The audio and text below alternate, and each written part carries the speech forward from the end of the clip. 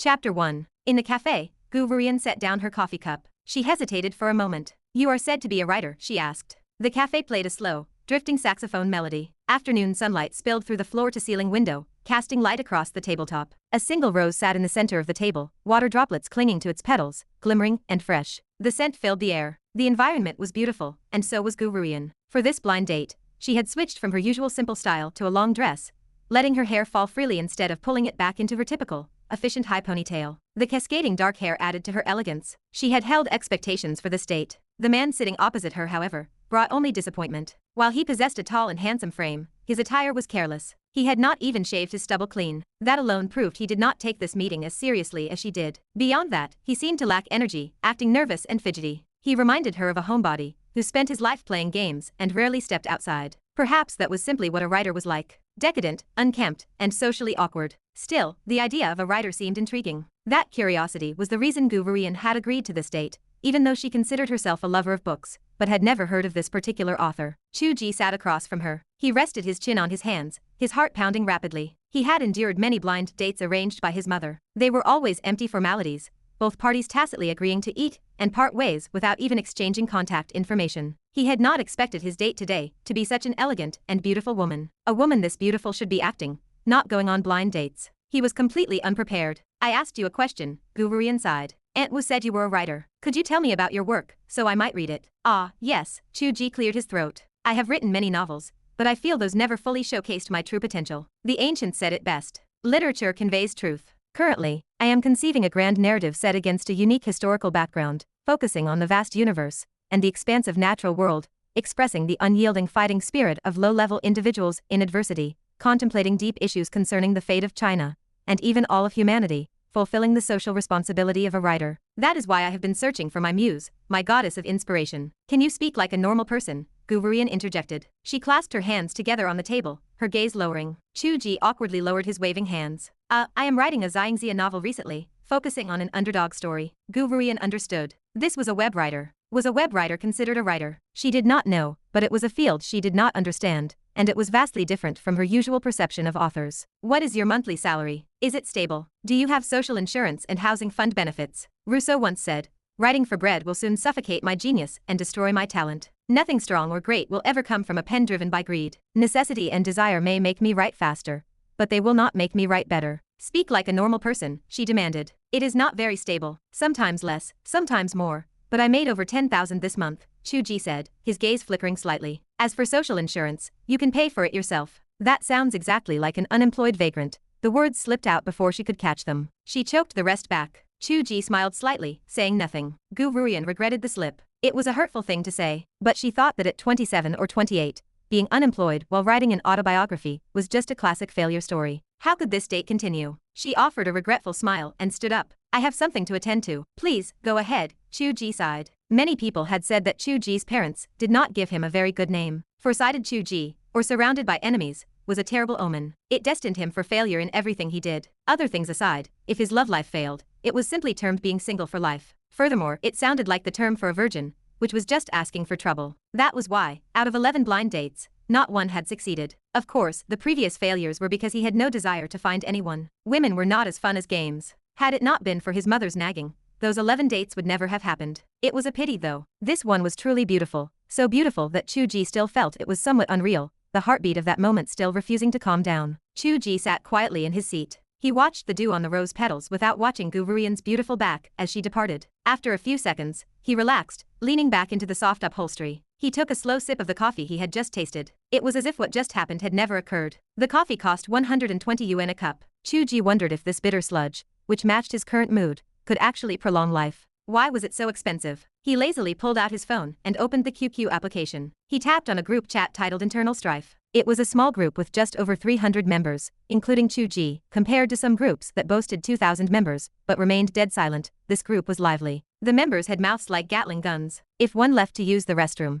they would return to 99 plus messages. A small group having such activity owed a lot to Chu Ge. Someone had once summarized the elements required for an active group. The list contained 20 points, the most important being the need for an idiot group leader. The summary was accurate. Chu Ge was the group leader. This was his reader group. He was the author, his pen name being his real name, Chu Ge. Internal Strife, naturally, referred to a group of readers messing around in the group. Well, never mind. At that moment, the group seemed to have reached a consensus regarding a news screenshot, and the members were repeating the message. Today, fear of marriage +1. Today, fear of marriage +1. Chu Ge habitually clicked +1. Chu Ge typed, today, fear of marriage +1. The group fell silent for a moment before someone asked, Big Brother Chu, did you not say you were going on a blind date? Why are you out so soon? How long is a blind date supposed to take? Chu Ge typed, trying to maintain a calm tone. It is game over. The group became joyful again. Game over is fine. Women are not as fun as writing books. You have not updated today. Chu Ge paused his fingers on the keys for a few seconds. He did not reply. Most people did not care about the mood of the person on the other side of the internet. They only cared that he had not updated today. That was why Chu Ge was reluctant to ask for leave even when he was slightly ill, because the feedback he received was rarely to rest well,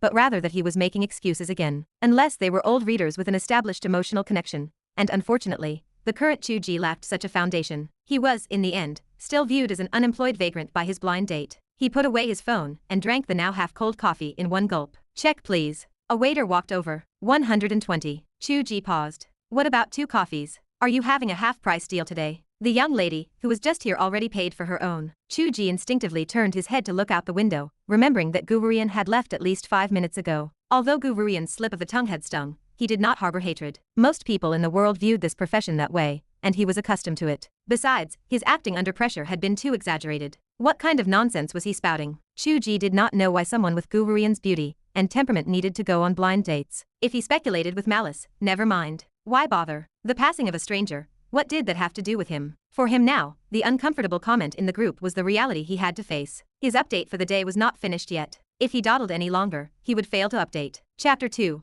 Chu Ge's rental apartment sat a long distance from the luxury cafe in the city center. For a web writer who rarely stepped outside, living in the suburbs or the city center made little difference, other than the significantly cheaper rent. He finished a bowl of fried noodles and returned to his apartment as the sky darkened. The small living room looked dim. This 2-bedroom apartment remained unlit. From one room came the rhythmic clatter of typing. The melody of dancing fingertips drifted across the dark room and into the equally dark living room. Despite the sound of human activity, the apartment felt empty and desolate. This was Chu Ge's writer friend who shared the rent. This friend bore an old-fashioned name, xianxia. Chu Ge had posted a roommate search on a writer's forum with the intention of finding someone to motivate each other. Xianxia happened to be looking for a place. They hit it off and had lived together for half a year. It turned out that the idea of mutual encouragement was nonsense. Chu Ge asked while passing by, "Have you eaten?" The room echoed with a response. "I just threw something together." Suddenly, inspiration flowed like a burst dam. "Wait. You are back early. Did your blind date crash and burn?" Chu Ge pushed open his bedroom door. It crashed and burned, just like your inspiration. The sound of keyboard clacking stopped. A thin man wearing glasses appeared at the door. He looked Chu Ge's date attire over and clicked his tongue. "Our brother Chu actually possesses the charisma of Daniel Wu. How many points out of 10? Chu Ge snapped back. 0 points. If she puts out, she gets full points. If she does not, 0. The standard procedure. Xianxia adopted a look of understanding. It was a pity. You did not even leave a photo for your brother to admire. Chu Ge remained silent. He thought to himself that if he had taken a photo, Xianxia would surely claim he found some random picture online to fool him. How could such a beautiful woman possibly appear on a blind date? Xianxia pressed further. What was the reason this time? Household registration. Money. Housing. Chu Ge looked at him and smiled. Because we are unemployed vagrants.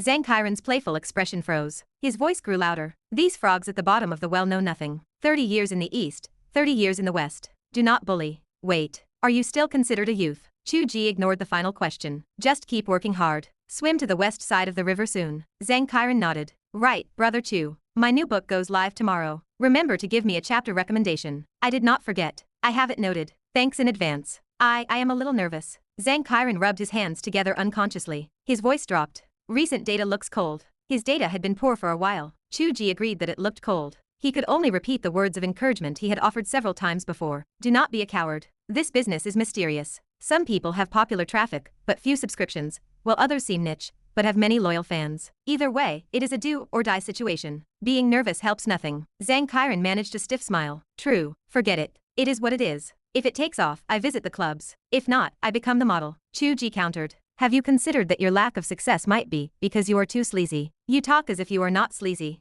Who wrote the double sister arc in the last book? That is why I am not successful either. Then are you still writing about sisters? Yes, a fellow practitioner. Xianxia had something on his mind, so the conversation ended. Both retreated to their own rooms. Chu Ge brewed a cup of tea, sat at the computer desk, opened the document, and remained seated without moving. except to visit the restroom. This constituted the daily routine for Chu Ge and Zhang Kairan. If not for the reality check of Chu Ge's blind date, the two rarely chatted like this. Despite living together, they had grown accustomed to communicating online. It was a common sight to find them sitting side by side in a fast food restaurant downstairs, both holding phones and joking in the author chat group, as if they were more familiar with the avatars in the group than each other's faces. Chu Ge worried that he might eventually lose the ability to speak. Today, speaking glibly and incoherently in front of Gu Ruian, he realized he had grown unaccustomed to normal social interaction. Why did he think of her again? Chu Ge hovered his fingers over the keyboard, lost in thought. Could he add a character like her to the book? An intellectual female office worker. But he was writing a xianxia story. That image would fit a middle or high-ranking member of some sect,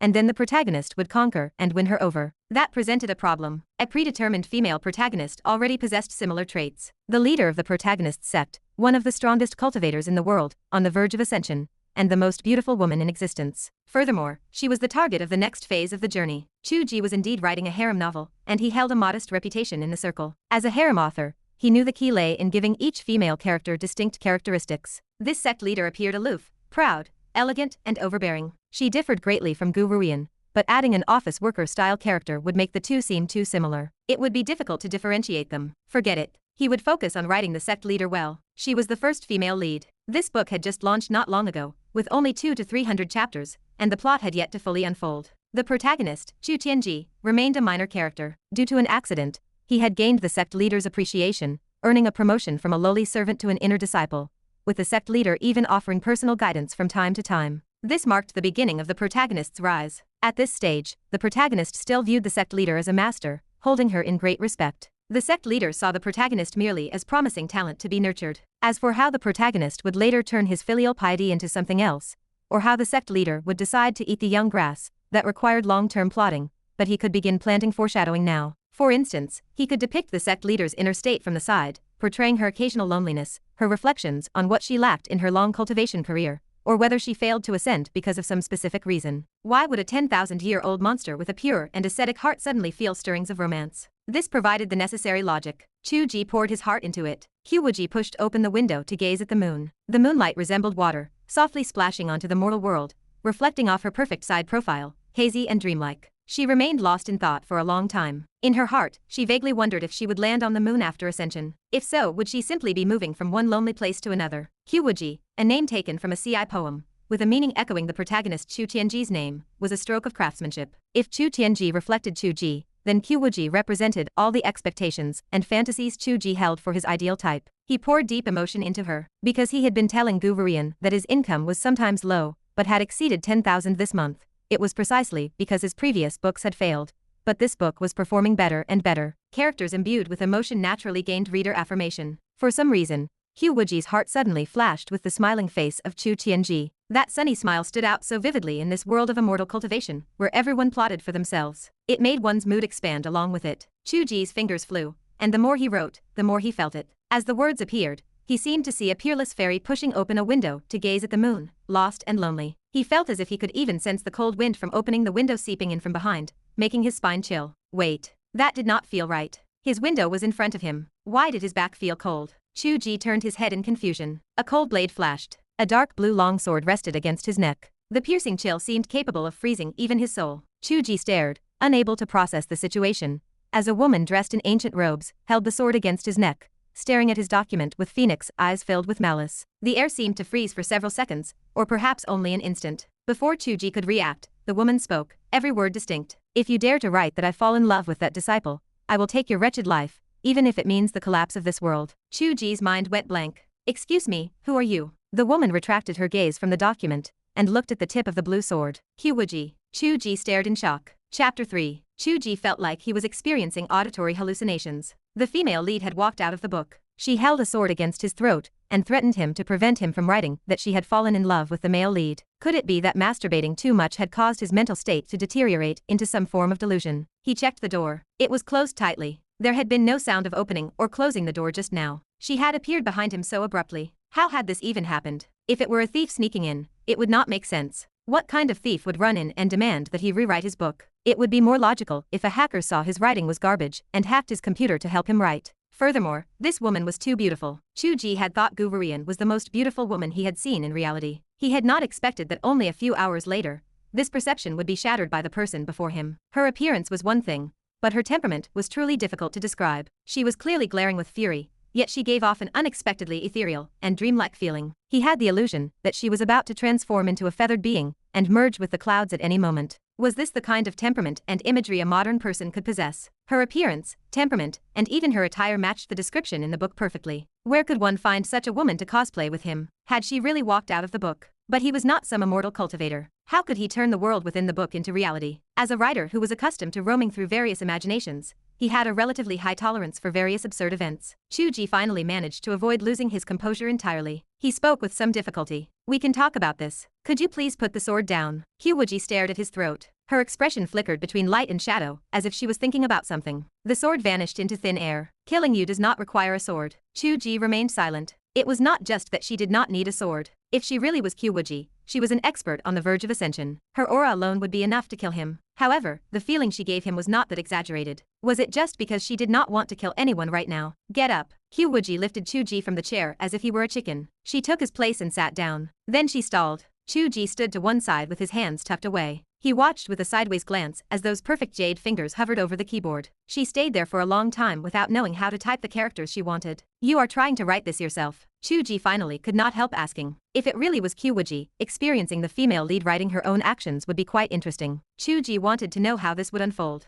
This was the real experience of handing the pen to her and letting her write. Qiu Wuji remained silent for a moment. Her fingers tapped lightly on the keyboard. A strange electrical sound came from the universal serial bus interface. Qiu Wuji frowned and pulled her hand back. "Do not tell me you are trying to inject spiritual energy to analyze the structure of this magical treasure." Qiu Wuji did not respond. Chu Ge finally believed that this was Qiu Wuji. Could a normal person accomplish such a display? After an awkward silence, Qiu Wuji finally spoke. "How do you use this magical treasure? Why does this seat feel no circulation of spiritual energy? The electrical energy here seems to have nothing to do with your words. How do you input words into this crystal screen?" Chu Ge twitched his cheeks. "This is a matter I cannot explain to you. I am just a student of liberal arts." He thought for a moment and said cautiously, "What do you want to write? Tell me and I will write it." He also wanted to test what exactly was going on. If he wove her future according to the wishes of the female lead herself, what changes would occur? Qiu Wuji turned to look at Chu Ge. She seemed somewhat surprised. "You looked confused and panicked earlier, but you calmed down quite quickly." Chu Ge smiled.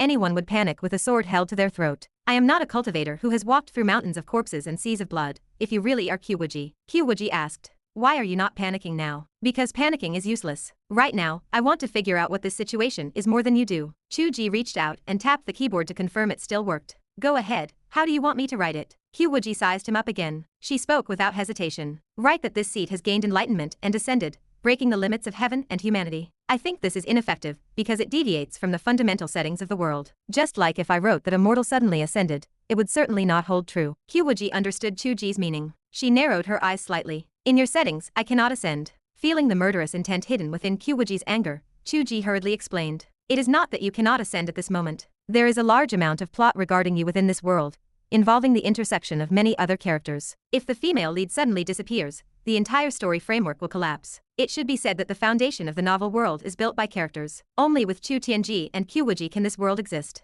Qiu Wuji was silent for a moment. She still stepped aside and insisted, "Write as I say." Chu Ge shook his head and sat down to type on the keyboard. Qiu Wuji felt her mood open up, and suddenly felt the heavenly gate open, the intention of ascension through the clouds gradually spreading. Heavenly tribulation clouds rose in the sky. "It is the great heavenly tribulation." Qiu Wuji felt it silently for a while and shook her head slightly. "It is useless." Chu Ge let out a sigh of relief and smiled. "I knew it would be useless. It must be logically self-consistent within the world framework." Qiu Wuji looked up and thought about it. She sighed to herself. "This seat did not expect that our creator god is merely a scholar with no power to truss a chicken. The truth of our world is that it is just a book. All our joy, anger, sorrow, and happiness are manipulated by human hands. Our future fate is just a trajectory that has been set in stone. Even my emotions change at every moment with the stroke of a pen." Qiu Wuji's tone was somewhat desolate and carried a sense of sudden realization that could not be fully described. Chu Ge stared blankly at her expression. He thought that if she were really a person in the book, this realization of the truth would indeed be very difficult to accept. It was possible for her to suffer a mental breakdown. Of course, if it were the Qiu Wuji he wrote, she would not collapse. With her strength of will, she would only seek a way to seize the initiative and control her own destiny. That was right. Was she not doing exactly that? She had felt extreme alertness and repulsion towards the fact that she would suddenly think of a disciple's smiling face. Therefore, she had triggered some potential and broken through the boundaries of the world. That was most likely the case. Once he confirmed this, the fear of having a sword at his throat slowly receded. Instead, he felt a sense of closeness and a small amount of sympathy. How could he describe this feeling? This was a character he had created, like his own daughter. To him, this was just a story. To put it nicely, it represented his literary ideals. To put it bluntly, it was just a tool for making money. But to her, her entire life was being arranged by someone else. Qiu Wuji frowned at him and suddenly asked, "Are you sympathizing with me?" Chu Ge pursed his lips and did not answer. Instead he said, "You say that everything is manipulated by human hands, but that is not necessarily the case. Just as I cannot simply write that you ascend directly, because it requires logical consistency. For a character, every action and move must conform to what that character should do and what they should say. At most, it is a choice among several possibilities. It is just picking one of the several choices that you would actually make. It cannot be an act that violates your persona." He paused and laughed. "Some people say that once a character is written, it is beyond the author's control. Your appearance has provided the most powerful evidence for this statement." Qiu Wuji watched him quietly. Her beautiful eyes were like deep, calm pools, dark and profound. Her thoughts were impossible to see clearly. After a long time, she said coldly, "Do you mean that it is possible for me to like that man as my own choice?" Chu Ge's face turned green. That could not possibly be her choice. Qiu Wuji was unparalleled in the world, with such arrogance and vision. Even if he were to disregard whether she was calm and composed, even if he were to follow the deliberate foreshadowing he had laid out, the object of her affection could not be a newly entered disciple. The disparity was too great. However, he was writing a harem novel. Even if there were no conditions, he had to create them. Obtaining a woman who was impossible to obtain was the thrill of a harem novel. If he did not do this, who would read it? Yet she was indeed a woman who was impossible to obtain, which meant this was not a choice Qiu Wuji would make. It was the author acting as a god descending from the machine. That was why she was so resistant that she ran out of the book, was it not? Qiu Wuji said coldly, "That absolutely cannot be a choice this seat should make. In other words, you can at least influence the so-called consistency to a certain extent. According to the storyteller, even if you make a slip of the tongue, you can smooth it over." Chu Ge truly regretted writing her so intelligently. He had to wipe his cold sweat and say, "It is indeed possible to smooth it over slightly." Qiu Wuji was about to say something when her expression changed slightly. Chu Ge watched as her figure began to blur, as if she had turned from a solid human body into a transparent ghost. Then she grew fainter and fainter, like a shadow, until she finally disappeared completely. Her final voice came from the air. "No matter what method you use, you are not allowed to continue writing that this seat has any emotional entanglement with that Chu Tianji. This seat may appear at any time. If you continue to write nonsense, then you will never need to write again." The voice faded into nothingness, and the person was gone. Chu Ge looked at the empty room and felt as if he were dreaming. Chapter 4. Chu Ge was merely a struggling writer, not an immortal cultivator. He had never imagined his work possessed the power to construct a tangible reality. Yet, the faint fragrance still lingering in the air served as proof that this was no hallucination. Memories of the encounter brought a wave of cold fear. In his own narrative,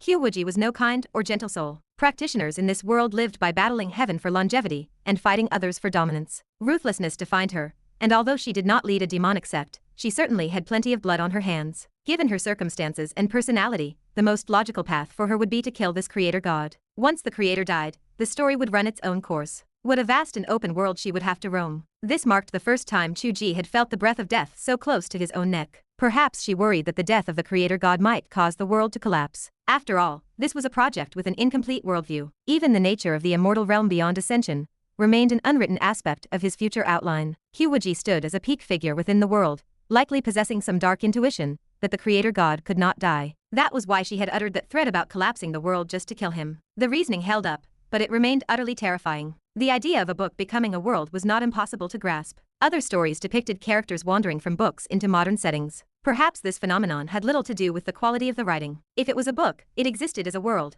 no matter how poorly written. People often wrote about characters crossing between novels or different worlds. This was the nature of the heavens and 10,000 realms. So, his own protagonist walking out of the page felt less like an anomaly. It required no bizarre imagination, nor did he need to be an immortal. It was simply the common concept of breaking the fourth wall. However, the problem remained. Those others were complete worlds with established destinies. His world was incomplete, the plot had only just begun, and already the heroine was forcing the author to edit his drafts. Fortunately, Qiu Wuji could not linger for reasons unknown. She had returned before she could figure out how to weave a development that aligned with the logic of the world. The mess remained in the hands of Chu Ge. It seemed manageable, but it was just as frustrating. The outline for the human world leading up to Qiu Wuji's ascension remained very complete. If the lead heroine suddenly lost her connection to the protagonist, would the story of the mortal world not fall apart entirely? How could he possibly rewrite this? Even if he minimized her screen time and transferred her original plot points to other female characters, the story would barely hold together, and jarring inconsistencies would arise. For the readers, a perfectly stunning sect leader suddenly losing her role would feel like a dropped plot line. It was a surefire recipe for failure. Yet, he had to change it.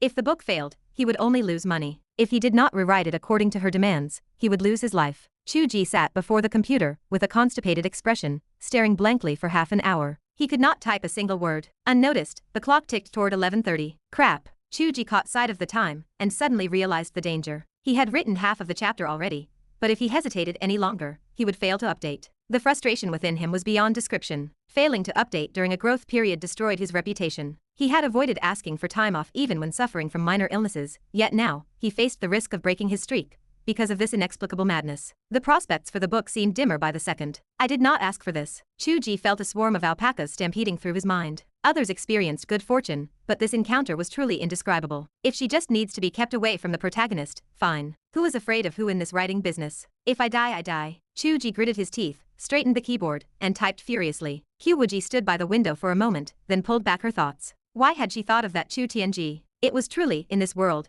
what man could ever be worthy of her? To say nothing of a mere disciple. Even if one suffered from the loneliness of an unbalanced yin, if she really had to find a man, it should be the creator god himself. The passage was finished, and he published it. Within the world of the book, Qiu Wuji stood not by a window, but in a secret chamber for meditation. Her actions did not synchronize with the author's writing. Their timelines differed. Characters possessed their own lives outside the established plot, after all. They did not simply disappear when off-screen. Inside the chamber, a phantom descended from the air and merged with her physical form. The presence that had traveled beyond the boundaries to meet Chu Ge was merely a projection of her divine sense, not her physical body. She had not yet fulfilled the conditions for ascension. That momentary breach of reality had been triggered by extreme anger, which drained her potential. She could not maintain it for long. Forcing herself to stay in the outside world risked to disconnect between body and soul, which would lead to catastrophic consequences. Feeling her limits, she had no choice but to return. This explained why Chu Ge felt her pressure was less exaggerated than he imagined. To be blunt, he had witnessed nothing more than a stray thought that had struggled to break through the barrier between worlds.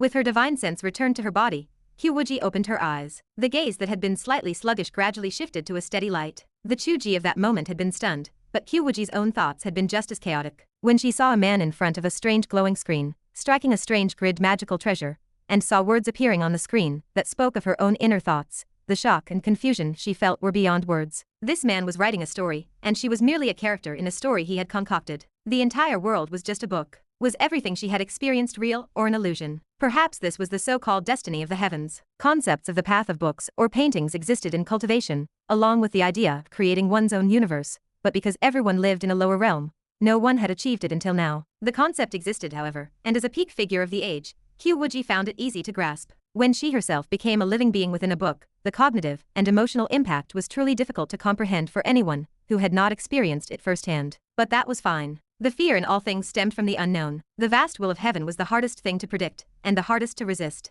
Yet, having seen the truth, a solution always existed. Could she be stopped by that powerless creator god? A few threats, and would he not do exactly as she wished? When that time came, she would not only control her own fate, but she could achieve even more. Sure enough, after her return, the image of that disciple in her mind grew increasingly blurred. The creator god evidently dared not disobey her will, for this was clearly the result of him trying to sever the tangled red thread. The critical problem now was that her breach of the boundary had been an accident. Her top priority was finding a way to stabilize the breakthrough and maintain a long presence in the outside world. When that time arrived, she could retreat to weave her own world as she pleased, or advance to explore the heavens. The universe was boundless, the sky was vast, and there was nothing she could not achieve. Fall in love with a disciple. What a joke. How could that ever be her future? It could never be the choice of Qiu Wuji. If she truly had to find a man, it should be the creator god himself. The flow of logic was so smooth that Qiu Wuji failed to notice anything amiss for some time. Only after a long while did a sense of realization dawn upon her. How could she possibly think such a thing? A shift occurred within Qiu Wuji's heart,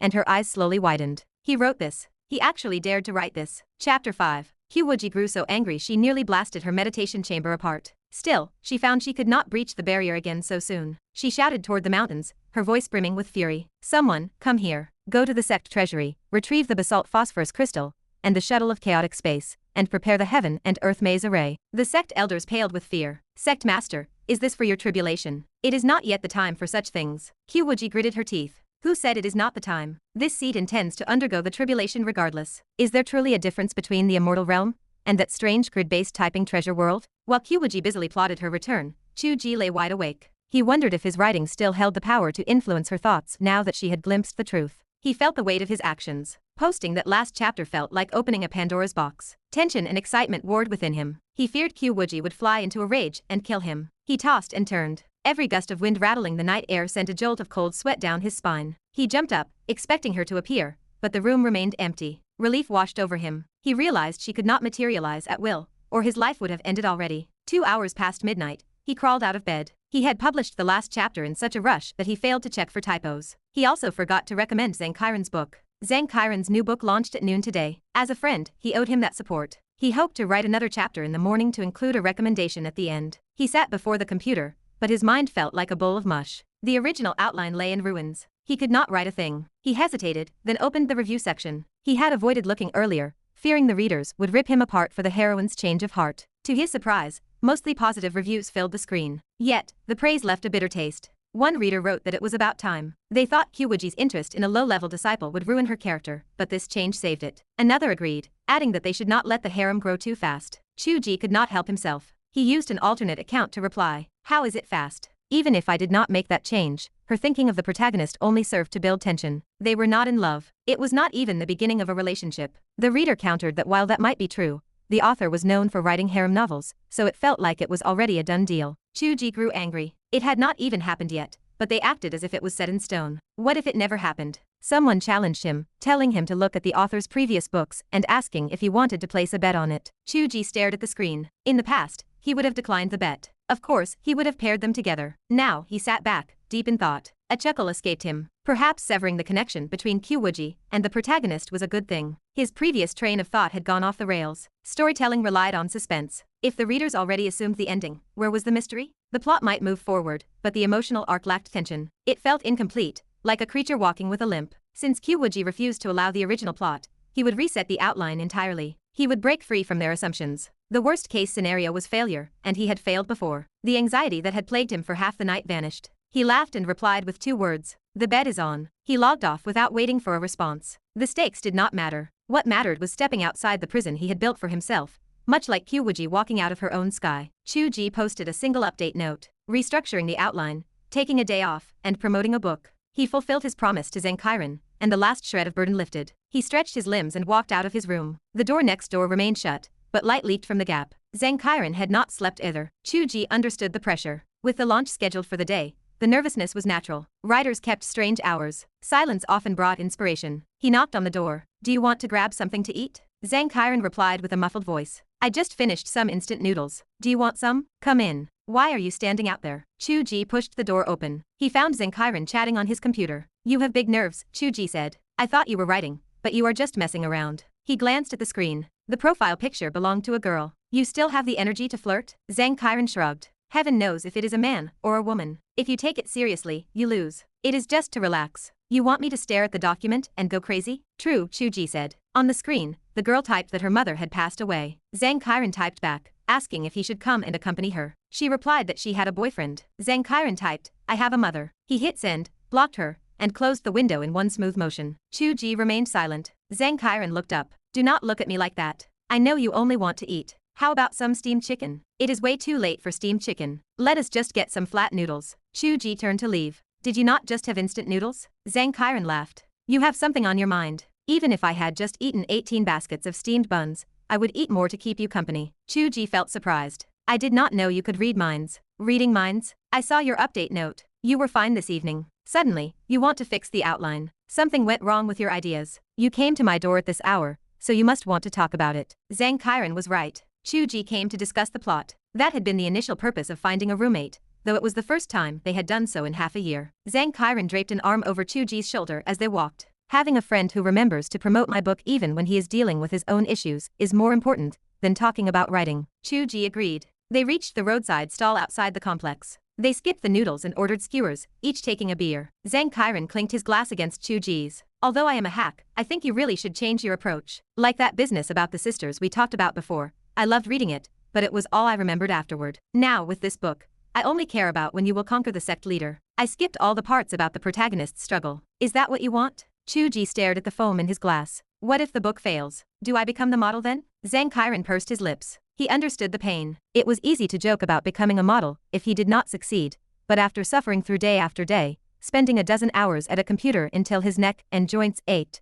Nobody wanted to see their work ignored. He, too, felt panicked about his launch. He could only force a response. Look at me. I have failed so badly that even a dog would not look at my work, yet I persist with a no-heroine story. Chu Ge looked at him. He knew that this time, Zhang Qiren could not afford to fail. Chapter 6. Chasing dreams comes at a price. No one can fail forever, living month to month on a few hundred or 1,000 in attendance bonuses. Zhang Qiren had been languishing at the bottom of the web novel pile for nearly 2 years. He failed a book every year, with double-digit subscriptions for every single title. This was his third published work. The saying goes that things happen in threes. Whether it was the pressure of life or the look in his family's eyes, no one can hold on forever. For the previous 2 years, Zhang Qiren had delivered food to make a living while writing to chase his dream. A few months ago, he had a massive argument with his family. He quit his delivery job, burned his bridges, moved out, and followed a writer's room rental listing to Chu Ge's place to focus entirely on a new novel. He had no source of income left. After a few months, the savings from his delivery job were nearly gone. If he failed again this time, no matter how unwilling he was, he would have to abandon this dream and follow his family's arrangements to find a factory job. This was not a question of which genre he wrote. It had nothing to do with that. Zhang Qiren was not skilled at romance arcs. He excelled at wild ideas and sarcasm, making him better suited for stories without a lead heroine. Whether a book succeeds depends on ability, but also on whether luck aligns. Chu Ge had been in this industry longer. He had witnessed many teenagers enter the field full of confidence only to disappear in sorrow, or become bitter trolls who picked apart every other work on the platform. Behind that lay the sound of broken dreams. Who knows the cruel elimination hidden behind the label of unemployed vagrant used by outsiders? Chu Ge's situation was much the same as Zhang Qiren's. He used to be a 9-to-5 office worker, but he felt his life becoming dull and boring, so he began chasing a literary dream. He got lucky. The income from his first book was enough to eat, and he happened to have a conflict with his manager, so he quit his job to write. Since then, he had failed 2 or 3 books in a row. His savings were mostly gone, so the success of this current book mattered greatly to him. The only difference from Zhang Qiren was that Chu Ge's family was supportive. Or to put it another way,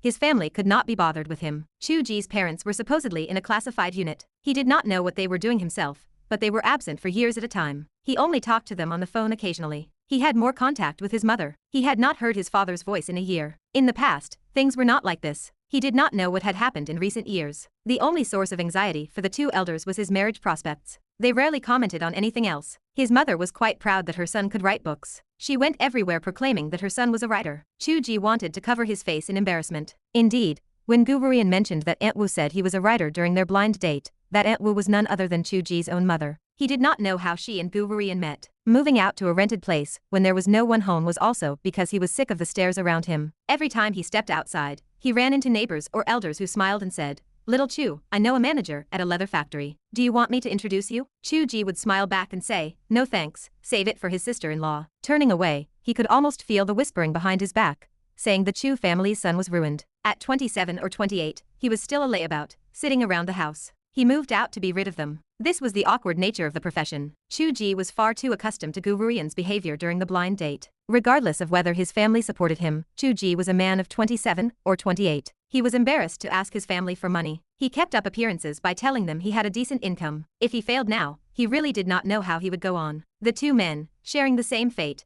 ate skewers and drank beer. Zhang Qiren offered some suggestions on editing the manuscript. He pointed out that while the text had harem leanings early on, nothing was confirmed. Everything was a progressive setup. That might have had something to do with Chu Ge's personality. That accidentally left a way out. Later, it could easily turn into a stock market-style flow, ending with an open conclusion, where no one knew which girl the protagonist chose, or if he chose none at all. Chu Ge remained silent for a moment. He told Zhang Qiren that people in their group would beat him for suggesting such things. Zhang Qiren laughed. He did not believe Chu Ge had not thought of it himself. Otherwise, why ask for leave to reorganize the outline? Chu Ge had not truly considered it before. His usual train of thought did not follow that line, so he found it hard to consider. Now that it was pointed out, he felt enlightened. Zhang Qiren's proposal did not just avoid the problem of missing a harem member. Since everyone was missing in the end, who would care about Qiu Wuji? The process could please both harem fans and single heroine fans. The results might be even better. The only downside was having to deal with complaints after finishing the book. By then, the money would already be earned, so why fear a few angry words? There was another benefit. He did not need to cut Qiu Wuji's scenes, which had been giving him a headache. He could follow the original plot.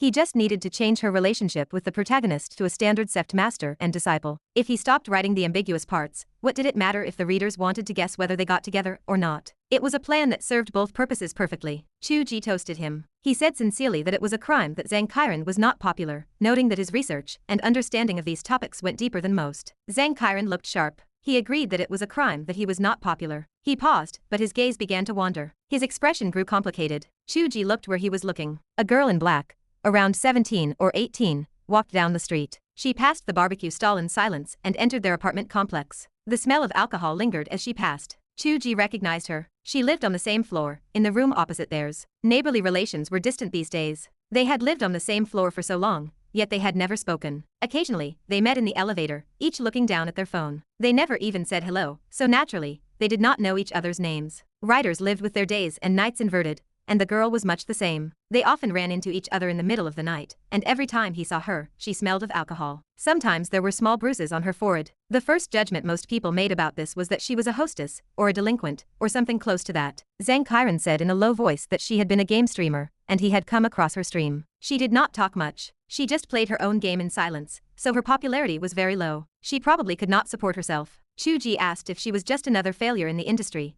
like them. Zhang Qiren sipped his wine without a word. Live streaming and web novels were actually quite similar. It was easy to empathize. Everyone was a failure, so who had the right to look down on anyone? Chu Ge asked if he liked her. Zhang Qiren's hand tightened on his cup. He said carelessly that she was beautiful, and of course, he craved her a little. It was normal. Had Chu Ge never craved anyone? Truth be told, Chu Ge had craved her too. He had even imagined what kind of place he would go to where he might happen to pick her as his hostess. It was just man talk. Actions mattered, not thoughts. It was just fantasy. It was normal. In high school, he even fantasized about his Chinese teacher from the next class. In reality, none of them had the money to go to those places anyway. Zhang Qiren continued. It did not go as far as liking her. How could someone in that line of work, anyway? They could not even support themselves. Even if they knew which place she worked at, they had no money to support her, so why talk about liking her or not? Chu Ge raised his glass and drained it. He told him to keep going, promising that he would be a hit. He noted the donations from fans in his heart. It was a new book from a new author, and he felt flattered. Chapter 7. The thought of what Zhang Qiren might do after finding success seemed to confirm the old saying about club models. The target of his desire was at least more specific than others. However, whether she truly worked as a hostess remained nothing more than speculation. Chu Ge decided against bringing it up. If he guessed wrong, the atmosphere would become suffocating. They finished their drinks and headed off to bed. The night was already half gone. Even with heavy hearts, they had to sleep. Chu Ge slept deeply, waking around noon. As he washed up,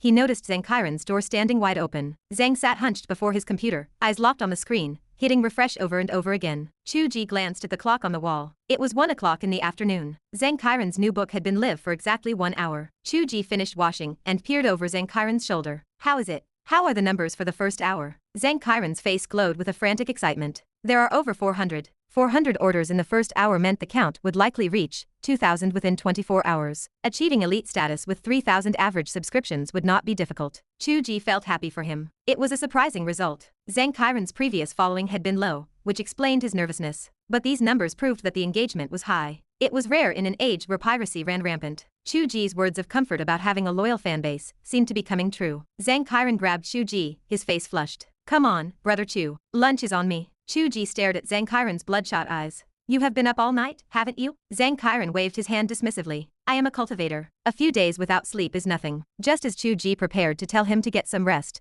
a notification pinged on Zhang Qiren's computer. Zhang Qiren froze, his expression turning grave as he clicked the message. Editor, what are your instructions? The message read that his book had been reported for veiled political commentary. Zhang Qiren blinked, confused. I am innocent. I am just writing a fantasy story about leveling up and running dungeons. Where is the political subtext? The dungeon design is the problem. People are reading too much into it. We are placing the book under protective shielding. Edit it, and we will put it back up once you finish. Zhang Qiren panicked. If you shield it now, just as it launches, who will read it when it comes back? There is nothing we can do. The editor went silent. Zhang Qiren's fingers hovered over the keyboard, unable to strike a key. Chu Ge watched the light drain from Zhang Qiren's face. The exhaustion of an all-nighter settled into his skin. He looked aged. Why? Zhang Qiren muttered to himself. They know I did not do it. Chu Ge pressed his lips together. He could not say the truth. The truth was that his book did not have enough clout to warrant protection. To the editor, it was just a minor edit. To Zhang Qiren, it was the end of his dream. Chu Ge thought of Qiu Wuji. For him, writing was just weaving a story. For her, it was a life. Why did they report it?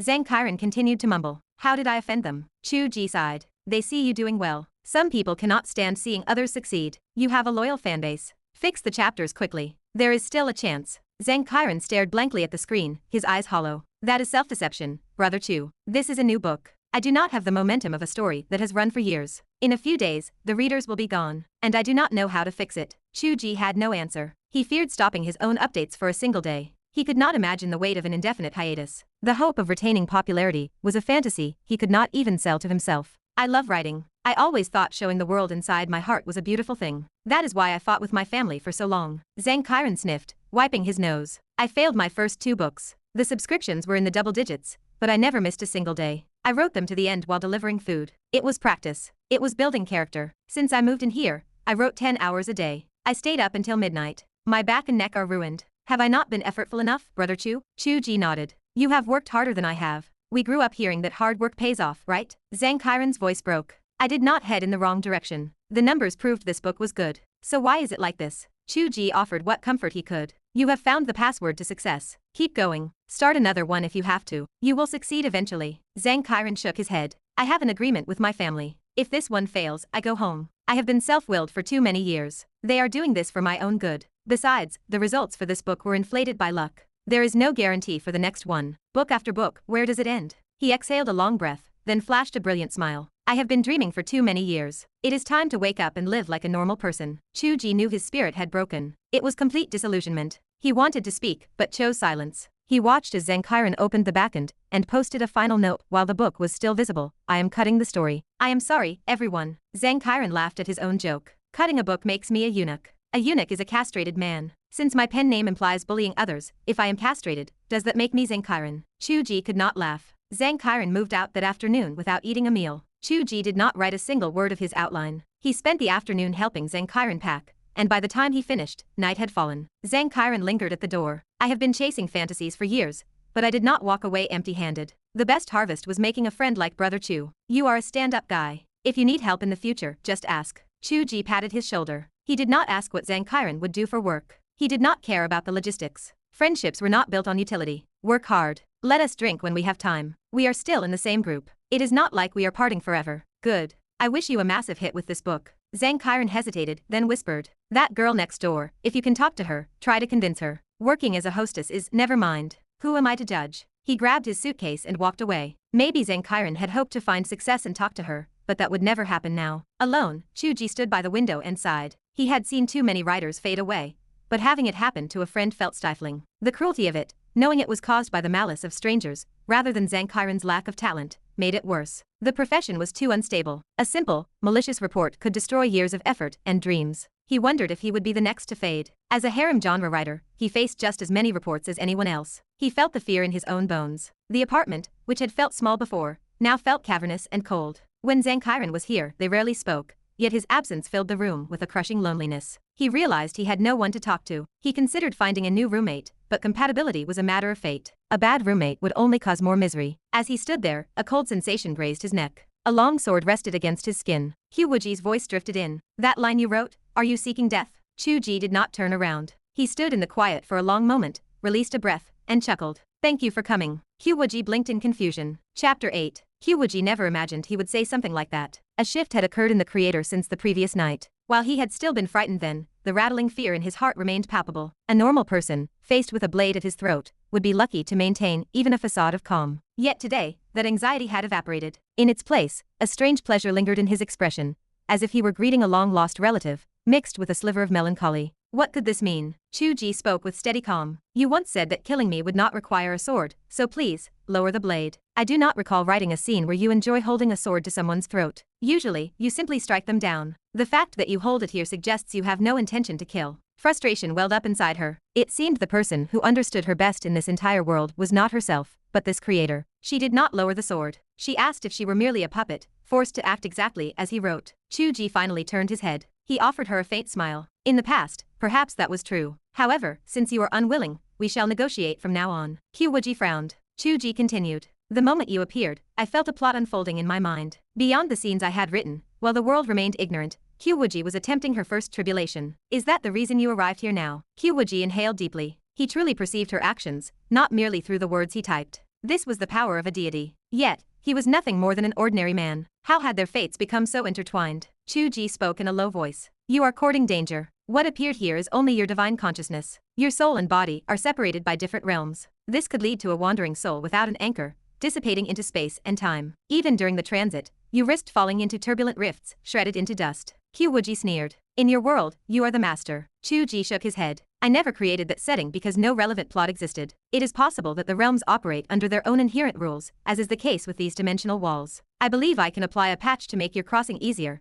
and remove the need for such risks. Qiu Wuji was genuinely stunned. You intend to help me? Chu Ge spoke slowly. To be honest, I admire you. I cannot even control the success or failure of a single book, and I stood helpless when my friend left in despair. I cannot imagine what I would do in your position. If I discovered that my entire existence was merely a story in a book, if my world were false, if my fate were controlled by others, and if even my past thoughts and actions had been scripted by someone else, I would question whether I existed at all. Were my memories real or an illusion? The existential dread of that realization would drive me to madness. You desire to control your own destiny. That is only right. Stop this talk of killing and violence. I will help you. Qiu Wuji stared at him, her eyes narrowed. She found this sudden poetic sentimentality absurd. Only yesterday, this man had been a lecherous wretch writing about harem fantasies and navigating through flower gardens. How could she not be vigilant? Yet, she had to admit, his words struck a chord. The resonance was undeniable. Her memories, her past, had all been written by him. Were they truly her experiences, or were they implanted memories, like a puppet master pulling strings? Did she even exist as a real person? These thoughts swirled within her. Chu Ge gripped the blade with 2 fingers and eased it away. You tried to write your ascension that day, but it failed.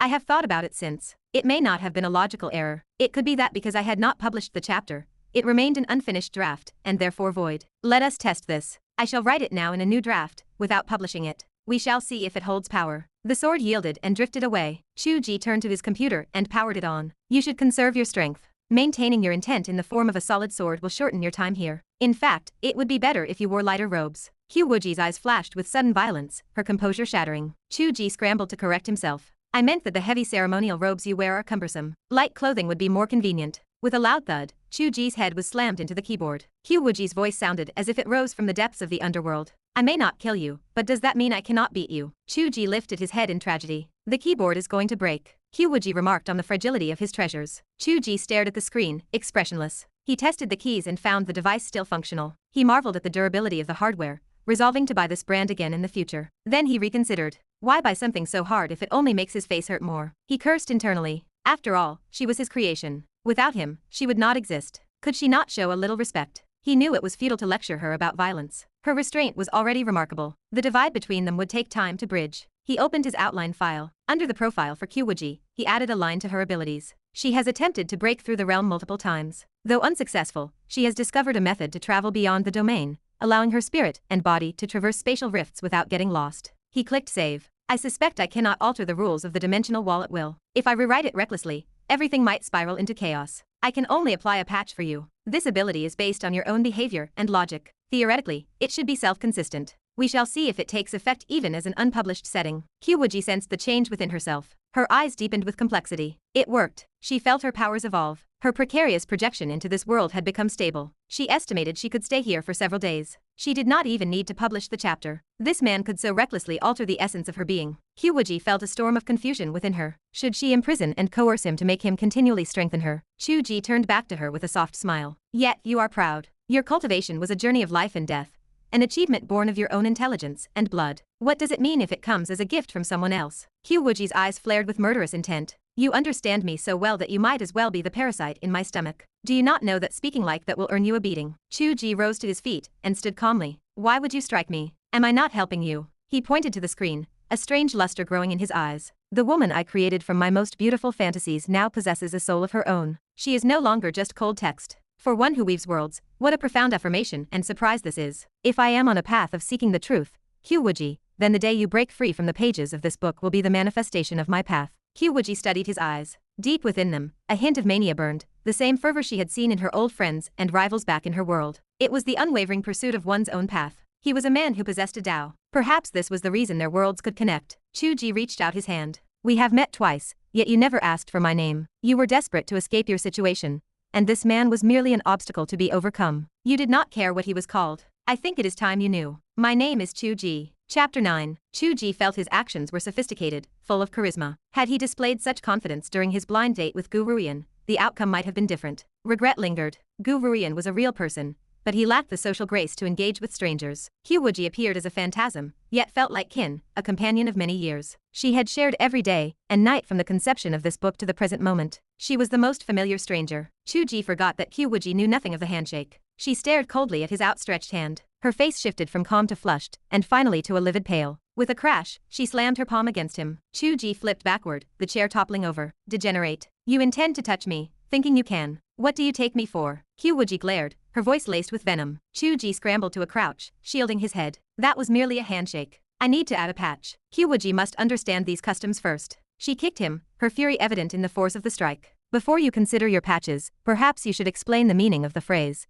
If one seeks a man, it should be the father god of creation. The moment passed, but the impression of his lecherous nature remained firmly etched in her mind. Chu Ge covered his face, resigned to his fate. Since you refuse to associate with Chu Tianji, there must be a logical way to justify that thought process. This narrative pivot is the most reasonable. If Qiu Wuji seeks a man, she naturally targets the creator level. Look at the comments. They praise it. Qiu Wuji ignored the comments. Why must I seek a man? That thought should never have occurred to me. Change it back. Chu Ge remained silent, his arms shielding his head. She stepped closer, her voice demanding an answer. Speak up. Were you not eloquent just a moment ago? Are you mute now? It seems impossible to change. The chapter is published. Besides, writing it that way only suggests that if you were to look, you would seek that level. It does not mean you must find one. Do you fancy me right now? No. If not, why are you anxious? Qiu Wuji breathed heavily, her chest rising and falling. The words were all his. She had no intention of looking for a man, so why was it written that way? If she did decide to find one, the target was him. Whether she liked him was her business, but did that excuse his lewd intentions? Her frustration mounted. Killing him was impossible, and striking him might prove fatal. Changing the manuscript was futile. A strange thought crossed her mind. Why did the woman of his deepest fantasies have to be someone capable of beating him to death? Was this man a masochist? Chu Ge was no masochist. He simply enjoyed the fantasy of conquering a woman who stood above everyone else. If he could not attain it in reality, could he not write it into a story? Perhaps that very perfection, the woman standing on the edge of ascension, was what shattered the dimensional wall. He anticipated a life of hardship. He glanced upward, his eyes catching the side of her form. Her waist was slender, her bearing majestic. Her nose was delicate, her skin like cream. Her cheeks flushed with a faint red, and her eyes burned with stern, mature dignity. She was the perfect woman of his dreams. Every detail satisfied his desires. Qiu Wuji's voice dropped to a chilling whisper, reminiscent of the abyss. What are you looking at? Do you truly believe I dare not kill you? Chu Ge let out a long breath. Setting aside intent and judging only by actions, in your world, there are thousands who fantasize about you. Even your sect disciples avoid your gaze. Have you killed them all? Are they comparable to you? She did not say the words aloud, fearing she might inadvertently give him ideas. Chu Ge continued. Even if my intent in writing you was impure, so what? I did not know you would become a living person. Is there sin in fantasy? As I said, that was the past. From here on, I will respect you as a living being. The things you fear will not come to pass. Qiu Wuji realized he was not just intelligent, but perceptive. Chu Ge looked at her, unsure if he had passed the test. He avoided the implication that he might still desire her, only intending to woo her properly if she were real. He did not know if he truly wanted to pursue her. Like Zhang Qiren said, it was just a craving. Who could truly define like or dislike? He climbed to his feet, checking the time. 8 o'clock. He had not eaten all day. His stomach growled. I do not know if you require sustenance in your current state, but I am starving. Will you join me and step out to witness this new world? Qiu Wuji said nothing, but opened the door. Beyond ensuring this scoundrel stopped writing her into romances, her primary goal was to understand this strange new world. The grid-based treasure, the glowing screens, the architecture, and Chu Ge's peculiar attire. A seeker of truth would focus on these things, rather than remaining trapped in a small room, entangled with a man. Chu Ge pressed the elevator button. The numbers changed. Qiu Wuji spoke first. My attire is vastly different from yours. Will people question me? Chu Ge shook his head. Many wear traditional clothing on the streets these days. You only need to worry about people asking where you bought it. Or rather, they will realize it cannot be bought. They stepped into the lift. Qiu Wuji stared at the mechanism with subtle wonder. She had seen pulleys and ropes, but the energy source here was unknown. Walking through the complex, she looked at the towering buildings, feeling the oppressive enclosure. The world was strange. The spiritual energy was thin. Neither the people nor the tools showed any trace of spiritual power. Was this the mundane realm? Was this the end of her ascension, a mere mortal world? As they left the complex, Qiu Wuji halted. It was like opening a window in a sealed chamber. The clouds parted, and the moonlight spilled forth. The entire sky erupted in color. Neon lights ignited the city, turning night into day. On the wide streets, metal carriages sped along. Bridges spanned the rivers, and high above, flying vessels navigated the air. A person held a small square device, speaking into it. Communication over thousands of miles. Another person captured an image of their food at a stall. Soul trapping and image preservation. Someone sparked a flame to light a paper roll in their mouth. Fire control. Yet, no spiritual energy. It was absent. A group of mortals performing feats reserved for immortals. Perhaps immortals did not even exist. They were merely stories spun by the man beside her. This place was the reality. Qiu Wuji gazed at the strangeness. Nothing was familiar. Everything defied her understanding. Even the passing girls, with their long legs exposed, dressed like demonic cultivators, yet the pedestrians ignored them. What kind of hellish place was this? She felt an overwhelming sense of displacement. She did not belong here. Chu Ge's voice drifted to her side. A stranger in a strange land. Are you lost? Are you retreating? If so, how can you explore the heavens? Experience it. This is your celestial realm. Chapter 10. Qiu Wuji realized that having someone who understood her better than she understood herself came with benefits. Theoretically, this person could be considered a soulmate, though this specific soulmate was not truly one. The reason he knew her so well made her chest tighten with frustration. Still, she could not deny that the crushing loneliness of being a stranger in a strange land had faded to a dull ache. She was accompanied by a familiar face, a most familiar stranger. She exhaled softly. Since I have arrived, I intend to know everything. Chu Ge smiled. Let us go. Before I guide you through this world, you shall accompany me for a meal. Though the gap in their combat prowess was absurdly vast, exposing him to the constant risk of a beating or a blade at his throat, Chu Ge maintained a sense of superiority. After all, she was a woman he had created. He felt a profound sense of mission to guide her through this world,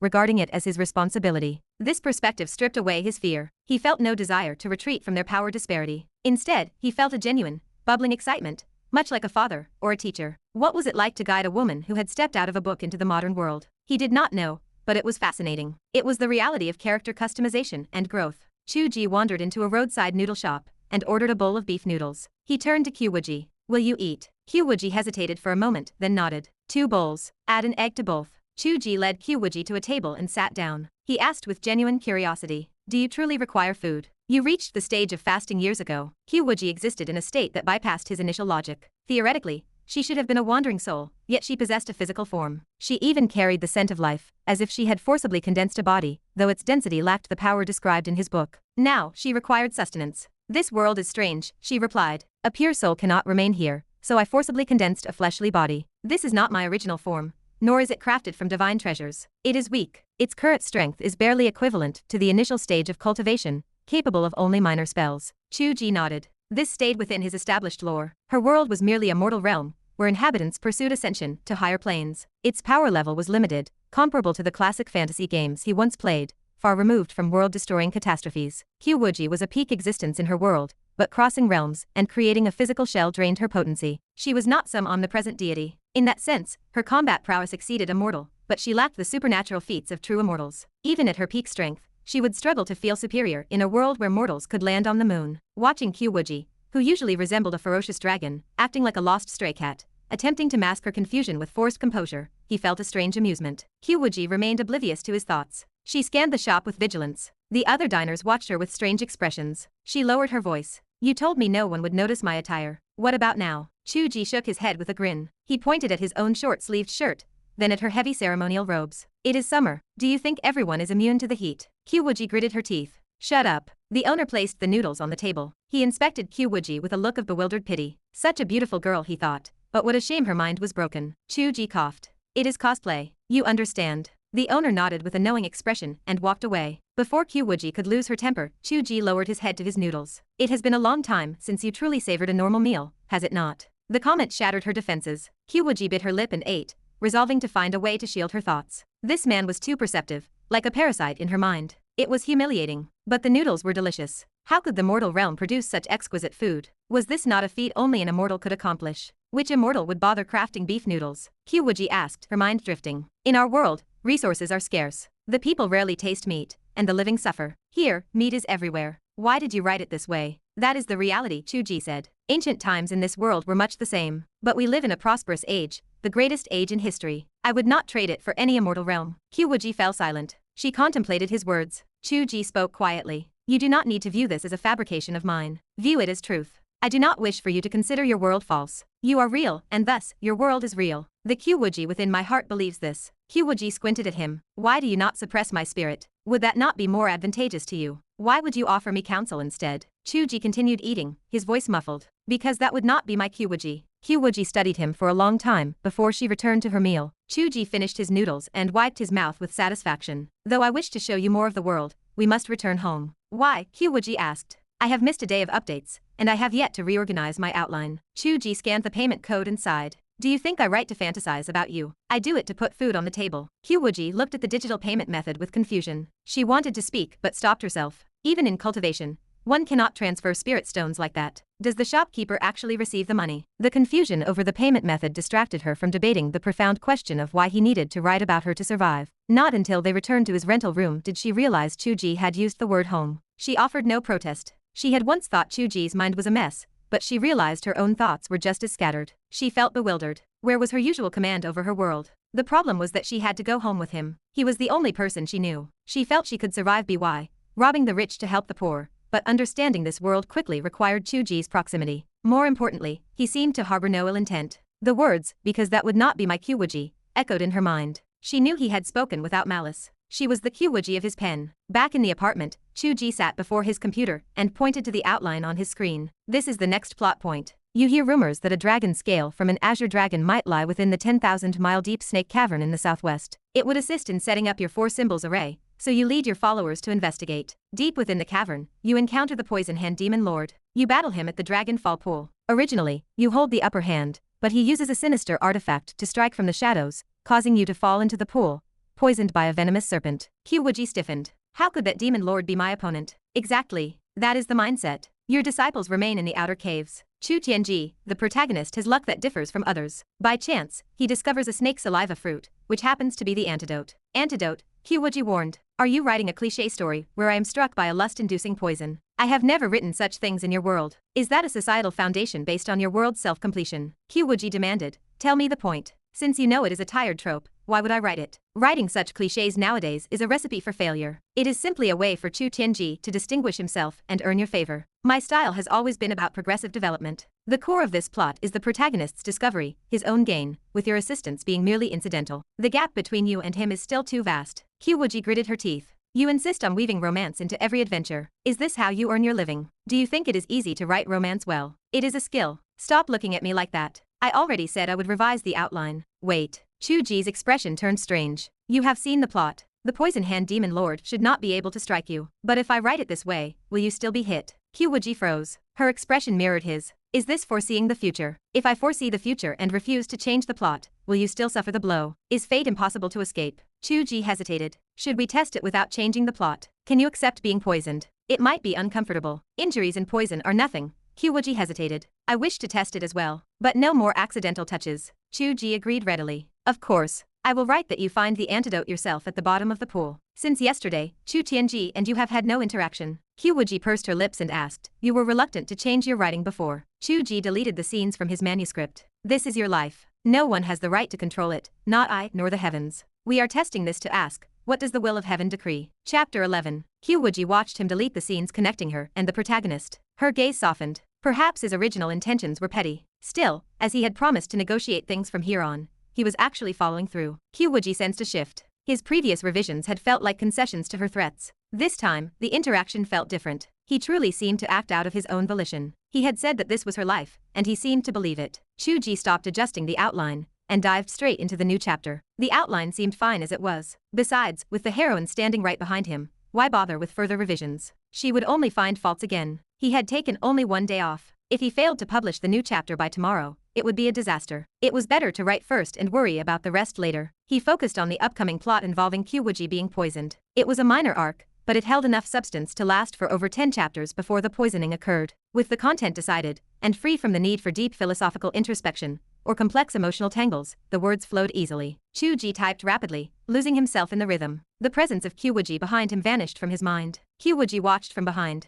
Seeing lines appear on the screen like Qiu Wuji spoke indifferently, or Qiu Wuji departed upon the moon with flowing robes felt awkward and bizarre. She wondered if she would feel embarrassed enough to tumble from the sky when the time came to actually speak those words or perform those actions. What if she chose not to speak that way? What if she pinned down her robes to stop them from flowing when she flew off? Would that count as part of the test? Probably not. Major events might mirror the text, but minor details did not necessarily align. He might dictate the actions of others, but she had breached the boundary and grasped the truth. Her actions were no longer under his complete control, so perfect alignment was impossible. She was doing things right now that he had never written. Qiu Wuji studied Chu Ge's focused expression. She decided not to interrupt. She glanced around the room and turned to walk out. A guest bedroom lay nearby. Qiu Wuji remembered sensing someone there during her last visit, but today the room stood empty. The bedding was gone, though a water cup remained on the table, a remnant of someone having lived there. Had they moved out today? Was that why he felt lonely? Was that why he had thanked her for coming? Qiu Wuji curled her lip. Creating a heroine just to keep himself company was perverse. Of course, the twisted methods of the demonic cultivators were all his creations. What went on inside his mind?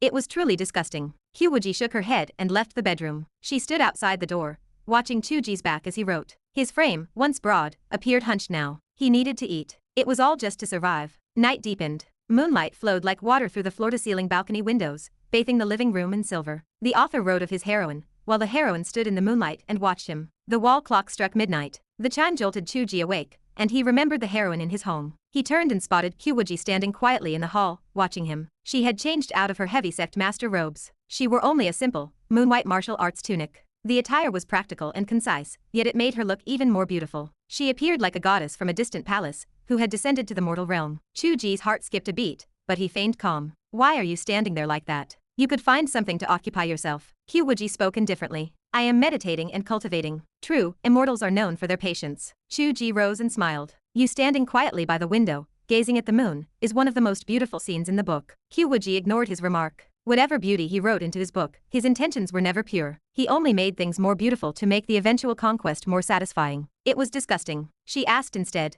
what can I do? Everything I see is new, and I need someone to explain it. Am I supposed to use my spiritual sense and power to analyze the composition of objects like last time? What if I break something? She paused and offered a faint smile. You are not wealthy, after all. Chu Ge felt a wave of emotion. This was the woman into whom he had poured all his most beautiful fantasies. Her empathy for ordinary people was her most vital trait. She did not act like a cultivator looking down coldly on the masses, thinking herself superior. Yet, when faced with the strong, she was ruthless. He did not know if such a woman existed in reality, but since she had stepped out of his book, she existed now. Chu Ge felt his spirits lift. He pondered for a moment, then clapped his hands. To understand this world, we should use two methods. To learn about history, you can read history books. To understand modern reality, you can watch television shows. Then, as I write, you can read or watch shows. This feels a bit like, well, Qiu Wuji asked. I understand reading history books, but what does watching television shows mean? A television set sat in the living room, a fixture of the rental unit. When Chu Ge installed his broadband, the provider forced a set-top box on him. Chu Ge and Zhang Qiren had never used it. Everyone watched shows online, so who bothered with a television? Besides, they rarely watched shows at all, unless one counted adult films from Japan. Chu Ge switched on the television. He felt a headache coming on, unsure of what show to recommend. He randomly clicked on one to test if the device worked. As soon as the show started and the theme music played, Qiu Wuji's cold voice came from beside him. Is this a mirror of reflections? Or is it a spell to bind and imprison souls? She certainly had a wild imagination. Chu Ge wiped the sweat from his brow. It was fortunate he had written about artifacts like the mirror of reflections before. It was not hard to explain. Yes, it is exactly like a mirror of reflections. It captures the performance from a stage and preserves it, broadcasting it to people far away. Qiu Wuji seemed stunned. You use such a rare and precious treasure for such a trivial task. Chu Ge sighed. Just assume this treasure is common here. The attire of the people in the mirror resembles my own. Are you certain this represents the reality of this world? Chu Ge noticed then that it was a big production adapted from a web novel. He chuckled. I clicked the wrong one. But this is interesting for us. My books are the kind that get adapted into stage plays. If someone chose to adapt my book, we could watch others acting as you. I do not want anyone else playing me. Qiu Wuji retorted, but she felt a stir of interest in watching others act. She wondered what it would be like if Chu Ge's books were adapted into plays. Less than 3 minutes later, Qiu Wuji's face turned black as the bottom of a pot. The opening scene featured a man and a woman in bed, kissing passionately. The man tore at the woman's clothes, revealing her white shoulders and elegant collarbone. Chu Ge backed away, stunned. He had never expected this. What kind of show was this? Was the set-top box showing adult films now? In his web novels, a simple kiss faced censorship. How was this permitted? Qiu Wuji's voice felt like frost in the 12th lunar month. So, is this why you wrote me? Chapter 12. Chu Ge's face burned a deep shade of purple. He had to admit the truth to himself. Yes, he had written her into those scenes for that specific purpose, and perhaps even for the illicit fantasies he had kept hidden. Originally, he had projected himself onto the protagonist. He had wanted those moments with her. He knew he would have no defense if she killed him for it. But now, that was no longer the case. He could not feel the protagonist's joy or sorrow, or the depth of his feelings. Qiu Wuji stood right before him in the flesh. This was a completely different level of presence. If he were to write those scenes now, the only object of her affection would be the father god of creation. Thoughts spun through his mind,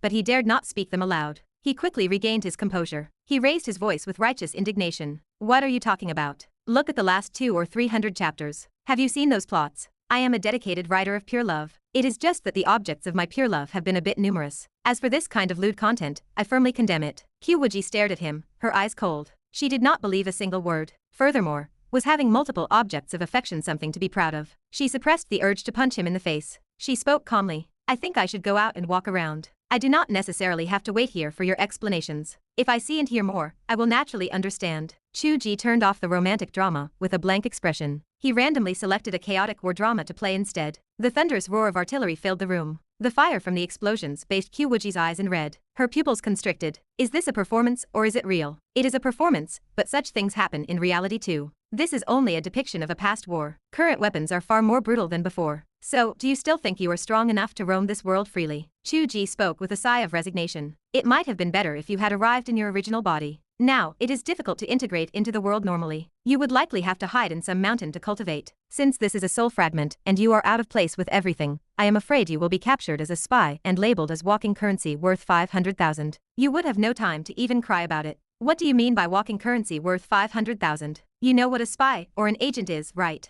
Qiu Wuji understood. It turned out that this world also had wars between different nations. A flicker of anxiety crossed her mind. As Chu Ge had said, she was completely out of place here. Did she not look like a spy? If her original body had come, she could have traveled through the skies without fear. But with this current form, how could she manage? That steel cannon seemed like something she truly could not withstand. The celestial realm was indeed the celestial realm. It was powerful, even without spiritual energy. Chu Ge stole a glance at her. It seemed his deception had worked. She did not know that cannons were not used randomly. Even police officers rarely carried guns, let alone weapons of mass destruction. Of course, it was not entirely a lie. If things truly escalated, she would indeed be unable to withstand it. On the screen, a large man grabbed an enemy soldier and tore him in two. Blood sprayed across the set. Qiu Wuji widened her eyes and took an involuntary half-step back. She almost instinctively dropped into a defensive stance. If physical martial arts were this strong, relying on magic artifacts was useless. This world was terrifying. What was even more terrifying was why they would tear people apart in a stage play. Connecting it to the casual display of intimacy earlier, she wondered if this was the celestial realm or the demon realm. Chu Ge looked at her expression and struggled to suppress a laugh. She suddenly seemed very cute. Yes, the line between immortal and demon is but a single thought. You can consider this the demon realm. Chu Ge spoke to her with a serious expression. It is dangerous outside. Do not run around in your current condition. Wait until your original body arrives before you try anything. Qiu Wuji wanted to say that she had nothing to fear, but the words died on her lips. She finally spoke. I will not watch this anymore. I want to read history. She wanted to understand the beginning and end of this world first. Knowing herself and the enemy was the path to victory. If they could tear people in half, could she not do the same? Chu Ge saw the stubbornness in her eyes and decided not to expose her. He sat back down at the computer and searched for a book on history. He felt it was suitable for Qiu Wuji to gain a rough understanding. Everything he found required payment. He sighed. Copyright protection was getting better, but why did it not apply to web novels? He was willing to pay for it though. He opened a bookstore website and placed an order for a set. He also ordered a concise history of China. You will have to wait for the books to arrive. It will take about 2 or 3 days. There is no other way for now. Qiu Wuji watched his actions with curiosity. Someone will deliver books to you just like this. Is it a long-distance transmission of thought, or a flying sword message? No, it is just, well, the demon realm always has its quirks. Chu Ge suddenly remembered something. He asked, can you scan the contents of a book with your spiritual sense and memorize it now? Technically, your cultivation counts as the initial stage. Normal cultivators at that level do not have spiritual sense, but you had spiritual sense before you condensed your body. I do not know how to calculate that. If the word count is not too high, it should be possible. Qiu Wuji looked at him with wonder. Why do you ask? Chu Ge naturally wanted her to stay longer. He imagined her leaning against the window, reading leisurely. If she scanned it all in an instant, it would ruin the atmosphere. His gaze drifted. It was nearly 1 o'clock in the morning. They were a man and a woman, alone in one room. She was not watching the show, and the books had not arrived yet. What were they supposed to do in the long night? Qiu Wuji slanted her eyes at him, a faint, mocking smile playing on her lips. Chu Ge flinched, feeling embarrassed. He told himself not to think about the long night, but if she could stay for a long time, was this 2-bedroom apartment just right? He heard Qiu Wuji speak. If I gulp down the knowledge like that, I will lose the meaning of reading history. I will wait for the books to arrive and read them slowly. I see you have an empty room here. I will stay here for these days. It is, sorry for the intrusion. Chu Ge was surprised and confused. She was actually the one to suggest it. Based on what he knew of her, she should not be so proactive about staying in a room with a man. He had thought he would have to use all his eloquence to trick her. What was going on? Was that line about the father god of creation taking effect? Or was he simply devastatingly handsome? Qiu Wuji flashed a mischievous look in her eyes. She had finally managed to keep him guessing. She knew his intentions. She knew he wanted her to stay. She was calculating how to coax him. There was nothing to coax. It was just living next door. It was not the same room. Was it not the same as living in a room next to an inn? It was all about the human heart. Besides, she was not afraid of him. He was not the one capable of tearing people in half. If he dared to make a move, she would beat him to death. She spoke leisurely. What is with that expression? People who study the Tao have no concept of gender. If it were not for a lewd father god manipulating things in the dark, I, Qiu Wuji, would have long lived with the wind and the moon as my companions. Now, we are just living next door, each pursuing our own future. It is as clear and bright as the moon. Why worry? She walked straight into the guest bedroom. Chu Ge called out from behind. There is no bedding in there. He watched as Qiu Wuji sat cross-legged on the wooden bed frame. She closed her eyes and entered meditation, saying nothing more. Chu Ge returned to his room in a daze. He washed up and collapsed onto his bed. His mind whirled with thoughts of the beautiful woman living next door. The agitation in his heart was beyond words. Fine, she was as clear and bright as the moon, and he was the lewd one. It had been so long, and already he could not guess her thoughts. Was his skill insufficient, his construction not complete?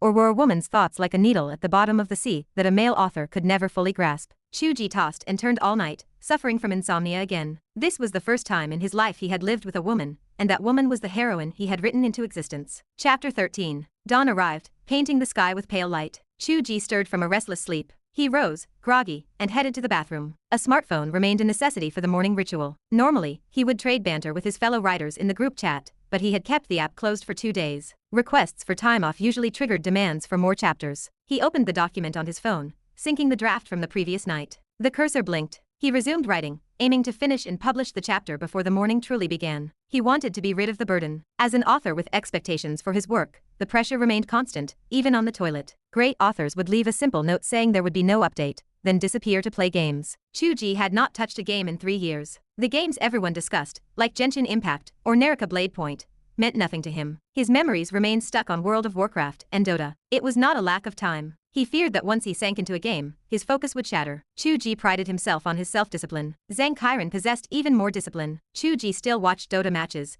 shouting at the screen to ban the mammoth, while Zhang Qiren only visited live streaming channels to look at women during his spare moments. Zhang Qiren had vanished from the scene, and Chu Ge wondered if his so-called discipline carried any weight. He sat on the toilet for half an hour. The draft reached its end. He hit the publish button. Satisfaction washed over him. He cleaned up, washed his hands, and smoothed his hair. He looked handsome today. Perhaps Qiu Wuji would feel a flicker of affection if she caught a glimpse. He pushed the bathroom door open. Qiu Wuji stood outside, staring at him. Her face wore a mask of calm, but her eyes betrayed shame. Her cheeks flushed a faint red. Chu Ge stared, unable to process the situation. Why are you standing out here? Qiu Wuji remained silent. They locked eyes for a long moment. Chu Ge realized the truth. Do you need to use the bathroom? He wondered why a transcendent being still required such mundane functions. Then again, she inhabited a body at the Cultivation Foundation stage. She possessed eyes that still accumulated sleep. She had eaten beef noodles the night before and needed to digest them. Qiu Wuji could not bear his scrutiny. She gritted her teeth. Move aside. The thing is, Chu Ge said, voice cautious, there is only my towel and toothbrush in there. Qiu Wuji crossed her legs, holding back her urgency. She squinted at him. What is a toothbrush? That thing. Chu Ge pointed to the cup on the vanity. He minded brushing his teeth. It cleans the mouth. It is like the willow branch dipped in salt you used to use. You probably have not tried that in thousands of years. Qiu Wuji grabbed his collar, her temper flaring. You want to put the object you stick in your mouth into mine? Chu Ge flew through the air, landing hard on the living room sofa. A flicker of irritation burned in his chest. I only warned you that those were mine. I intended to buy you new ones. Why are you acting like this? Qiu Wuji stood silent, a flush creeping up her neck. She slammed the bathroom door shut. Chu Ge flipped off the sofa. His head throbbed. He understood her humiliation, but he felt stuck. Buying a towel or toothbrush proved easy, but what about the rest? She wore ancient robes. Did she need modern clothes? If she did, what about undergarments? Did she experience menstruation? Would she need sanitary pads? The thought hit him like a physical blow. The initial sense of wonder regarding a heroine appearing from a book had faded. Reality demanded attention. This was life, not a story. Chu Ge left the apartment, looking constipated. He did not need the books yet, but he required the daily necessities. His entire rhythm of life lay in ruins. Normally, he would spend this time reading reader comments, seeking inspiration, and chatting with fellow authors. Instead, he stood in the local supermarket. He bought a towel, a toothbrush, and a plastic cup printed with a cute cartoon character. He stood in front of the women's underwear section and froze. He caught the store clerk's judgmental glare. He gave up, grabbed his bag, and fled the store. He bought steamed buns and soy milk near the complex entrance. When he returned, Qiu Wuji sat on the sofa in a daze. She looked like a stray cat, far from the powerful sect leader of his writing. His anger dissolved. He handed her the items. Eat something. She took the bag. She looked at the cartoon cup and the warm buns. She bit her lip and lowered her eyes. Chu Ge sat beside her, gnawing on a bun. My Qiu Wuji has always been a reasonable person. She does not bully the weak. We should lay our cards on the table. Qiu Wuji looked up. You do not want your fate controlled by another. I respect that. I am willing to cooperate. You want to understand this world, and I accept the responsibility to help you. I admit I find you attractive. I did not write you without that intent. Chu Ge spoke in a calm, steady voice. That does not mean you have the right to beat me whenever you please. You live in my house, use my things, and eat my food. You cannot treat me as a punching bag. He set down his soy milk. He looked directly at her. In a sense, I granted you life. I do not demand you treat me like a creator, but I am showing you kindness. Should you not treat me with the same attitude? Qiu Wuji bit her lip. She possessed kindness, but her reactions were defensive. This man could manipulate her thoughts and actions. He felt different from other men. Still, his point held weight. She sat in silence for a long time, cradling the soy milk. Perhaps my appearance caused you trouble. Your life has been disrupted. No, I said it before. I am glad you are here. Thank you. Chu Ge smiled. We just need to adjust to one another. For example, please believe that even if some things I say make you feel embarrassed, they are normal for this world. Qiu Wuji paused. For example, people do not wear ancient robes everywhere. That looks like a sickness. If you stay here, you must wear modern clothing. That means t-shirts, skirts, and the necessary undergarments. Will you consider that? Qiu Wuji looked confused. What are those? Chu Ge opened his phone, pulled up an advertisement for lingerie, and tossed the device to her. See for yourself. He turned and walked into his room to write. Qiu Wuji stared at the screen, watching the woman in the advertisement posing in her underwear. Her mouth fell open in shock. Chapter 14. Chu Ge knew throwing that advertisement at her would scramble her brain, yet he did it anyway. A lingering sense of revenge, mixed with a touch of dark humor, drove the decision. Did she really believe he was a mindless pushover? Airing these grievances brought a strange sense of relief. It helped him define the boundaries of their bizarre relationship. He wanted her, certainly, but that did not make him a groveling subordinate. They had laid the situation bare. He had been driven to the brink of giving up his writing, only to have her beat him while he supported her existence. He was not an idiot. If she wanted to kill him, so be it. But she would have to test if her world survived the process. Chu Ge sat down to write, the flow of the narrative returning with newfound clarity. Outside, Qiu Wuji clutched the phone. Her hands trembled. The shock to her worldview felt as profound as the discovery that her reality existed only in someone else's imagination. Girls strolled the streets with exposed arms and legs. She could accept that. Demon cultivators often dressed in such ways. The television featured people kissing in bed. She could accept that too. It was not actual intimacy, and they kept the lower parts hidden. But this, they covered only 3 small spots. The rest of the body remained on full display. She twisted and turned for the world to see, as if she feared someone might miss a detail. Her world had protective undergarments, and the creator had even written about them in detail, down to the embroidery on a bodice. But no one wore them in public. Based on Chu Ge's tone, this was normal. What kind of world was this? No wonder he wrote these things. He saw them every day. Would he try to coax her into dressing like this for him? A flash of murderous intent crossed her eyes before she extinguished it. He had warned her beforehand that some things might feel embarrassing to her, yet they were normal here. She watched Chu Ge typing. A soft sigh escaped her lips. Perhaps he had a point. Had she been taking his kindness for granted? His modest home and the way he labored for a living showed he lacked wealth. Feeding himself likely required great effort, burdening him with an extra mouth to feed. In her own moral code, one paid for lodging and food. How could she enjoy his resources without guilt? The more she wished to avoid being a burden, the more she needed to be self-reliant. She walked into the room and stood behind him. I will pay for my food and lodging, she stated. Chu Ge stared at his document, focused on the plot. He did not turn around. You changed your clothes. Was that an illusion? Or did you bring a storage ring with you? If it is the latter, be careful. Do not mess with mystical treasures. Bringing common gold or silver to exchange for money might work, but keep the quantity low. Stay low profile. She fell silent. I have no storage ring. I cannot bring objects here. My clothes and sword are illusions. Chu Ge turned, his expression one of pure surprise. Then how will you pay? By conjuring fake gold to trick people? Or will you get a job? She stood straight, her face unyielding. I shall rob the rich too. Stop. That is illegal here. Well, it was illegal in your world too, but you stood above the law there. Here, you are just a criminal waiting to be caught. Chu Ge rubbed his chin. Perhaps you could perform sword dances on a live stream? It would go viral. Live stream? It is like performing on the street for money, but the medium has changed. People watch from home. It is like television, but live. She stared at him, void of emotion. You might need to patch the script. You would need to write that Qiu Wuji suffered a blow to the head with a hammer. Otherwise, the logic does not hold, and it will not take effect. Chu Ge froze. She was right. The Qiu Wuji he wrote was proud and aloof. She would never demean herself by performing for others. Any real job was also off the table. She lacked a national identification card. Even to live stream, one needed an identification card. Even to start a book on the web, she would need identification and a bank card. It seemed her only option was to steal. As a top-tier cultivator, she had no idea how to earn money in a modern city. Chu Ge hesitated. You could write web novels like I do. You could use my identification card and bank card. The income would go to my account. I wonder if you are willing. Is an identification card like a travel permit? Or a sect plaque? Correct. In your sect, you cannot move without a plaque. You need it to use the teleportation arrays, or to accept tasks at the registry. You know the consequences of losing it better than I do. It is the same here. If you only interact with me, it does not matter. But if you try to interact with the world, you cannot do anything without it.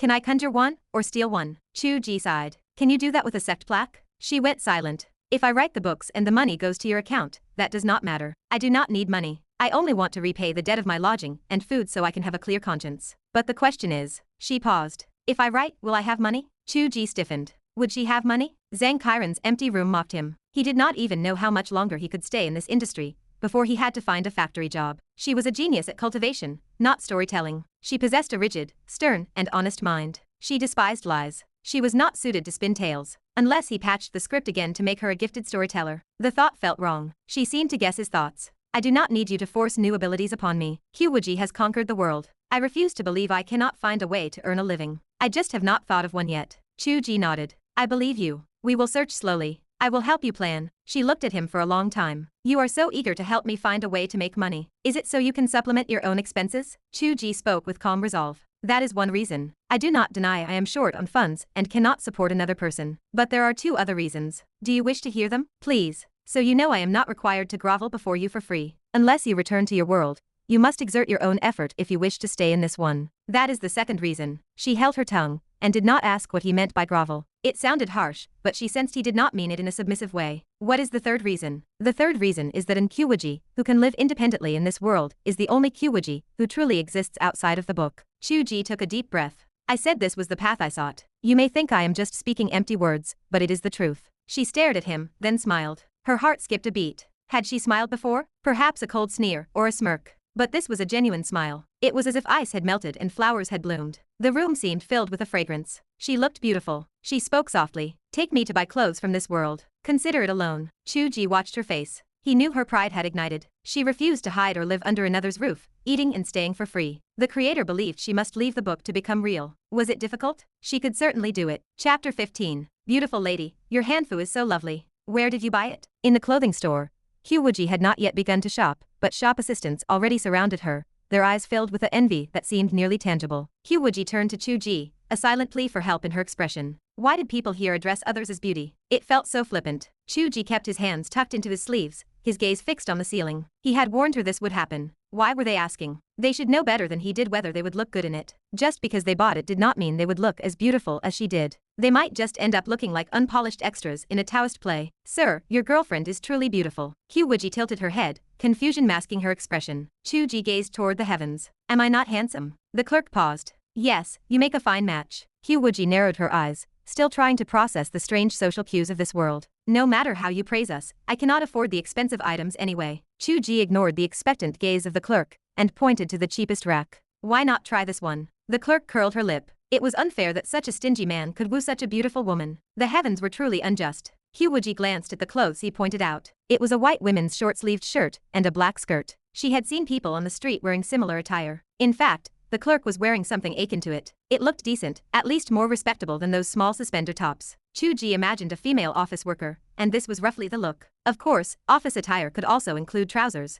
but he had chosen a skirt for reasons he dared not share. She did not understand the implications, and she likely felt this was more respectable than the alternatives. Qiu Wuji hesitated for a moment, then bit her lip and accepted the set. She carried it into the changing room. Her arms and legs would be exposed, but she had seen everyone in this world dressed this way. Perhaps it was acceptable. It was the first step toward integrating into this world. Sir, why does your girlfriend blush even when holding clothes? She is so cute. The clerk's voice, paired with Chu Ge's irrepressible chuckle, drifted into the changing room. Qiu Wuji, face burning red, slammed the door shut and leaned against the wall, lost in thought. It was ridiculous. Why did she feel so embarrassed holding these strange, alluring clothes? And why did they call her his girlfriend? She wondered what the term meant. Female friend. Her intuition told her it was not quite right. How could a female friend be described as a fine match? Chu Ge's expression was also wrong, like a fox that had successfully stolen a chicken. What kind of creator was this? Why was the creator of her world so lewd? Qiu Wuji pouted, and her body slowly dissolved into a misty haze. The light warrior's tunic vanished, revealing her flawless, snow-white skin. The clothing was an illusion, so she was not actually wearing anything. Her illusions were stronger than physical items. Ordinary cultivators could not see through them, so the illusion itself was not shameful. It was wearing these revealing garments that felt shameful. Yet, she had to wear them. It was the first step to integrating into this world. Qiu Wuji took a deep breath and donned the new outfit. The changing room had a mirror. She looked at her reflection. The woman in the glass had flushed cheeks, her teeth biting her lower lip. Her brow was furrowed with embarrassment and anger, and she did not know where to place her hands. She turned her head away, gritted her teeth, and pushed open the door. She met Chu Ge's bright eyes.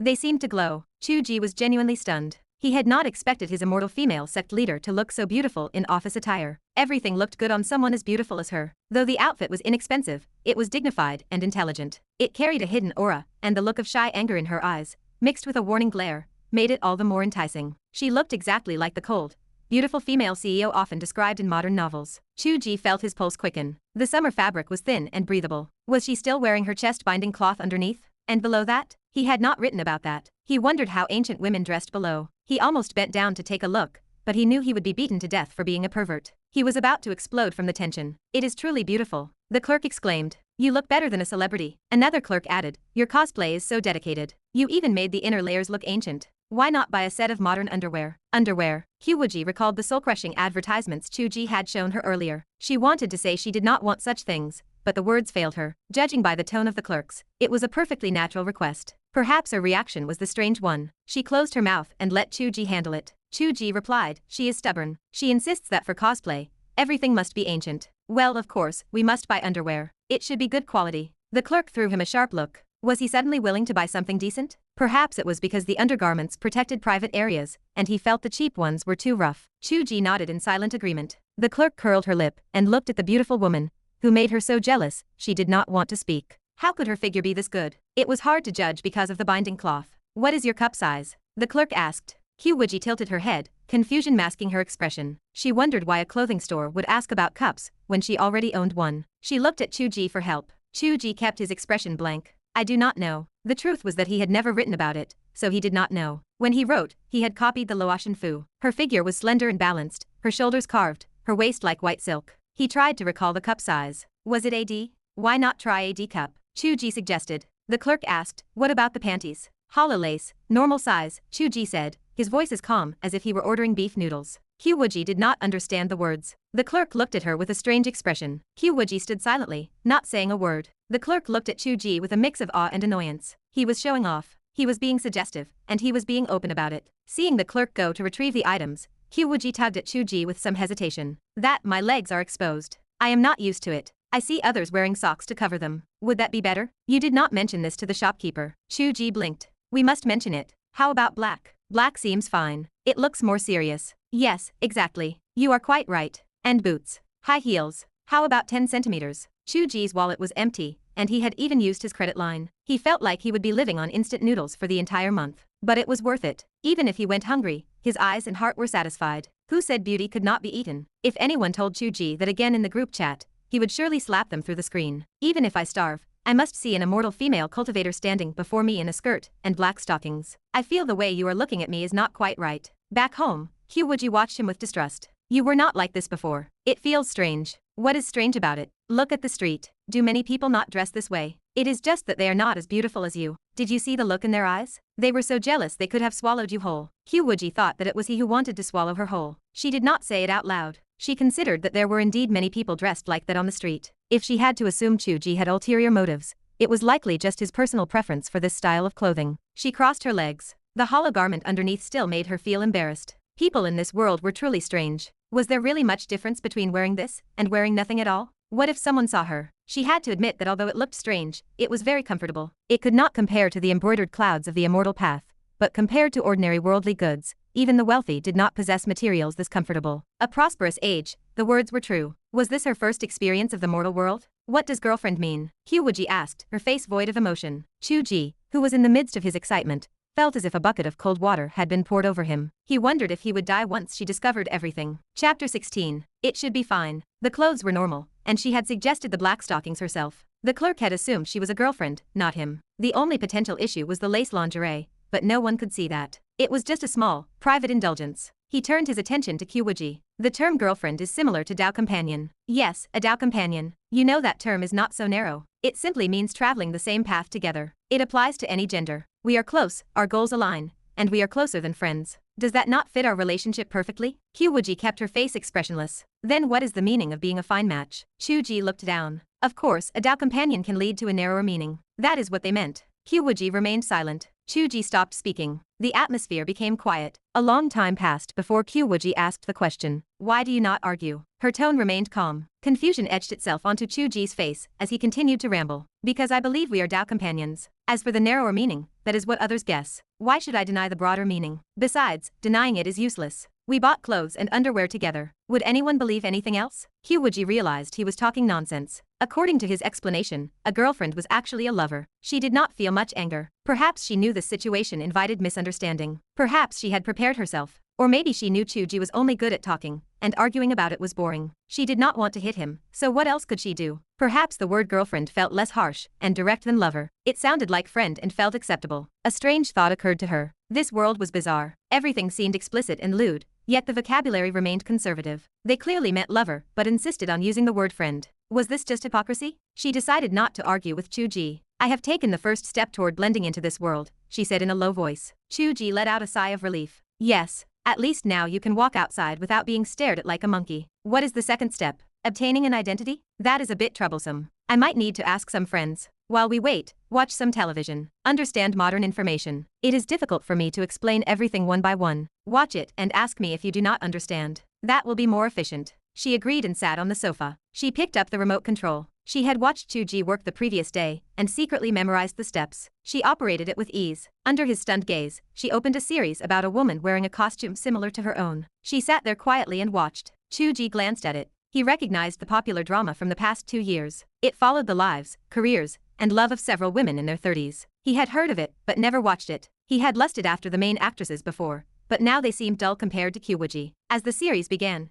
Qiu Wuji asked a question. "Is Shanghai the name of a city? What do we call this place?" Chu Ge paused for a moment. "This story does not allow real-world locations. It is called Nanjiang City. What is a subway? Do we have one here? It is a method of transportation. I will take you on one another day. What is Pac-Man? It is a game. I will download it for you to play later." Within 1 minute, the questions poured out like beans. Chu Ge realized why he had said it was hard to explain. She understood nothing. The information gap between worlds was not something she could glimpse by eating noodles or buying clothes. She did not even understand the actions of the lead actress. Why was she hanging a cloth from the ceiling and spinning? That was not how one committed suicide. Was it training? That was not how one trained. What is a husband? A spouse? Yes. Then why do they not sleep together? The woman just finished running, and the man is still sleeping. Sleeping in separate beds is supposedly more scientific, though few people actually do it. This is strange. What is that fruit? It looks delicious. That is a strawberry. It is a strawberry cake. Why did he not finish the sentence? "I will buy it for you another day." Chu Ge smiled. "I have overdrawn my funds today. Wait until next month's royalties. It will be soon." Qiu Wuji looked at him. She knew that food likely cost several times more than the soy milk and steamed buns he ate daily. She lost the urge to ask questions. Even in the same world, different people lived in different worlds. She understood that deeply. She realized why Chu Ge wrote such stories. The woman's quality of life in the drama was likely beyond Chu Ge's reach. Perhaps even the actress was out of reach. Her beauty was not something an ordinary person could possess. He could not have it, so he felt unsatisfied. He fantasized, and his readers fantasized along with him. A story of an ordinary boy with mediocre background and talent working hard to climb step by step. The flowers he plucked along the way were his rewards. She was the highest blossom among them. Viewed from that angle, the lewdness felt less significant. Although she still refused to accept it. Dao companion? Words meant nothing. He had to walk that path first. Right now, they were truly people separated by worlds. Why did you stop asking? Chu Ge looked confused. Qiu Wuji smiled. Take your time. If I ask too much, I cannot remember it all. I will watch the general plot. I can guess some things from context. I will ask you about the things I cannot figure out. You have things to do. If I recall correctly, do you not need to update a chapter? Yes. Do your work. There will be plenty of time in the future. Surprise washed over Chu Ge. Why did she become so understanding after wearing modern clothes? Her attitude, which had been prone to violence, had turned almost 360 degrees.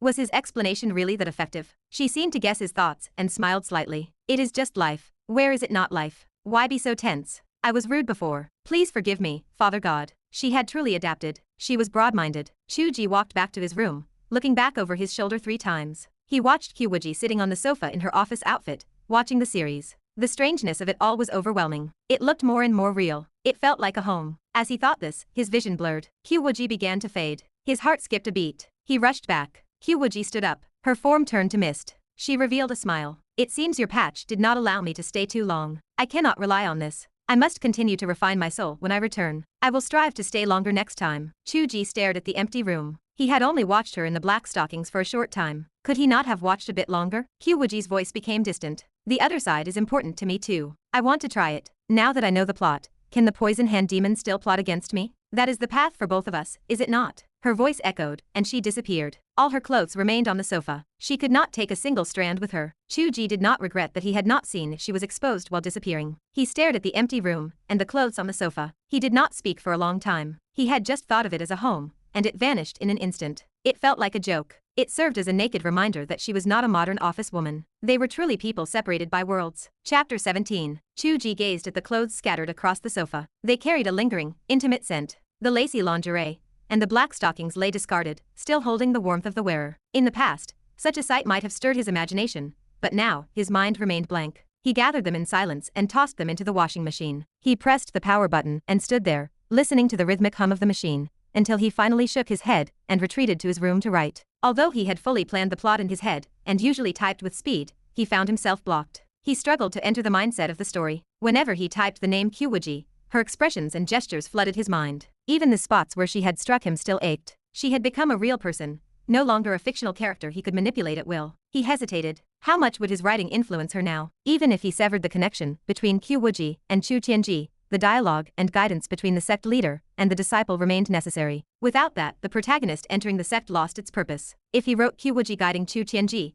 could she determine if it was her own thought or his writing? If she realized he was the one writing it, would she still be willing to teach? His thoughts drifted, and the writing felt difficult. Fortunately, this section of the plot was simple. After struggling for a long time, he managed to squeeze out 2,000 words. He had no desire to revise them carefully, so he published the work in a rush, completing his daily quota of 2 chapters. This was arguably the least inspired chapter since he started the book. He had no idea what he was writing. He dared not check the comments. After a moment of hesitation, he opened the group chat. He had not checked the fan group, which he usually monitored, for 2 days. He wondered if he still looked like a writer at all. He opened the window to find the group members criticizing the new chapter. Their reasons were unified. Someone wrote it was short and weak. Another agreed it was short and weak. A third asked how many pages this was, noting they had finished reading before even pulling down their pants on the toilet. Chu Ge blinked at the screen. He told them he was fixing the outline and asked them to bear with it. A reader asked why he had come, and when he would have the romantic arc with Qiu Wuji. Others demanded he hurry up. One reader commented that the recent chapters were getting better. Chu Ge blinked in confusion. Were they sure? He had just been typing nonsense to get it done. The previous chapter had been written on the toilet, with all the accompanying smells. Another reader noted that the writing felt more delicate,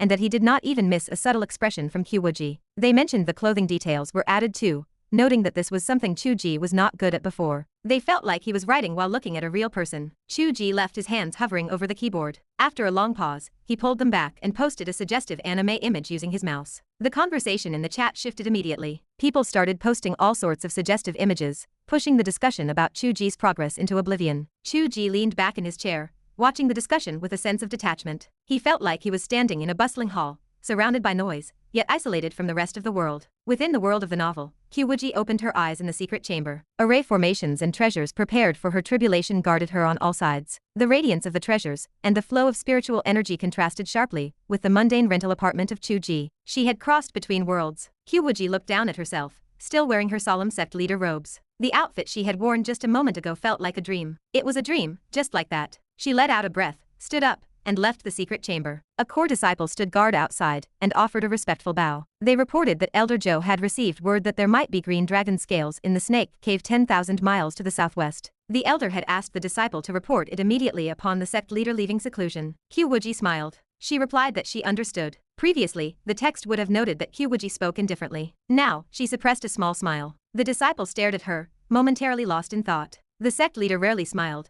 and it was truly beautiful. Qiu Wuji looked up at the moon in the sky and walked toward it. She told them to gather the others at the council hall. The disciple went to carry out the order, but paused to look back in confusion at the way the sect leader left. Why was the sect leader pressing down on her robes while flying? In the council hall, Qiu Wuji spoke to the elders. She told them she knew about the green dragon scales. She declared that she was determined to obtain the item, and must go in person. Furthermore, the snake cave held many mysteries, and the outer layers were suitable for disciples to practice. Since they were going, she should bring some of the sect members along, as they might have their own opportunities. An elder suggested they go and select some disciples. Qiu Wuji noted that this clue had been discovered by Chu Tianji in the Nanjiang market. She said the disciple had good fortune and should be brought along. She added that she would provide some extra guidance and rewards as a prize for the news, and ordered them to call him over. The elders looked at each other in confusion. She had just left seclusion. How could she know it was Chu Ge who discovered the clue? Could the sect leader's divination ability have reached such a level? The sect leader did not seem to practice divination, which made the situation feel increasingly unfathomable. Chu Ge was summoned. He entered the council hall, surrounded by powerful figures, and offered a respectful bow. He greeted the sect leader. While bowing, he felt something strange. He felt as though the gaze the sect leader fixed upon him held killing intent. He considered that it might be an illusion. Why would the sect leader want to kill him for no reason? If she really wanted to kill him, he might as well lie down and accept his fate. He noticed the sect leader's expression had changed to amusement, so it was likely just a test of his character. Qiu Wuji's gaze had indeed shifted from killing intent to the desire to laugh. She discovered that this Chu Ge looked a bit like Chu Ge. It made sense, as he was a projection of Chu Ge himself, who had inserted himself as the protagonist. However, his description could not follow her own template entirely. Chu Ge was quite handsome, but to write an ordinary person as a protagonist, this Chu Ge could only be written as having an ordinary appearance, yet sunny and resilient. Moreover, Chu Ge was a youth, while Chu Ge was 27 or 28. The brow ridge matched Chu Ge's template, making him look like his younger self, or perhaps a son. That was it. He had created him. He was the father god. Was he not his son? Thinking of this, Qiu Wuji felt immense joy. Strictly speaking, was Chu Ge now competing for a woman with his own son? This realization erased her frustration over the forced romantic entanglement, and she felt a strong desire to laugh. At the same time, she felt a bit of sympathy. He thought he had fought his way up through his own efforts. Everything was written by someone else. Qiu Wuji rested her right hand on the armrest of the chair, and lazily leaned her forward against it. She told Chu Ge that discovering the clue to the green dragon scales was a great contribution to the section. She asked what reward he wanted. Chu Ge replied that he dared not, as it was his duty. Qiu Wuji spoke lazily. She told him he was granted 7 days to meditate on the 3rd floor of the scripture library, and could choose one profound level cultivation technique. The elders were moved, as this was a generous reward. For Chu Ge's level, entering the 2nd floor of the scripture library would have been good enough, and the rewarded techniques would typically be of the yellow rank. Going directly to the 3rd floor for a profound level technique was unusual. Why was the sect leader suddenly so generous? Qiu Wuji suppressed a smirk. Did they expect her to teach him personally? This was a way to settle the matter. By the way, he had written it as the 2nd floor. Would that cause any changes? She could observe the situation. She added that Chu Ge had not yet practiced fasting. She ordered the dining hall to add a portion of beef noodles to his meal today as encouragement. She told them that was all, and for everyone to go back and prepare, as they would head to the snake cave in 7 days. The elders looked confused. Chu Ge blinked, utterly baffled. Qiu Wuji revealed a faint smile again. It was nothing more than this. Chapter 18. 7 days passed in the blink of an eye. Qiu Wuji stood atop the mountain peak, head tilted back as she gazed at the moon. Time did not flow the same way for everyone. For Chu Ge, writing the phrase 7 days later took only a moment. For her, it was 7 real, lived days. During this time, the characters just went about their own business in the plot points where she had no lines. During these 7 days, Qiu Wuji did not attempt to break through the barrier between worlds again. Because of the patch Chu Ge had applied, the process seemed less difficult and dangerous. The problem was that her soul cultivation was insufficient, so she could not remain there for long. Chu Ge could infer new traits for her based on her actions, but he could not forcibly elevate her power. The process had to follow a logical progression. She focused on refining her soul, and observed how Chu Ge performed in the scripture library. He had entered the 3rd floor. Regrettably, the sect had designed the stairs with a specific purpose. They were not merely there to separate the floors. His cultivation was not enough. Even reaching the 3rd floor, he could not comprehend anything. The techniques on that level were too profound for him. Chu Ge did not feel discouraged. As agreed, he selected a technique he liked and kept it to study in the future. Afterward, he returned to the 2nd floor and practiced the things he was meant to learn. It was an excellent quality. Qiu Wuji sighed. She felt no admiration for these qualities. After all, every trait Chu Ge possessed was merely a product of Chu Ge's own fantasies. The man piled every conceivable virtue onto his protagonist. What was there to praise? It was much like her own qualities. Her determination, her compassion, her pride, and even her beauty were all set by him. Qiu Wuji set those thoughts aside for the moment. The truly sigh-worthy realization was the information revealed by the 3-layer barrier. Chu Ge had entered the 3rd floor, but could not learn anything. He had been forced to retreat to the 2nd.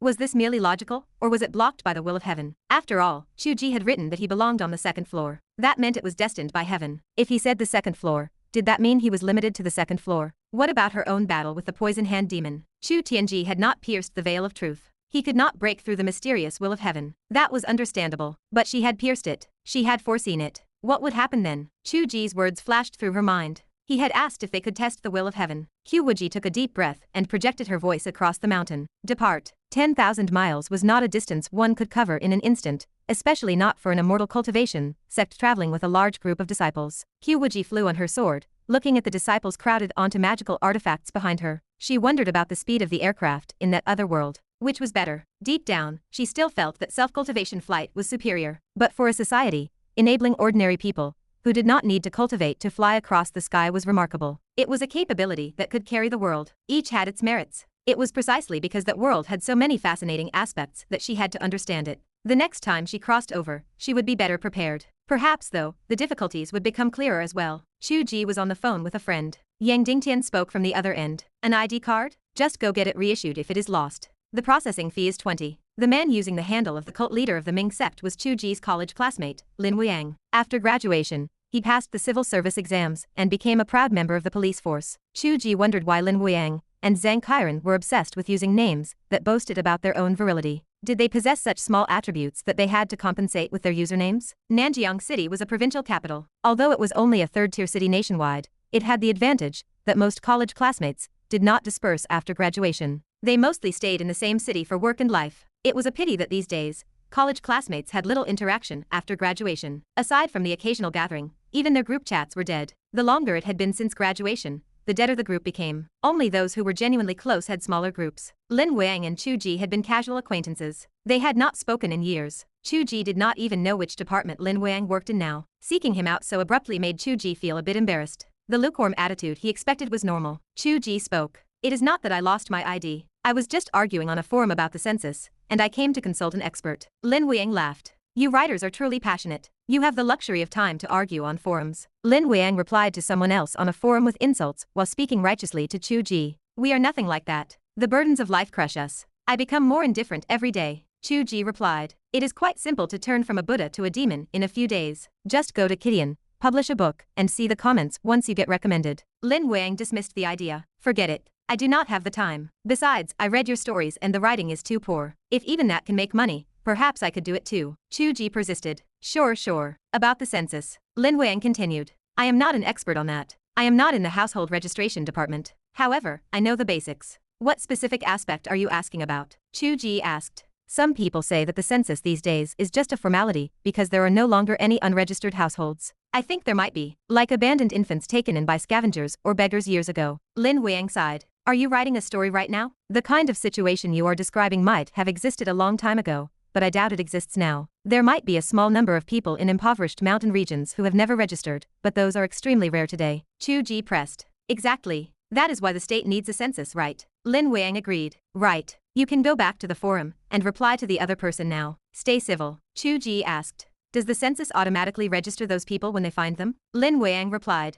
I am not entirely sure about the details. They should be able to, provided their identity is clear. Chu Ge continued. When is the next census? Lin Wuang said. It is generally once every 10 years. They just did one last year. Chu Ge remained silent. Lin Wuang felt something was off. Are you asking this because you are arguing with someone? Chu Ge sounded calm. I am just chatting about it, so I thought I would ask a few more questions. It is called social research. Chu Ge's identity as a writer gave him an advantage in asking for information. Lin Wuang clearly did not think too much of it. Writers usually talk about gathering materials when they do this kind of thing. Chu Ge said. Let us call it gathering materials. If it is not during the census period, can those unregistered households just go out and register themselves? Lin Wuang admitted. I really do not know that. I am not in household registration. Besides, such cases are so rare that even the registration office would likely have to send a letter to their superiors. If you are really gathering materials for your writing, there is no need to be so rigorous about web novels. You can just make it up. I see people writing about god-tier protectors of the country these days, and no one complains. Chu Ge replied. That is true. Let us grab a meal when you are free. Lin Wuang added. Speaking of that, there might be a gathering in a while. It has been 5 years, right? Old Hong mentioned something about it a while ago. Watch the group chat when the time comes. Chu Ge said.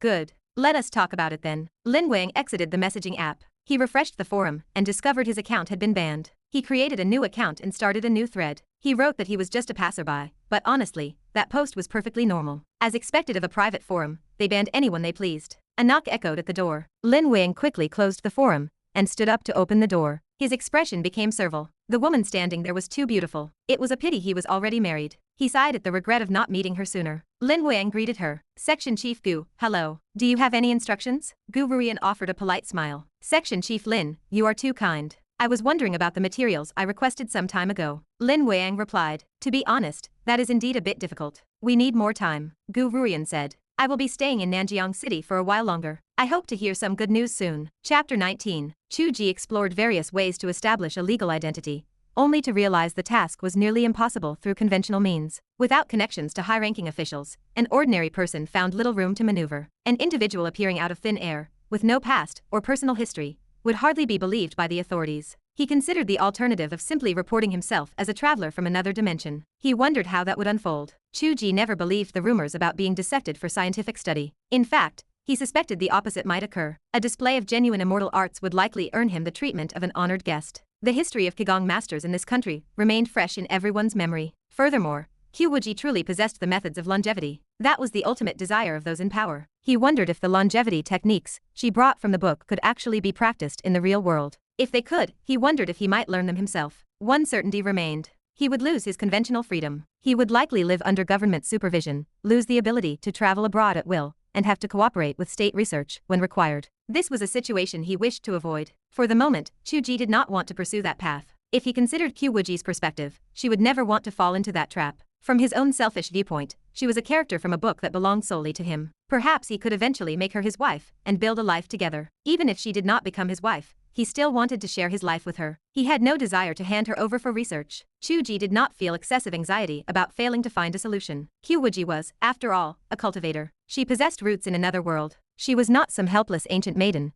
who could not return home and would be tricked into giving birth to 5 children. If they succeeded, fine. If they failed, they could focus on improving their cultivation until they could soar through the heavens and roam the world at will. Once her true self arrived from her world, she could even travel to a war-torn region and raise a private army with her own hands. Mastering this world would be no difficult task. It might even suit Qiu Wuji's temperament better. Immortal cultivators soared through the blue sky, roamed the 4 seas, and dominated the world. How could they be bound by a simple identity? Chu Ge did not dwell on the matter. His energy remained focused on writing. He had overdrawn his funds while buying clothes. If he did not write, he would not be able to afford food, much less dream of making a fairy his wife. Fortunately, his royalties would arrive soon. He had made over 10,000 this month. It was enough to get by, even supporting 2 people. The success of his book was his lifeline. If it failed, everything else was a moot point. At first, Qiu Wuji forbidding him from writing the original plot had felt like a curse. It was similar to a writer wanting to write a harem story, but being forced by his wife to stick to a single heroine. Of course, some authors blamed their wives for their own lack of skill,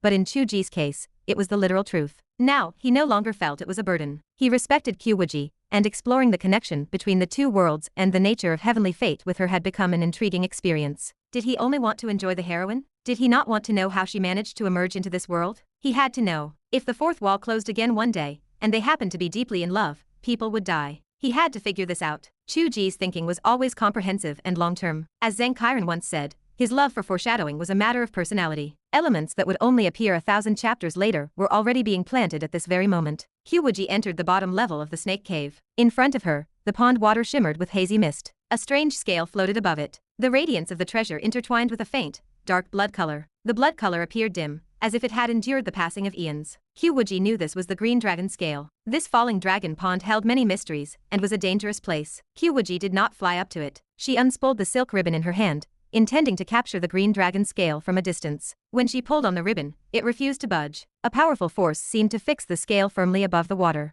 Dark, violent energy surged through the ribbon, stirring her inner blood flow and driving her toward a state of madness. Qiu Wuji centered her mind and calmed her spirit, slowly dissipating the violent aura. The force holding the scale could not resist her influence. The scale began to shift. At that moment, a blood-colored demonic hand emerged from the mist behind her. End of chapter. He saved the draft and published it. He felt refreshed as he read the complaints in the review section and the chat group about him being a master of the cliffhanger. If he did not do this, how would they be hooked for the next chapter? He took a deep breath, his gaze turning more serious as he began to write the next chapter. That was the crucial part. A crisp chime sounded. Qiu Wuji seemed to have eyes in the back of her head. She decisively abandoned the ribbon, spun around, and thrust her sword backward. It struck the blood-colored demonic hand with precision, emitting the sharp sound of metal colliding with metal. A rasping, strange laughter drifted from the mist. You are worthy of the name Qiu Wuji, whose spirit is as vast as the moon reflected in water. One truly cannot launch a sneak attack against you. A gaunt old man gradually took shape. His face was nothing but skin and bones, and he had practiced until he resembled a living skeleton. His eyes burned with ferocity. It was the poison hand demon. Qiu Wuji remarked, I suddenly feel your level is average. The villain in the story is just a villain. It is like placing a label on someone. The poison hand demon blinked in confusion. What are you talking about? We are both at the same level of cultivation. Why can I not understand your words? Qiu Wuji lowered her eyes, staring at the tip of her sword. You snuck into this place yesterday, but because you could not break the illusion array on this level, you were delayed outside. I broke through the array and entered, so you followed me in secret. The poison hand demon felt his heart jump. How did she know? It was as if she were watching his every move. This was not right. If she had known he was lurking nearby, why did she not deal with him outside? Why did she go to the trouble of leading herself inside? Was there a conspiracy? His thoughts raced. He said, Sect Leader Qiu, since you know, let us talk about who arrived first. I arrived at this place first. Should there not be a share for those who see it? As he spoke, a dark red centipede crept out of his sleeve and vanished along the ground. Qiu Wuji seemed unaware. She spoke indifferently. A share for those who see it. I agree. I have seen you, so your life is mine. The poison hand demon blinked in confusion. Had this Qiu Wuji been possessed? Should she not have argued angrily that she was the one who broke the array and entered first? Before he could react, brilliant sword light illuminated the dark cave. Qiu Wuji struck first. Within the cramped cave, sword light filled every direction. Shadows and layers of light flooded toward the poison hand demon in the center. He did not even have room to dodge. Thousands of manifestations, the water follows the sky. She attacked with the intent to kill. The poison hand demon did not even have time to activate his hidden traps. He brandished his blood flag, struggling to withstand Qiu Wuji's ultimate technique, his heart filled with bitterness. The blood-colored centipede required his spiritual focus to command.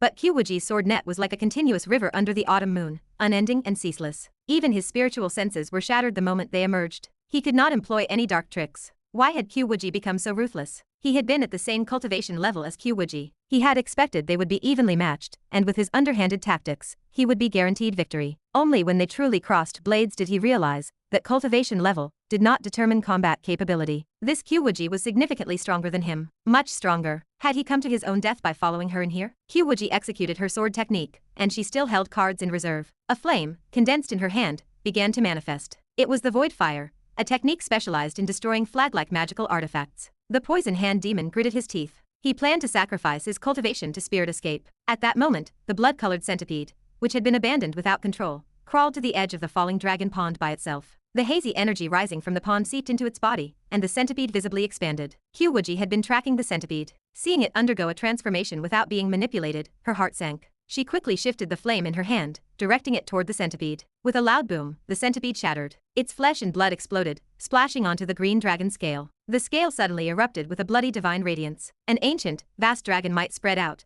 bombarding every living creature in the cave without distinction. Qiu Wuji's silk ribbon swirled around her body, forming a nebula-like shroud that barely resisted the fury of the dragon's might. On the other side, the poison hand demon's magical artifacts had already been destroyed under the dual pressure of the dragon might and the sword light. He was struck by 10,000 swords, and the sight was too gruesome to witness. A ruthless look flashed in the poison hand demon's eyes. His body exploded just as his centipede had. The power of this explosion was 10,000 times more violent than that of the centipede. A fierce shockwave rushed toward her. Qiu Wuji, who was already struggling against the dragon's might, could no longer hold her ground. She was blown toward the falling dragon pond and plummeted in. At the same time, a primordial spirit fled in haste. The savage laughter of the poison hand demon echoed in the air. For the hatred of destroying my body, I will surely have my revenge in the future. Qiu Wuji hit the water with a splash. She lacked the strength to stop the escape of his primordial spirit. Poisonous gas from the falling dragon pond surged into her body. She had no energy left to care about the poison hand demon's primordial spirit. As she felt the toxins invade her body, only one thought repeated in her mind.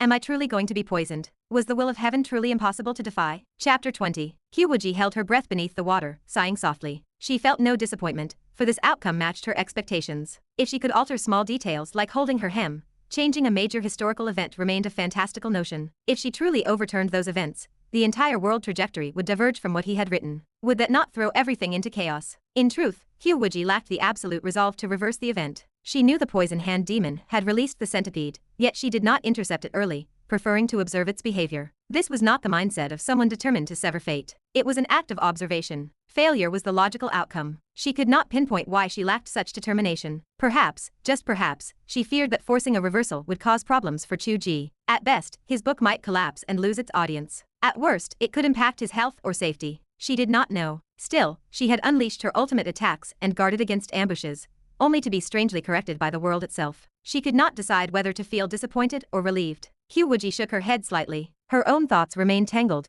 so she stopped dwelling on them and focused on suppressing the toxins. This falling dragon pool was, in Chu Ge's design, formed by the fall of an ancient green dragon. It left behind shed scales and, after healing its wounds, departed, leaving the pool filled with toxins expelled by the dragon. The scales suppressed the water, balancing the poison. Theoretically, the poison was not too troublesome. The ancient green dragon had ascended to the heavenly realm. Before its ascension, its cultivation level roughly matched Qiu Wuji's current one. If it could purge the toxins, she certainly could too. Chu Ge had not written how long the dragon took or the pain it endured, but it surely was not easy. If Qiu Wuji spent 10,000 years purging toxins, her sect would inevitably collapse, and her own path to ascension would be jeopardized. Purging the poison was impossible. She had to find a cure. Normally, one would escape the pool immediately upon poisoning. But this time, Qiu Wuji did not flee. Instead, she dived deeper. Expanding her spiritual sense through the dense mist, she spotted a vibrant mushroom growing on the edge of the pond floor. It looked like a poisonous mushroom, but Qiu Wuji smiled. This was the change he had made in his later draft. She found the antidote herself at the bottom of the pool, completely independent of Chu Tianji. It fit his logic. The things growing in highly toxic environments were often the antidotes. People simply did not think to search the bottom of the pool under normal circumstances. Once the intent was there, self-rescue became possible. Qiu Wuji dived to the mushroom and reached out to stroke it. Despite its vibrant, toxic appearance, it looked adorable to her now. Touching the cap felt like she was playfully ruffling Chu Ge's hair. Without hesitation, she plucked the mushroom and swallowed it, then flashed away from the pond floor. As soon as she reached the bank and sat down to meditate, footsteps echoed. Chu Tianji stumbled in through the hole the poison hand demon had smashed open earlier. Ah, sect leader. Greetings, sect leader. Chu Tianji noticed Qiu Wuji's pale complexion and spoke hurriedly. Have you been injured, sect leader? Qiu Wuji opened her eyes and smiled faintly. I was accidentally poisoned, but I am neutralizing it now. I know you have a snake saliva fruit in your pocket that could cure it. Keep it for your alchemy. That is a rare treasure. Chu Tianji stood frozen, rendered speechless by her insight. The sect leader's ability to calculate heavenly secrets was truly unfathomable. A master of her caliber could surely handle such poison on her own. There was nothing to ask. A profound sense of awe toward the sect leader rose in Chu Tianji's heart, and he backed away respectfully. Qiu Wuji watched his receding figure. She knew that the tangled red thread the man had spun was now truly and thoroughly severed. Theoretically, the essence of this quest was designed solely for Chu Tianji, with everyone else acting as mere side characters. Yet, being here, Qiu Wuji had her own gains. The green dragon scale was a necessary component for the 4 symbols great array she needed to construct. Putting that aside, misfortune often hid blessings. The process of drawing out and neutralizing the poison could be used as a tempering process for her body. Furthermore, the dragon blood will imbued in the scale was an excellent material for tempering her soul. Tempering her soul. Qiu Wuji reached out to collect the green dragon scale, stroking the faint blood-colored markings upon it. The next time she crossed over, how long would she be able to stay? The reader feedback sections were in turmoil. The author is outrageous. Qiu Wuji harvested the mushroom to cure herself. Is this mushroom the one I am thinking of? Chu Tianji struggled for so long, and all he did was enter, speak a few sentences, and leave. Did he just earn the attention of Qiu Wuji, who deemed him worthy of cultivation, and that is it? Chu Ge, blink twice if you are being kidnapped. Wait, I thought this was a harem novel, but why does the direction feel wrong? Is the author an idiot? Are you playing with me? Chu Ge leaned back in his chair, silently observing the explosion in the review section. He did not post a single reply. This was the expected result. In a harem novel, when the heroine is poisoned, even without the cliché of needing an aphrodisiac cure, the protagonist should at least step in to support her and create a moment of intimacy. The quality of the scene depended entirely on the writing. Countless fans had skipped days of the quest content, waiting specifically for this moment. Yet, he had written nothing. The heroine's poisoning might as well not have happened. What was the point of designing this plot? Why write a harem novel at all? The reader uprising was perfectly normal. If Chu Ge were reading this himself, he would be cursing too. However, Qiu Wuji had said she would not allow any physical contact. It was not just that she forbade it. Chu Ge no longer desired it either. Get lost. Who was Chu Tianji to deserve that? He snorted. Bearing the risk of his book completely tanking, he was jealous of his own protagonist. Chu Ge wondered if he was the most bizarre author in history. Still, he felt no regret. He felt no regret, if only for the vivid and beautiful smile of Qiu Wuji. As for the future of the book, it depended on whether the proposal Zhang Kairan had made earlier would prove feasible. He could slowly transition into a stock market style narrative, or perhaps even abandon the stock market angle entirely and move toward a story without a heroine, where all beauty was but bones. That could work too. There was a niche audience for that. Chu Ge even entertained a more radical idea. He could make Qiu Wuji the protagonist and write it as a female lead story. He laughed at himself for the thought. Transitioning to a stock market style might improve sales, and moving to a story without a heroine might attract a different readership. Neither path was a certain death sentence. Both offered a chance. But transforming it into a female lead story would be a certain death sentence, as this was not a female-oriented platform. He laughed at himself, finding joy in his misery for a moment, before finally letting out a soft sigh. He spoke of breaking out of the prison he had drawn for himself, yet the future remained uncertain. It was a gamble. Furthermore, no one wanted to be endlessly cursed at in the comments. He shook his head and closed the webpage. Out of sight, out of mind. He picked up the cup on the table and took a sip, but it was empty. Chu Ge stood up, preparing to pour himself some water. Just as he turned around, he saw Qiu Wuji standing quietly behind him. Her gaze seemed to have just pulled away from the closed webpage and rested upon his face. The two stood facing each other as if frozen in time, silently locking eyes. Chu Ge was still holding his cup, looking somewhat comical, but neither of them cared. A veil seemed to shroud both of their eyes, making them impossible to read. After a long moment, Qiu Wuji smiled slightly and spoke softly. Thank you. Chapter 21. Having those two words was enough. The slight ache in Chu Ge's chest vanished instantly, as if a small, gentle hand had rubbed it away. Qiu Wuji was indeed a woman who valued reason and gratitude. It made all the effort he put into writing those good qualities into her character worth it. Chu Ge walked over to pour some water, feeling refreshed, and asked casually about the situation with the poison hand demon lord. It seems I was poisoned again, she replied. It feels like significant events will automatically correct themselves according to the path you have written for us. Chu Ge paused, holding the water pitcher, and furrowed his brows in deep thought.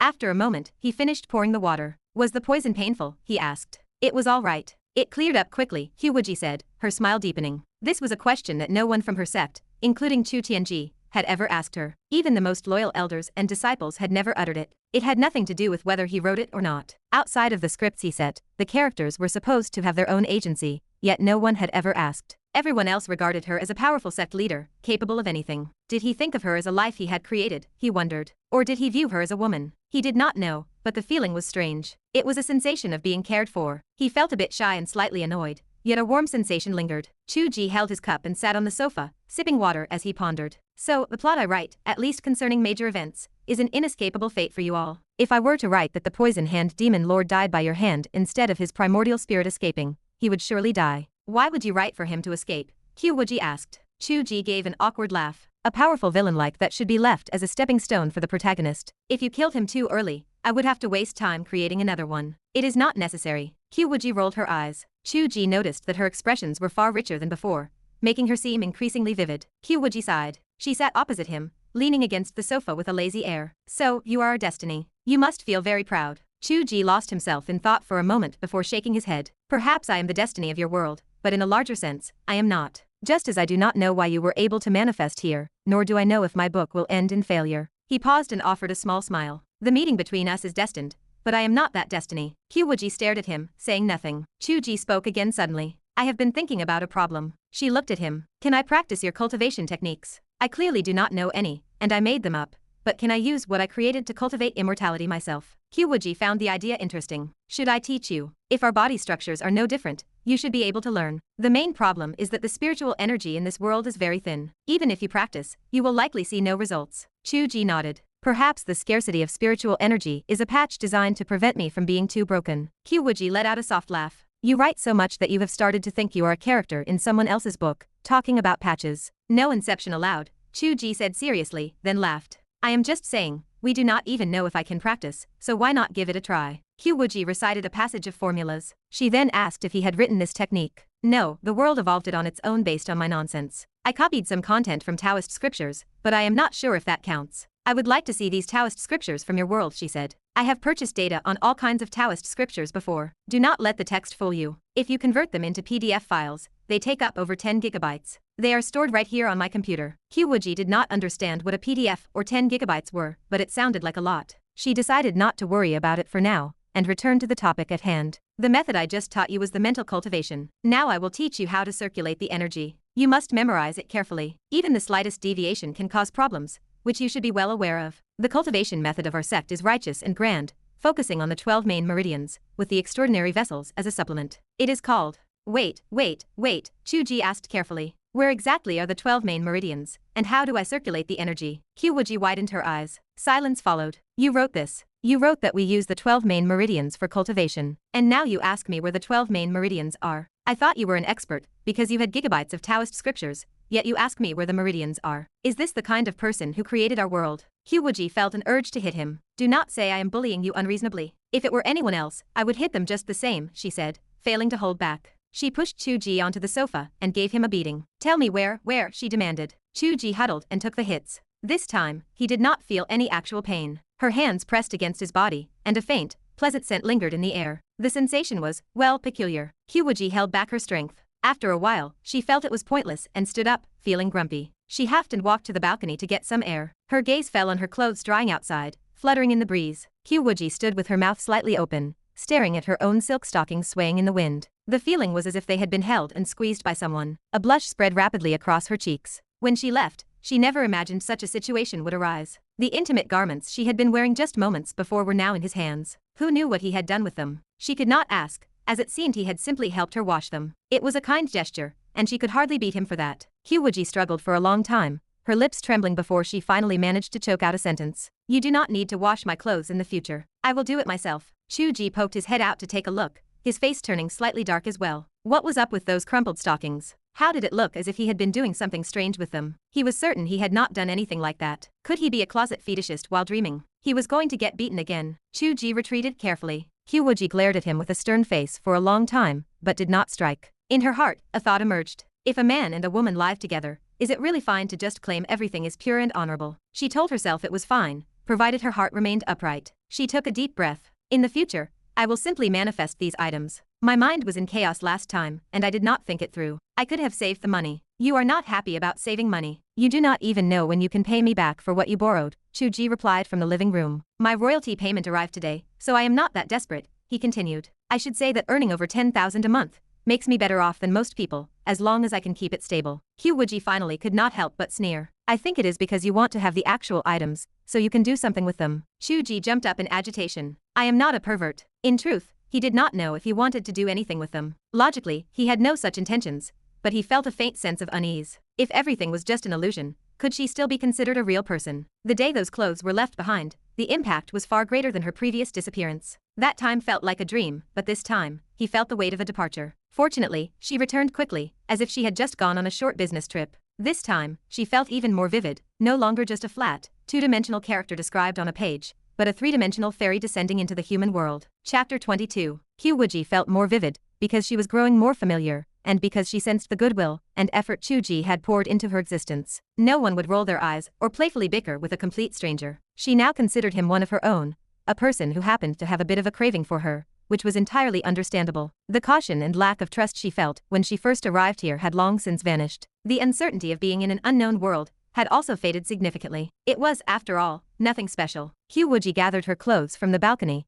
retreated into her room to change, and emerged looking like a poised and elegant professional woman. She faced the way Chu Ge's eyes lit up and curled her lip. Someone like you would be a villain in your own book. I could also be the protagonist, Chu Ge replied with a straight face. Only men other than the protagonist would be villains for acting this way. Qiu Wuji let out a soft laugh. It seems your Chu Tianji has been hiding his true colors well in front of me. Is he better at acting than you? That is not it at all. Chu Tianji really has no designs on you right now, so please do not go back and beat him. That meant he was admitting he had designs on her, and even if she beat him up, it would be for nothing, right? Qiu Wuji was both annoyed and amused, feeling quite helpless. She said, I need to buy socks. The pair I had before cannot be worn anymore. Chu Ge looked at her legs. To have socks, she had even specifically manifested a pair to wrap around them, which was inexplicably cute. She still did not know that many people were looking at the black silk wrapping her legs rather than the legs themselves. If she knew, would she think this world was full of perverted villains? All right, sit cross-legged there, and I will guide you through the meridians. Set your mind and body straight. If you say you do not know how, I will beat you. Chu Ge adopted a cross-legged posture with his palms upturned, feeling aggrieved.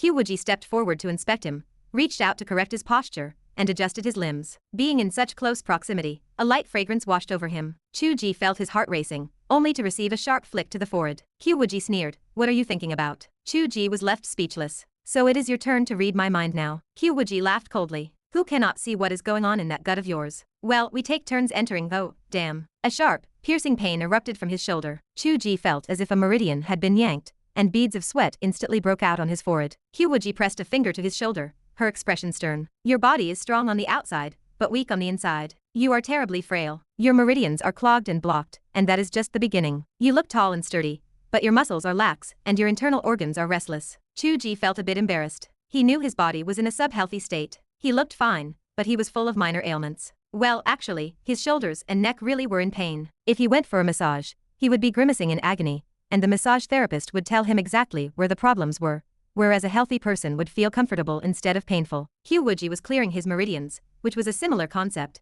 only much deeper and far more painful. Qiu Wuji withdrew her hand and shook her head. Your constitution cannot handle cultivation yet. You need to rest and recuperate before we even talk about that. You are just too weak. Could you stop emphasizing the word weak? It makes me feel like you are talking about a completely different problem. Do you think there is nothing wrong with that part of you? Qiu Wuji cast a disdainful side glance at him. Your 5 internal organs, including the kidney essence, are affected. After all, she was an elegant woman who had cultivated for thousands of years, not a naive little girl. She did not need to think twice to know exactly what Chu Ge was considering. Chu Ge blushed to the roots of his hair and argued loudly, who says that? I can clearly last for 30 minutes. For a man, you can be inadequate anywhere else, but never there, especially not in front of a beautiful woman. He spoke without thinking. Do you want to test it out? He expected to be beaten, but the blow never came. Qiu Wuji merely looked him up and down with a gaze full of disdain and said nothing. With that expression on her face, Chu Ge wished he could tear a hole in the floor and hide in it. This was absolutely intolerable. I really can last for 30 minutes. Please, believe me. Even my hands get tired. I will start working out today. Chu Ge buried his head in the sofa, muttering the most sincere vow of his life. Not only exercise,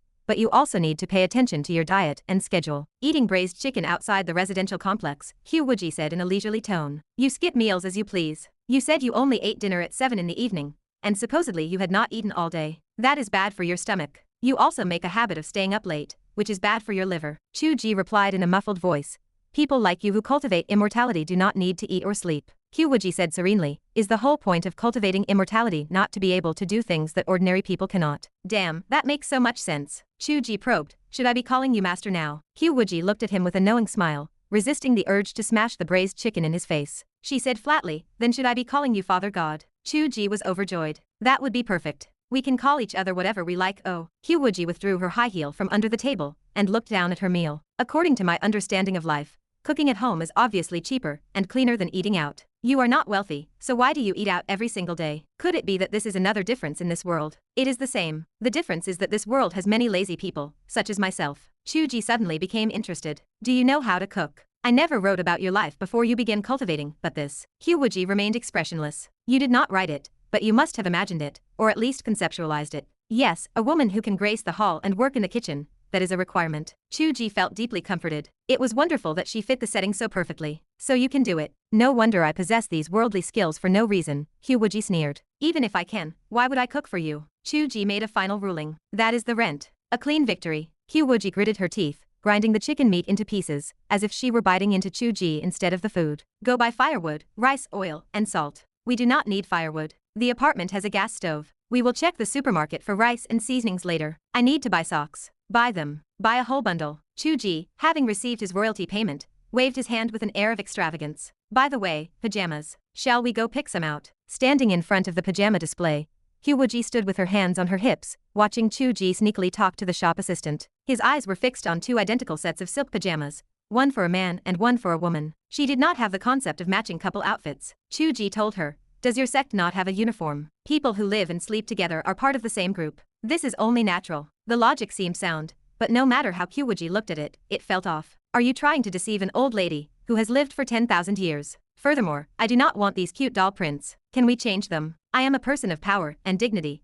one who has shaken the heavens and the earth. Am I supposed to wear clothes with children patterns on them? Unfortunately, the financier did not give her room to protest. He happily paid for the couple pajamas and walked away. Qiu Wuji made a vow in her heart. I must start making money. Chapter 23. On the way back from the supermarket, passers-by watched a well-matched young couple heading home. The man looked handsome, and the woman appeared beautiful. It was a pleasant sight. The man carried several large bags filled with items like pajamas, oil, and salt. He looked fully loaded. The woman walked with a light step, carrying only a single bag of rice. At first glance, the scene seemed normal. Upon closer inspection, however, something felt off. Who carries a bag of rice like that? It was not a small bag either. It appeared to be a large 10-kilogram sack. The items carried by the man combined likely did not even weigh that much. Before the onlookers could process the thought, the couple walked with such speed that they vanished into the residential complex. You are not ashamed, Qiu Wuji said, staring straight ahead. Chu Ge shrugged, his expression indifferent. You already said that I am weak. For you, carrying 20 pounds is no different than holding an embroidery needle. This is called playing to one's strengths. Qiu Wuji asked if he had the strength, or rather, if he could fight or earn money. She questioned if he also required a specific identity to do so. Chu Ge explained that he could earn money and perhaps even become a powerful figure, but it required an identity. Unless one crossed the border into a war-torn region, it was currently somewhat difficult. There was also no need for it. He hesitated, intending to say that she should stop working because he could support her. However, remembering the high and mighty words he had boasted a few days earlier, he found it impossible to take them back. He fell silent in frustration. Qiu Wuji had no desire to live under someone else's roof.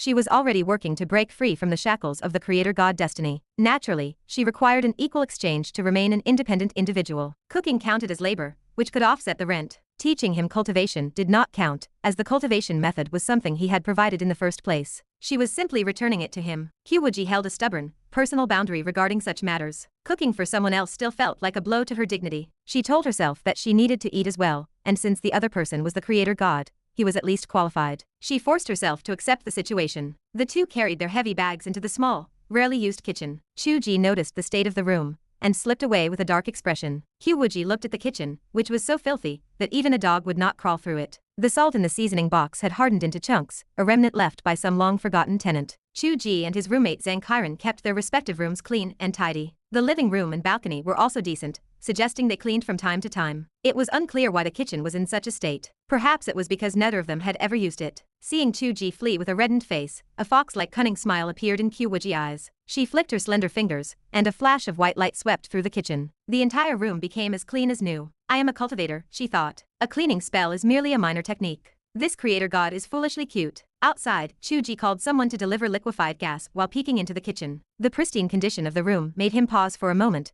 but he quickly understood what had happened. His gaze lingered on Qiu Wuji back as she worked, busy organizing the seasonings. Chu Ge hated that he was a failing writer with poor skills, unable to find the words to describe such a scene or his own feelings. It felt as if a pebble had been dropped into the lake of his heart, sending ripples outward in every direction. Qiu Wuji turned her head and asked who he was talking to on the phone. I am having someone deliver the liquefied gas, Chu Ge answered. Then why did you stop talking halfway through? Because I was looking at you. Qiu Wuji flashed a look that suggested she wanted to hit him. Chu Ge dashed away. She huffed and continued organizing the items. When she finished and stepped out, she found Chu Ge sitting on the sofa, holding his phone. She leaned over to take a look and saw he was browsing the review section of his application. Qiu Wuji tested the waters. Since the criticism is so harsh, why not just? That is not the case, Chu Ge interrupted, looking up at her with a serious expression. It is just that I do not want to write it that way now. Qiu Wuji pursed her lips and stiffened her face. What are you thinking about? I was suggesting that you simply stop reading the comments. I still need to look at them, Chu Ge said with a smile. Some people have started to argue. Oh, the readers who want a single female lead or no female lead have arrived. They are saying things like have you never seen a woman before,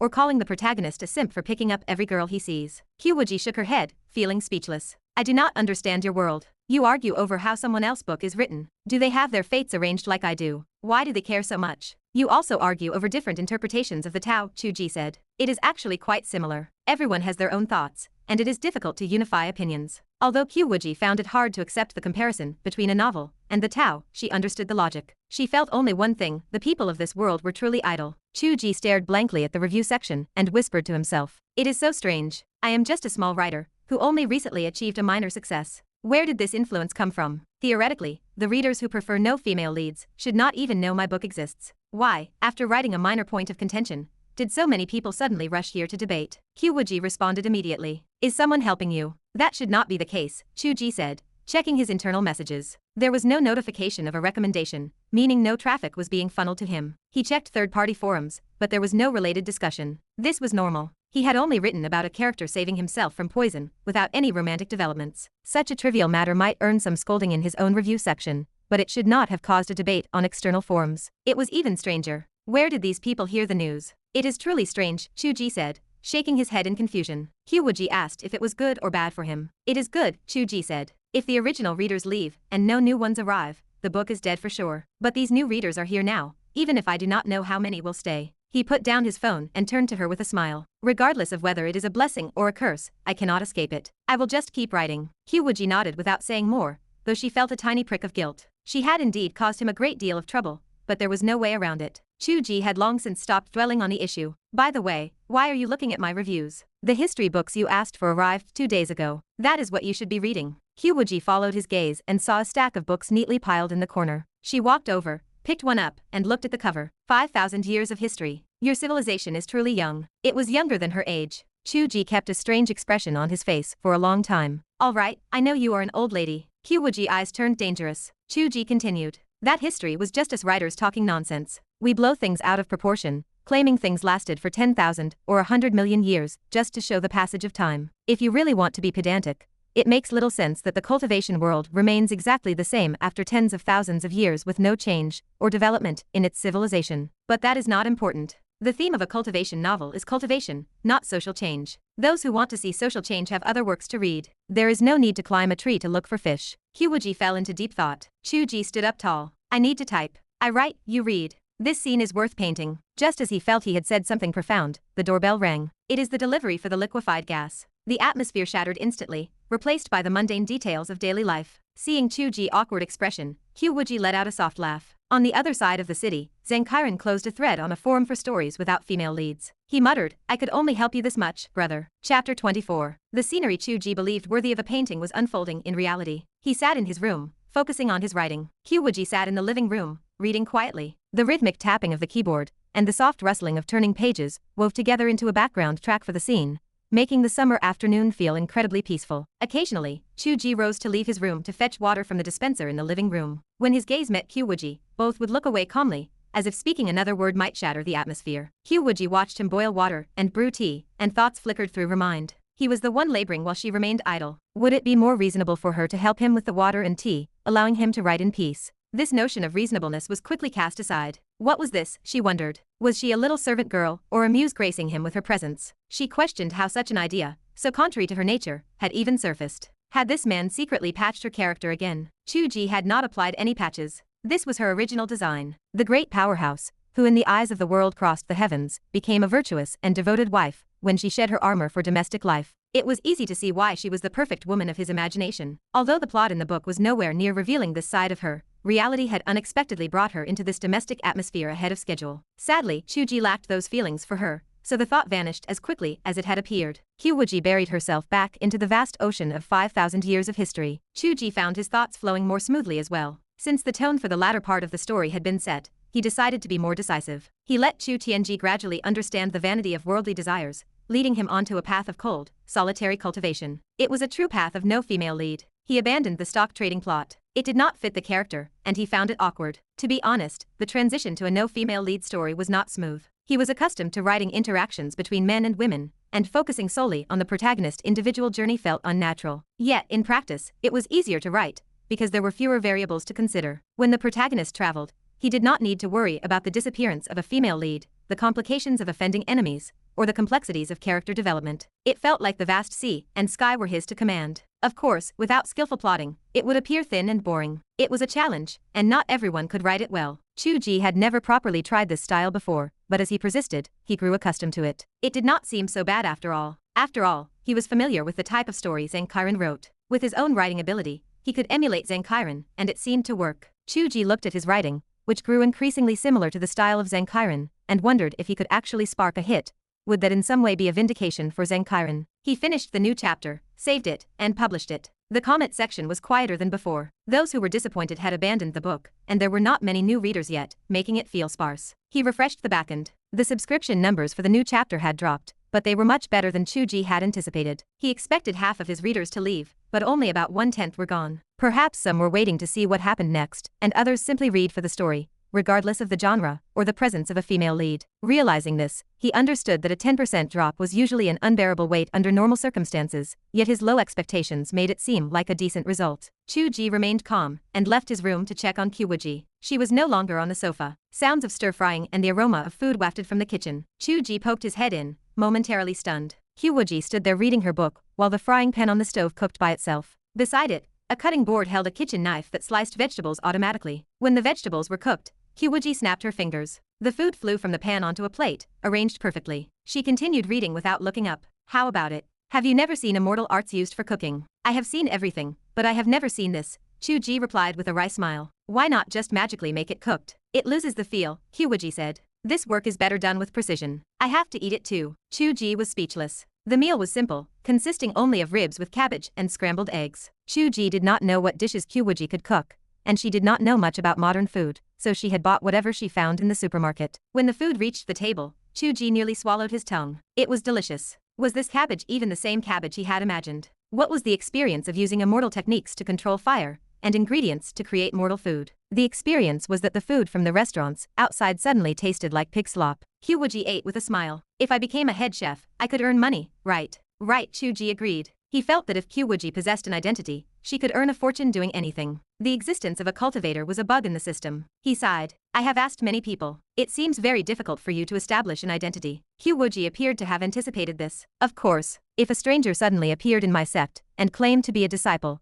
no one would believe it either, because it would not be true. I saw a theory where one should leave traces of life step by step, or even build a false existence record in other cities, Chu Ge said. The theory is reasonable, Qiu Wuji replied with a smile. But I truly do not wish to be caught up in the struggle of maintaining an identity. What you suggested about going abroad to a war zone appeals to me more. If it is too difficult to handle, let it be. Do I not have food to cover the rent now? When I understand more about this world, I will head out. He knew she would say that. Chu Ge ate his rice helplessly. How much of the book have you read? Is there anything difficult to understand that requires my explanation? Not for now. The ancient times of this world share many similarities with your book. You have even adapted many myths and legends. For example, the four symbols. In my view, it is more immersive than the current environment, and it is quite interesting. As she spoke, her expression grew distant. I always feel that your world should have had spiritual energy. Chu Ge said that many books had such settings. Some lost it after the heavens and earth were severed, and some lost it after the dragon veins were severed. Qiu Wuji shook her head. It is not entirely gone. It is just very thin. Besides, she paused, hesitant.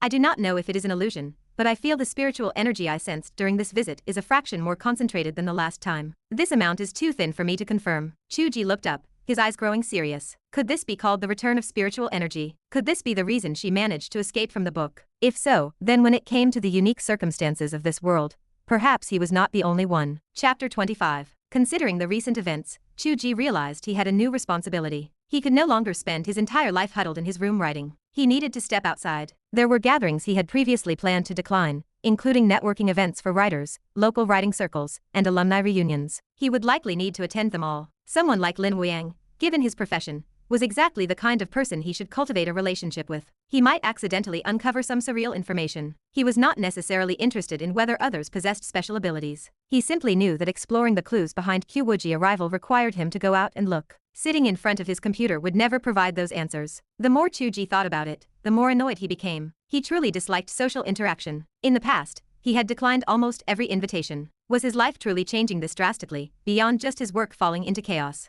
He watched Qiu Wuji silently gather the dishes to wash them. The slight ache in his chest vanished instantly, as if a small, gentle hand had rubbed it away. The benefit of a cultivator was that she could wash dishes in an instant. The usual obligation where the man must wash up after a woman cooks was entirely unnecessary. It was more comfortable than eating out, delicious, cheap, sanitary, and pleasant to look at, especially with her wearing silk stockings and high heels. Psychologically, it was incredibly satisfying. In her own world, she was a peerless expert whom everyone revered. Here, she cooked and washed dishes like a young wife. Chu Ge knew Qiu Wuji was not merely tricked by the promise of rent. She definitely felt a sense of guilt for disrupting his work and intended to make amends. For this, making a few changes to his lifestyle was a small price to pay. The first change was exercise. After dinner, he finished an extra chapter. By 9 o'clock, he felt he had digested enough to start. Chu Ge stepped onto the treadmill. The machine was already there, a purchase he had made in a fit of determination to get fit. Before this moment, one could not even identify it as a treadmill. It was piled high with boxes and miscellaneous items, functioning more like a trolley. According to Zhang Kairan, the machine was quite useful as a storage rack. Simply clearing the clutter off the top had Chu Ge dripping with sweat in the summer heat. He performed a pathetic running pace of 8 kilometers per hour. He lasted less than 10 minutes before jumping off, gasping for air while bracing his hands against his knees like a tired dog. Qiu Wuji leaned lazily against the sofa,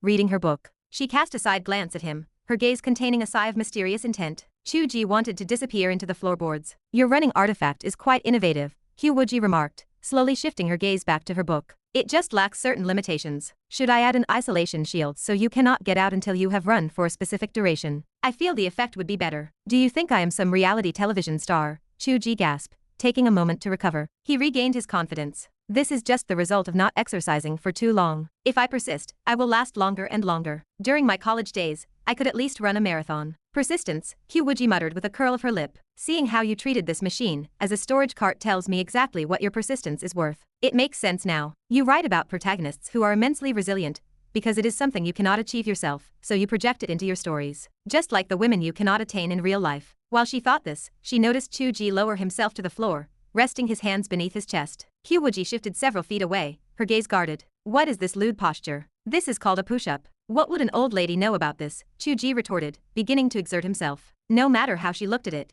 Qiu Wuji found the posture suggestive. This world was bizarre. His physical state appeared to be changing, suggesting muscle development, But why use a position that looked like that? Chu Ge collapsed onto the floor after 3 minutes. Qiu Wuji gaze turned strange again. Was this his idea of 30 minutes? Chu Ge could no longer bear it. He jumped up. Why are you staring at me? Read your book. Fine, Qiu Wuji replied, returning her attention to the page. Chu Ge could not continue exercising. He moodily grabbed his pajamas and headed for the bathroom. Just as he stepped inside, he poked his head out. Do you need to wash up? Since your current cultivation has not reached the stage of fasting, you likely have not reached the state of being impervious to dirt. Qiu Wuji replied flatly, I possess the technique of purification. Do you want me to use it on you? It saves time and effort. Chu Ge retreated. No, it feels strange. It lacks the feeling of having washed oneself thoroughly. It is only a compromise for when one is out and about. The bathroom door closed, and the sound of rushing water filled the room. Qiu Wuji rested the book on her knees, her eyes wandering. Cohabitation between a man and a woman was truly troublesome. Having a man showering just behind a door made her feel unsettled. It was a perfectly innocent situation, and she had seen nothing, but the feeling lingered. Chu Ge's final comment might have been intentional, and it certainly struck a chord. Putting aside her purification technique, even though her original body had long been free of impurities, she still had an occasional desire to bathe. She was a woman, after all. He was likely doing it on purpose. Could he not know her habits? Did he want to experience the sensation of a woman bathing behind the door? Shameless. She refused to bathe now. Qiu Wuji stood up in a huff and returned to the secondary bedroom. She paused the moment she stepped inside. The room had lacked bedding before, containing only a bare bed frame. She had intended to sit cross-legged and meditate. However, she found the sheets, pillows, and blankets arranged neatly, emanating a faint, pleasant scent. Had Chu Ge purchased these and prepared them before she even returned? How much had he been looking forward to living with someone? I truly do not need sleep, she thought, looking at the small pig pillow on the bed. She did not know what to make of her own emotions. The night deepened. Chu Ge, determined to adjust his routine, wrote half a chapter as a buffer for the next day before going to bed. The air conditioner hummed softly, providing a comfortable coolness against the summer heat and soothing his restless heart. Chu Ge stared at the ceiling,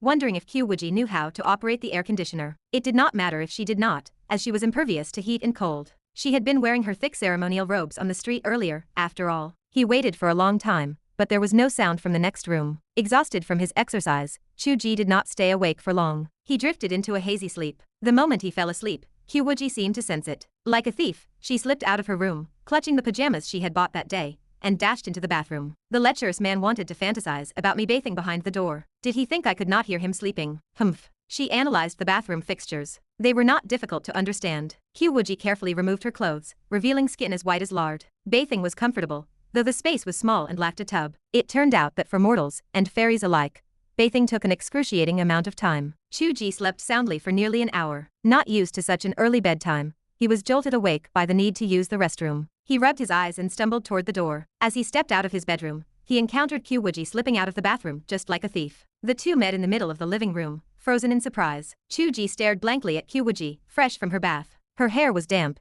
smelling of fresh shampoo, and she looked like a ripe, blooming flower, exquisite and alluring. They were both wearing identical couple pajamas, the smiling cartoon faces on their clothing staring at each other. It was incredibly cute. The atmosphere turned silent. Qiu Wuji's face slowly turned as red as blood. Being caught stealing a bath was one thing, but these clothes were truly embarrassing. What kind of uniform was this for a sect disciple? Several seconds of silence stretched on. Just as Qiu Wuji was about to find a reason to vent her anger, Chu Ge offered a faint smile and whispered, "Good night. Get some rest." Qiu Wuji swallowed the outburst she had been preparing. She turned her head and watched his back as he entered the bathroom. She remained speechless for a long time. Chapter 26. You have a remote control for the air conditioner in your room. It functions just like the television remote. If you feel warm, feel free to turn it on, so you do not have to sneak off to bathe. Early the next morning, Chu Ge introduced the appliance to Qiu Wuji as she sat on the sofa. Yes, I understand, Qiu Wuji replied. Her gaze drifted as she sat there, watching Chu Ge remove his pajamas and hang them on the side of the sofa. He had decided to go for a run, so he had deliberately taken off his clothes. Shameless lecher. His muscles were flabby and looked hideous. Chu Ge stepped toward the treadmill, but before he could even begin, waves of soreness washed over his body. His legs felt heavy and immovable. Would it be all right if I skipped the workout today? Chu Ge asked, testing the waters. Qiu Wuji squinted at him. Is this the reason your treadmill has transformed into a storage shelf? Chu Ge remained silent. You have been sedentary for a long time, and you suddenly started moving yesterday, so this is expected. Qiu Wuji continued. If you had massaged your muscles after exercising yesterday, you would feel better, but you went straight to the shower. Chu Ge was in too much pain to force himself, so he asked if there was any remedy. Qiu Wuji looked at his bare chest, her eyes flickering. There was a remedy, of course. She could simply circulate his blood and remove the stasis herself. With her immortal arts, no soreness would remain. However, a problematic issue lingered regarding this. Qiu Wuji ground her teeth and spoke each word clearly. Why is it that my immortal arts can affect anything from a distance, yet healing requires contact? Give me an explanation. Chu Ge rolled his eyes and took a step back. Did she really need an explanation? Did she not see in television dramas how a male protagonist could heal a man through his clothes, but had to strip a woman to heal her? It was the same for writers. Everything else could be done remotely, displaying the uniqueness of immortal arts, but healing was the exception. The closer the contact, the better. Stripping was even better, otherwise, the patient might suffer a cultivation deviation. He was certain of this. Qiu Wuji saw the look on his face and understood exactly what was going on. She kept a straight face and ordered him to apply a patch, as she knew he could change it. If I change it, it will only manifest in the future text. This sort of thing is not written in the outline, so there is no place to change it. So you mean that for me to heal you, I must touch you? It appears so. Then go heal yourself, Qiu Wuji said, rising with a cold laugh. Die of pain for all I care. Wait, just a moment. Chu Ge shamelessly pleaded. My cultivation is also to figure out the secret of your travel here as soon as possible. Every day counts. If this soreness drags on for several days, you might return to your world. If you leave and come back, it will waste too much time. Qiu Wuji looked at him with annoyance. It is just healing. It is a pure and honorable act. You are not incapable of movement. If you were, how would other people exercise? You want to trick me. Get out of here. Qiu Wuji kicked out, but Chu Ge had already run away and climbed onto the treadmill. Soreness could be managed while running, otherwise, how did other people do it? It was not easy to trick the old lady, as he had suspected. Chu Ge sighed and began to run. Qiu Wuji watched his bare back, curled her lip again, and reached out to grab the pajamas he had left on the sofa. She used a subtle spell to change the cartoon doll on his chest into a crying face. There, that looked different and much more pleasing to the eye. Feeling refreshed, Qiu Wuji quietly placed the pajamas back and went to the kitchen to prepare breakfast. The meal was simple, consisting of porridge and fried eggs. Qiu Wuji wondered if she should learn the recipes of this world, or else she might miss out on many landscapes. A cultivator possessed a tranquil nature and could endure, so she was never too eager to leave and learn more. Chu Ge, however, was more concerned, feeling that she was learning too slowly and remaining confined to the house. Qiu Wuji did not agree. She felt she had not yet fully grasped the scenery within the house, so how could she talk about seeing the world? Her lifespan was long, so there was time. Perhaps in several decades, watching a white-haired Chu Ge would be a unique pleasure. Qiu Wuji had long viewed life, aging, sickness, and death with indifference. This thought seemed normal at first, but as she dwelled on it, she frowned. Feeling he might grow old and die did not sit well with her. It must be because the creator god cannot die. In that case, she should help him cultivate earlier. After the meal, a sore and listless Chu Ge uploaded another chapter and grimaced as he brought Qiu Wuji out once again. He had not yet noticed that his pajamas had been altered. Seeing him struggle to walk, Qiu Wuji felt complex emotions.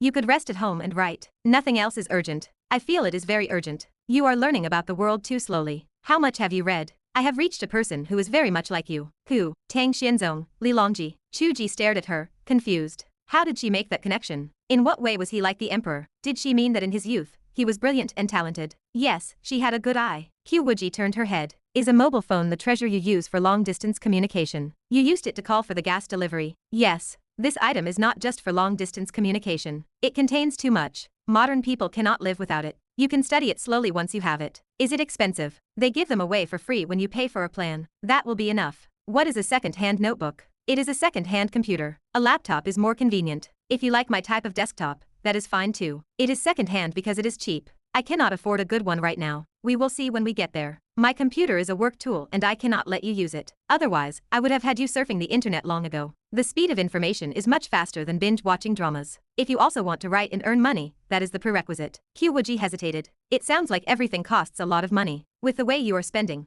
how many days will the new royalty payment last? Are you not counting that as a loan? Are you intentionally trying to make me owe you more so that I have no way to repay you later? How do you know about this trope? Pa. Qiu Wuji sneered. Do you know the easiest way to repay a debt? What? Qiu Wuji put on a murderous face. If you die I will not need to repay you. Chu Ge smiled broadly. That would not be my Qiu Wuji. Why must I be your Qiu Wuji? Qiu Wuji opened her mouth to speak, but Chu Ge pulled her into the telecom store before she could finish. It was simple for Chu Ge to open a second line with his identification card. He paid the fee and was given a low-end phone, which he handed to her. Remember, this is your number, Chu Ge whispered in her ear. His breath tickled her ear. Qiu Wuji wanted to push him away, but feared drawing attention. She gripped the pink phone tightly, memorizing the number. She knew she was becoming more like a person of the present world. However, his name was the only one in her contacts. Even the number itself was tied to his identity. And his intention, that he had a responsibility to help her, was being implemented step by step, even though he was not wealthy. That is my Qiu Wuji. She felt a faint sensation in her heart. Should she really help him heal his soreness?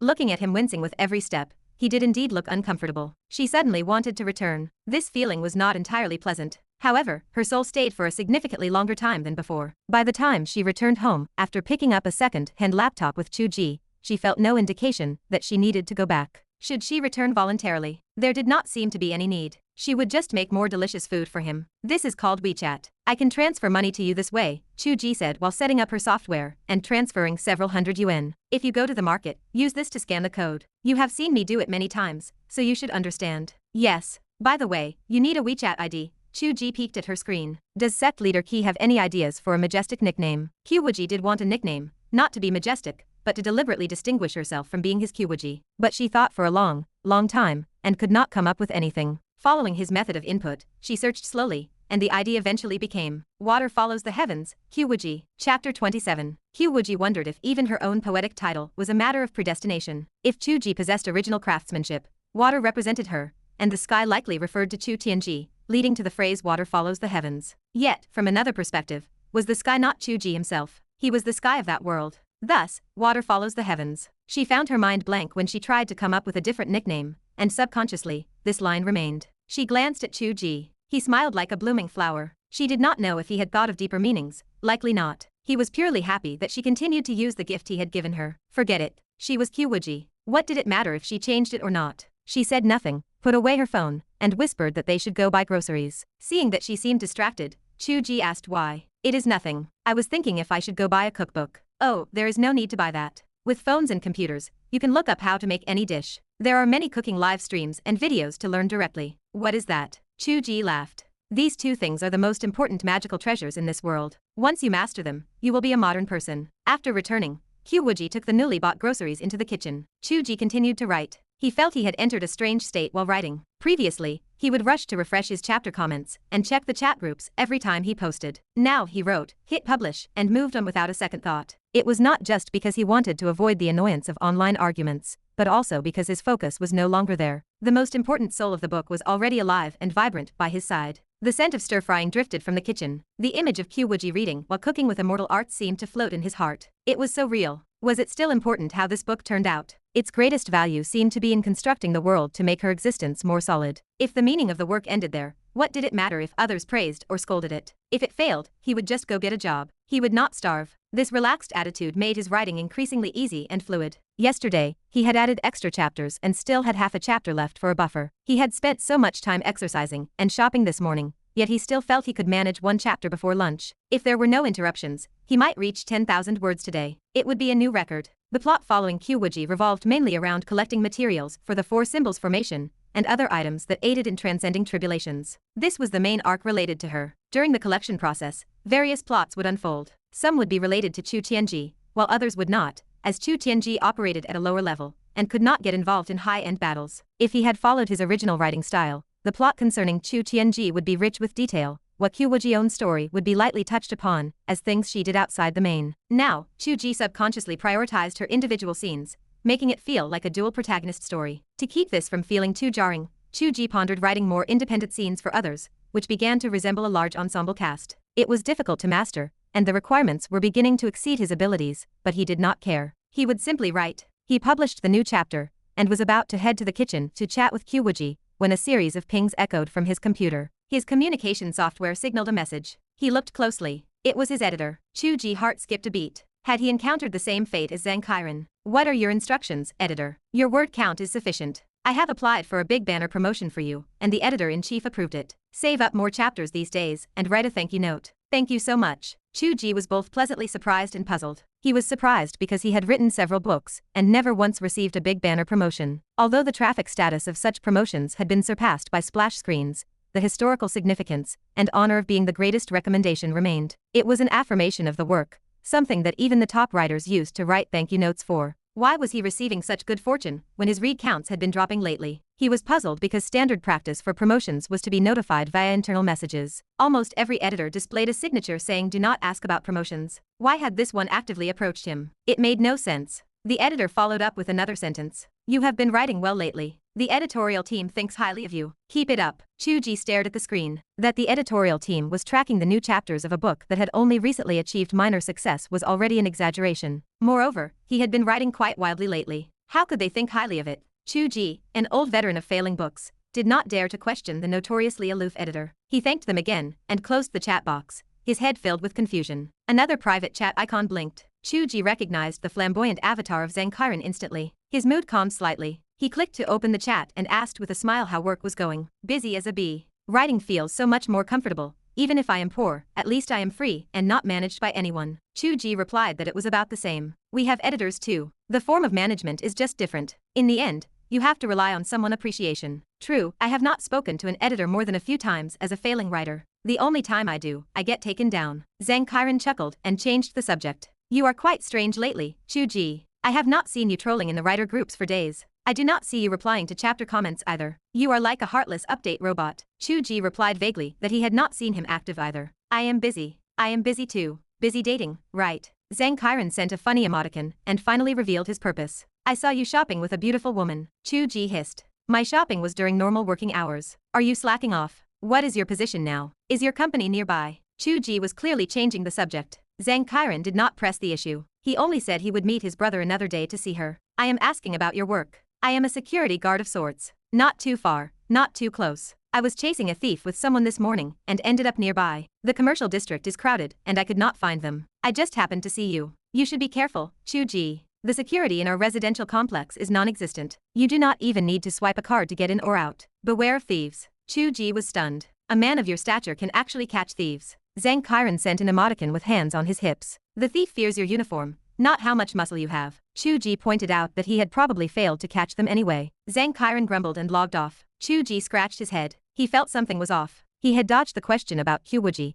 but Zhang Qiren had spent all that time talking without mentioning which company he worked for. Both of them had spoken many words while saying nothing at all. Dinner is ready. Qiu Wuji voice drifted over. These three simple words shattered all his thoughts. It was like a breeze in the summer afternoon scratching gently at his heart, leaving it swinging and swaying. Why are you smiling? Qiu Wuji inexplicably felt an urge to hit him when she saw that expression. She spoke stiffly, asking if his body soreness had healed. No, I received good news today. I can essentially understand it as being rewarded by the sect to enter the scripture library. How much cultivation I can transform depends on my own effort. Chu Ge's explanation was the most direct and accurate for Qiu Wuji. He understood their world too well. Upon hearing this, Qiu Wuji knew it was indeed great news. She smiled and asked if the protagonist treatment had finally come to him. Chu Ge blinked, looked at her, and said nothing. Qiu Wuji paused, and her smile turned into killing intent. Did she herself not belong to the protagonist treatment that had now come to him? Chu Ge quickly lowered his head to eat. Perhaps the appearance of the female lead brought luck to my side. This intense desire to survive. Although it was a nice way to phrase it,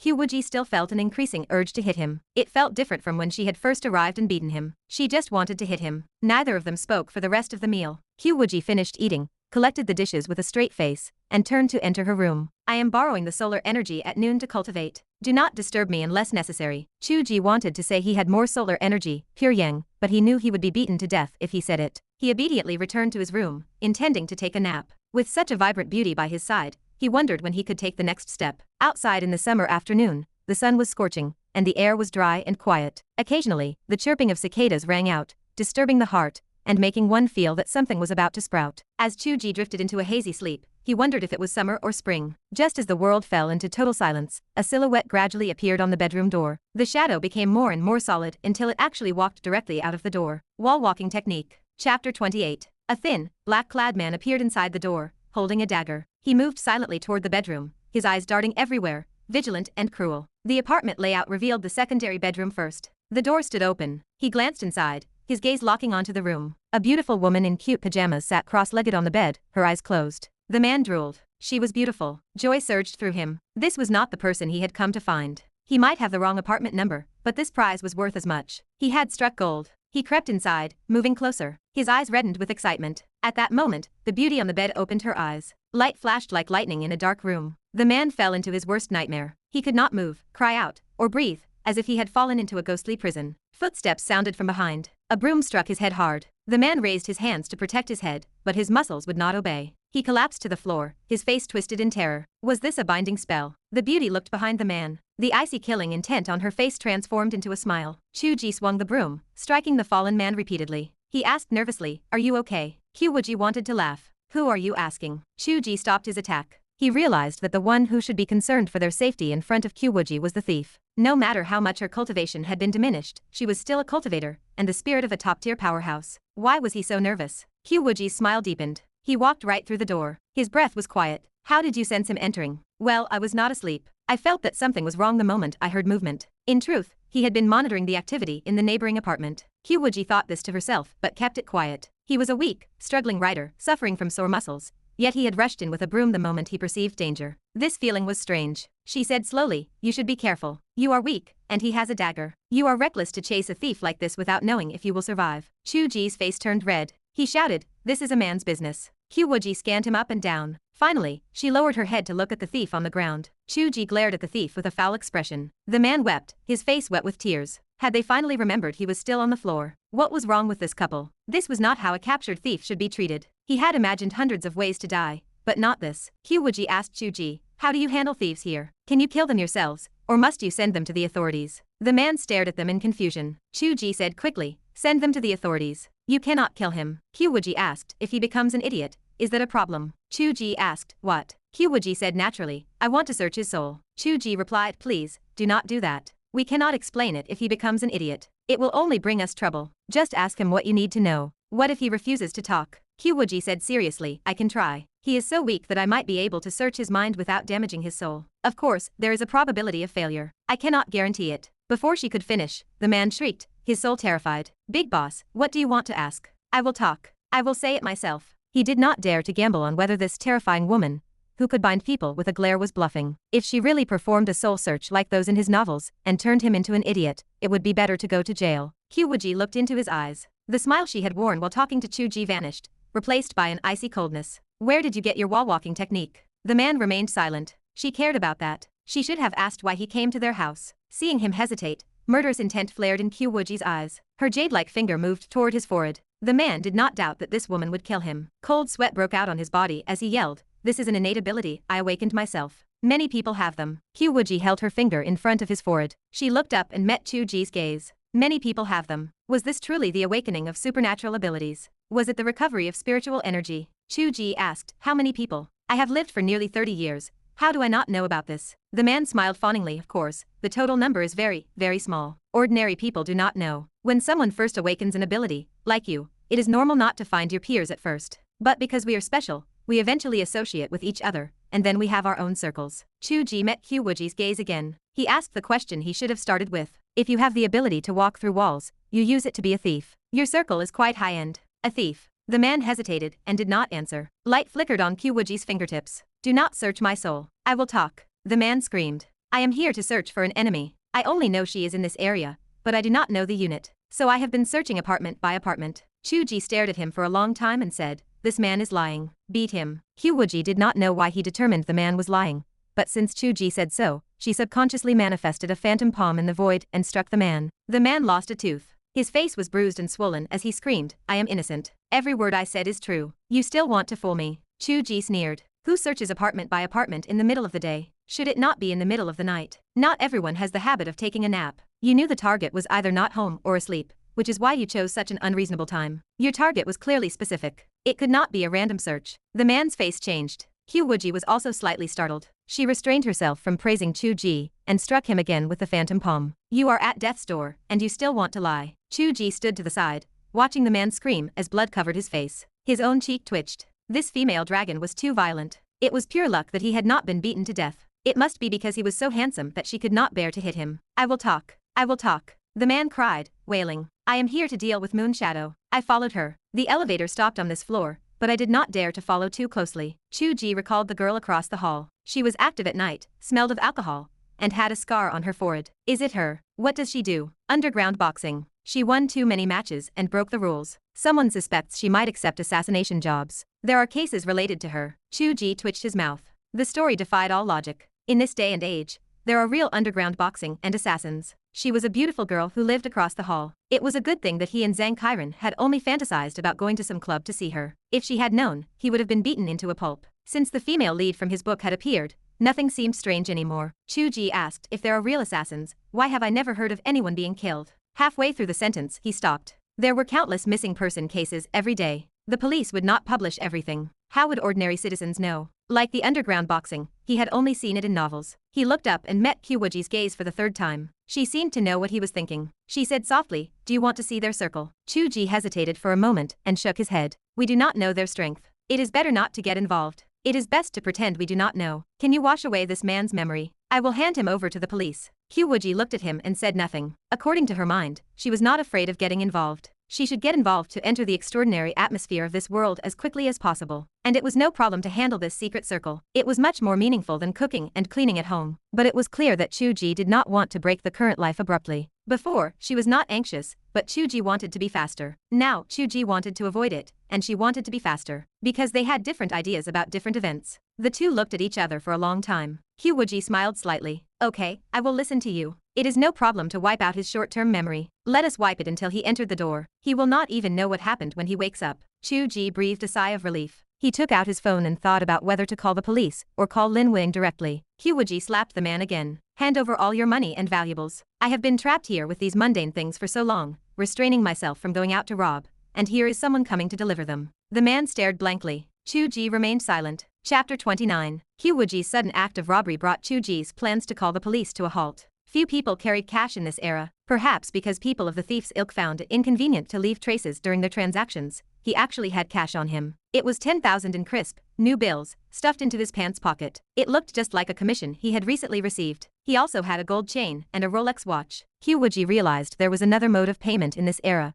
so she attempted to threaten the thief into transferring money to her WeChat account. Chu Ge, sweating profusely, stopped her immediately. No matter how you delete his memory or destroy his phone, if he discovers the money is gone later, he will eventually be able to trace the transfer record through various means. Or, if he ends up in the hands of the police, they will also check his transaction history. This will only invite trouble. Qiu Wuji sighed and gave up. She considered that the gold chain and watch would need to be fenced, which was too much trouble, so she just took the cash. Then, she decisively erased the thief's memory. She inspected the thick stack of bills in her hand. "Is this your version of silver notes?" Chu Ge remained expressionless. "Yes." "Does this denomination correspond to the numbers in your WeChat account?" "Yes." "Well, this is actually quite good. It is faster than earning money by writing books." Qiu Wuji cheered up. "I can pay you back now. I told you I would be able to earn money." Chu Ge stood silent for a moment. "Yes, that is right." Qiu Wuji dragged the unconscious thief toward the door. "I have been thinking. Keeping the memory at the moment he entered the door is not ideal. It would be better to keep it further back. He simply wakes up and does not know who attacked him. He will not even know anything about our apartment complex. You do not have to report it to the authorities. Just wait for him to wake up on his own. This way, the matter has nothing to do with us. If you insist that he needs to be caught by the authorities, you can just call and report that you found a man unconscious outside. It still has nothing to do with us." Chu Ge crossed his arms and followed her outside. He watched the white light shimmering on her hands as she ensured no physical traces of contact remained with the thief. He remained silent for a long moment.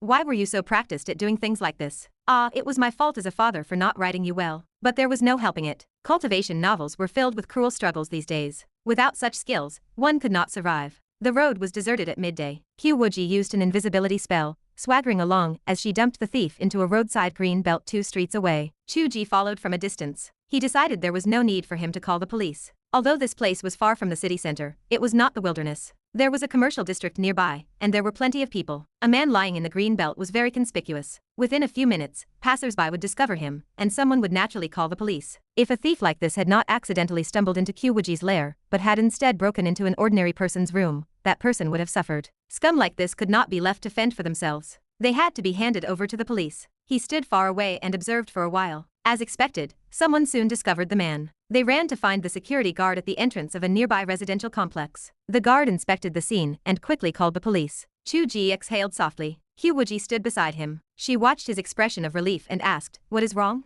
Is your heart uneasy?" "Yes. Because I committed robbery? That is part of it. In any case, please do not do this in our world again. Sooner or later, it will lead to trouble, unless you really go to some war-torn land to become a crime lord. Actually, I would not want that either. But you did not firmly stop me. Is it not because you want the money too?" Chu Ge looked up and thought for a moment before shaking his head. "No, I need money, but I do not want to acquire it this way. To you, taking ill-gotten gains might not be a big deal. In the world of cultivation, seizing treasures from one another is common. But with the education I received growing up, I still find it inappropriate." Qiu Wuji's expression held a hint of surprise. "I do this only because you wrote me this way." She heard Chu Ge laugh. "However, you having those thoughts also comes from the setting of my world. Perhaps they are my own inner thoughts. I do not know how to stop you. I told you, I am worried that you will get addicted to such easy money and cause trouble, not because of this incident itself. Actually, teaching this kind of thief a lesson felt quite satisfying. Qiu Wuji nodded slightly. I understand. I will be careful. You said this was only part of the reason. What is the main reason then? Is it because you have touched the supernatural world?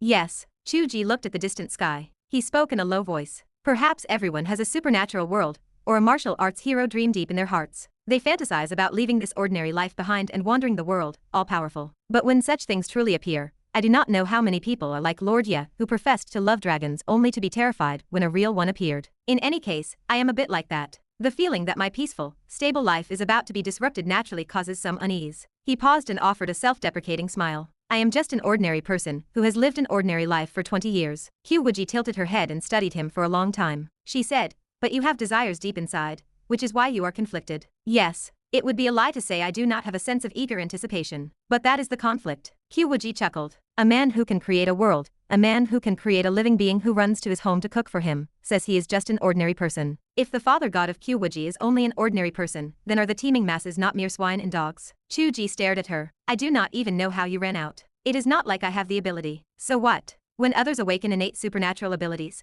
are those their own abilities? Do they not all descend from the heavens? Some use them to engage in petty and sordid affairs, some use them to display their talents, and some are content with a simple and happy life. Whether you live a life you love depends entirely on your own choices. Qiu Wuji spoke calmly. The reason for your unease stems from nothing more than weakness. If you were strong enough, who could control your life? Chu Ge looked into her eyes. If you were strong enough, you would have even killed the father god and forced him to change your destiny, would you not? Qiu Wuji seemed to guess what he was thinking at that moment. The two of them stared at each other for a moment and smiled simultaneously. A police siren sounded in the distance. The police had arrived. Both of them stopped speaking. They watched the police handcuff the thief, question the security guard from the residential complex, who had been caught in the crossfire, and obtain surveillance footage in an orderly manner. What surprised Chu Ge was that he saw an acquaintance. Lin Wang. Chu Ge did not know much about the police system. He felt a bit puzzled. This guy was not from a police academy. They had been classmates studying Chinese language and literature. If he took the civil service exam, he should logically be doing administrative work. How did he end up responding to this kind of call? Moreover, he looked like a minor leader. He walked around with his hands behind his back, observing the scene. He was followed by two young police officers. Lin Wang walked around the perimeter. He spotted Chu Ge standing in the crowd of onlookers. He paused. Do you live here? No, I live a few streets away. I was just passing by to see what the commotion was about. Before Lin Wang approached, Qiu Wuji had already retreated without a sound. There were quite a few people watching, so Chu Ge stood in the crowd without any guilt. He greeted Lin Wang generously. Did you transfer to the criminal investigation unit? Yes, roughly that. Lin Wang did not elaborate. The slacker attitude he had displayed on the internet was long gone. He appeared solemn and serious. Have you seen anything strange or any unfamiliar faces in the area these past few days? I do not even know the people in my own building, let alone people 2 streets away. Heaven knows who counts as an unfamiliar face. Chu Ge spoke irritably. If you ask anyone else, you will get the same answer. Is it not just like that these days? Lin Wang nodded. It was true. Unlike the old neighborhood days, where neighbors knew each other, who could identify anyone in this day and age, it was more reliable to check the surveillance footage. As they spoke, an officer hurried over with a grim expression. Chief Lin, we checked the surveillance. Lin Wang glanced at Chu Ge.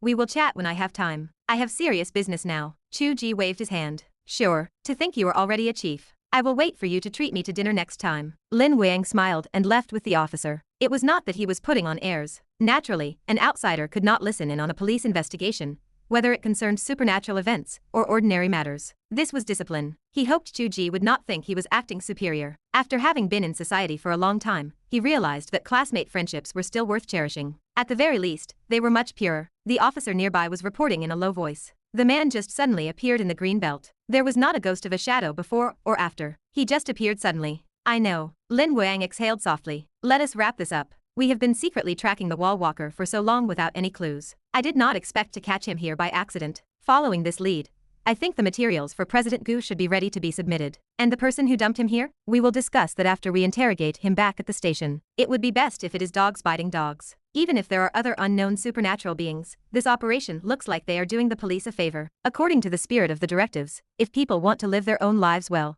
we are not allowed to interfere recklessly. We must protect the privacy and legitimate rights and interests of citizens. It is not beneficial to pry too much. Chu Ge also turned to squeeze out of the crowd to find Qiu Wuji. Just as he pushed his way out, he spotted a young girl in black standing under a utility pole in the distance, silently watching the commotion. Seeing him look over, the girl turned and left. She disappeared in an instant. Chapter 30. I heard the officer tell his subordinate that they should protect superpowered individuals who want to live normal lives. Qiu Wuji walked beside Chu Ge on the way home, her voice dropping to a low murmur. Your country possesses a surprising amount of human touch. The anxiety Chu Ge felt earlier dissolved under her words. He laughed, his mood lifting. That is what we call putting people first. Most superpowered individuals likely do not possess dangerous natures. Most people prefer the comfort of a peaceful existence. It is completely normal for them to want to live like that. There is no need for anything else. Their cultivation is strange. It resembles the practice of a specific supernatural force, rather than a systematic path. Chu Ge noted a crucial point in her observation. Is their power something that can be trained?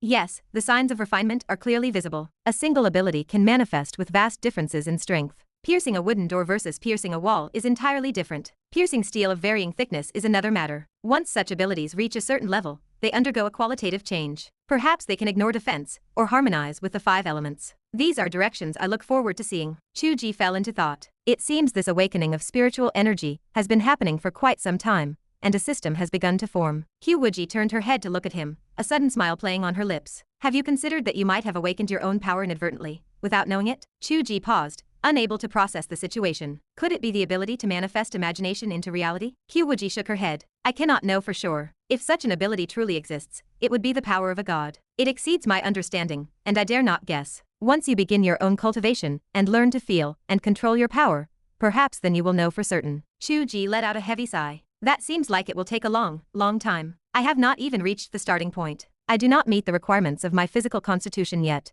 and conditioning my body is not a matter of a single day. Qiu Wuji bit her lower lip gently, her gaze fixed on the ground as she walked in silence. Chu Ge was lost in thought and failed to notice her change in demeanor. They returned to the rental apartment shortly after. Chu Ge glanced toward the door across the hall, muttering to himself. This neighbor. Qiu Wuji spoke coldly. She possesses lethal force, not a typical ability. Now that she is being hunted, she will likely bring trouble to our doorstep. I am considering whether I should force her to leave. Chu Ge hesitated. He remembered what Zhang Qiren said. She was a failed gaming streamer. Perhaps she was also someone who wanted a normal life, but simply failed to achieve it. He let out a soft sigh. It would be better if she left. But we must use strategy. If you go directly to force her, will you not expose your own extraordinary nature, or perhaps have to wipe her memory? Qiu Wuji pondered this, finding it just as troublesome. That is difficult to handle. Perhaps we should observe for now and wait for an opportunity? Agreed. Besides, it is not as if people will come breaking into the neighbor home every time. Theoretically, it is not our business. Chu Ge stopped worrying and opened the door. Once inside, they both felt the immediate relief of being cut off from the chaos of the outside world. Chu Ge let out a long breath and laughed.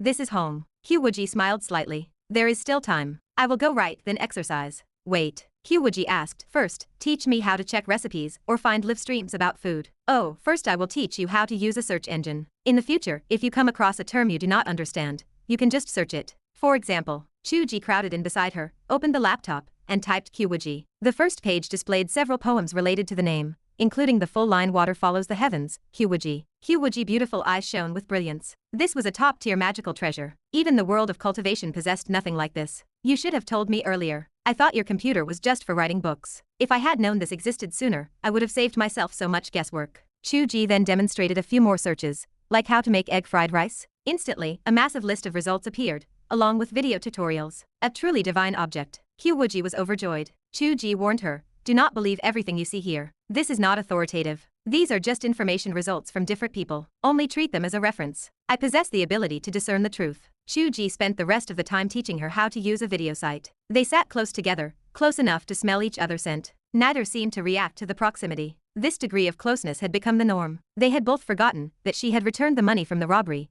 meaning she no longer needed to cook to pay rent. Until Chu Ge returned to his room to write, he did not realize that he had missed an opportunity to be intimate, perhaps by taking her hand to move the mouse. Qiu Wuji watched him leave, then opened the search bar, and used one finger to hunt and peck out the query. Can WeChat transfers be made without leaving a trace? The results made her frown. They only explained how to delete phone history, not how to prevent the police from using other methods to investigate. It seemed best to believe Chu Ge, as it was highly likely they could investigate it. Her source of income was cut off. She thought for a moment and typed, "What should I do if the female lead runs out of the book?" The first result was the exact same question posted by an anonymous user, down to the exact phrasing. The top comment read, 50 UN covers shipping and solves your sorrow. The anonymous poster seemed to break down, replying, do you supply the key? Qiu Wuji checked the timestamp of the question, and a smile curled the corners of her mouth. The anonymous poster was likely writing in the next room, given that tone of exasperation. Everything could be connected here. She thought again, and searched for one final thing. Where is the Miracle Nightclub? This was a term she had pulled from the Wallwalker mind,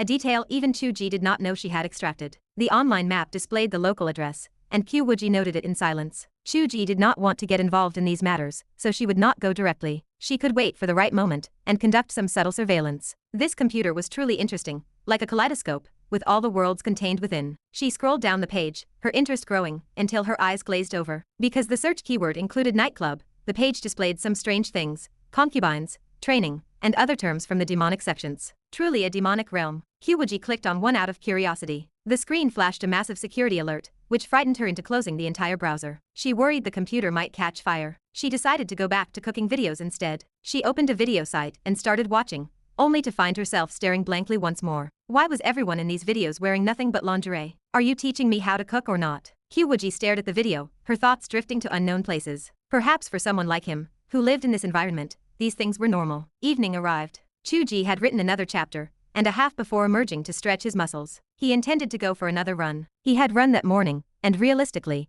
he should not overexert himself while his body was recovering, but he felt an urge to keep going regardless of its effectiveness. A sense of urgency gripped him. He took off his coat and prepared to step onto the treadmill when he paused. It was past 5 o'clock, and Qiu Wuji was still in her room. As if hearing him move, Qiu Wuji ran out, looking slightly panicked. "Ah, I lost track of time. It is time to cook." Chu Ge laughed with deep understanding. "I never imagined that sect leader Qi could get so lost in the internet." "That is not true," Qiu Wuji insisted. "I merely studied a few more recipes." "Very well." Chu Ge smiled. "I look forward to your new skills." Qiu Wuji hesitated. "Are you running again?" "Yes. Time waits for no man." "Is the soreness gone?" "No. It is worse than before." Qiu Wuji pressed her lips together and remained silent for a long moment. Then, she spoke. "Do not run. Sit over here." Chu Ge blinked. Qiu Wuji said calmly, "I will treat your circulation." Chu Ge gasped. "What is that expression?" Qiu Wuji asked, her tone stiff. "You feel a sense of urgency, and do you think I do not? In reality, the progress you were worried about can be accelerated significantly. Not only can I treat your circulation,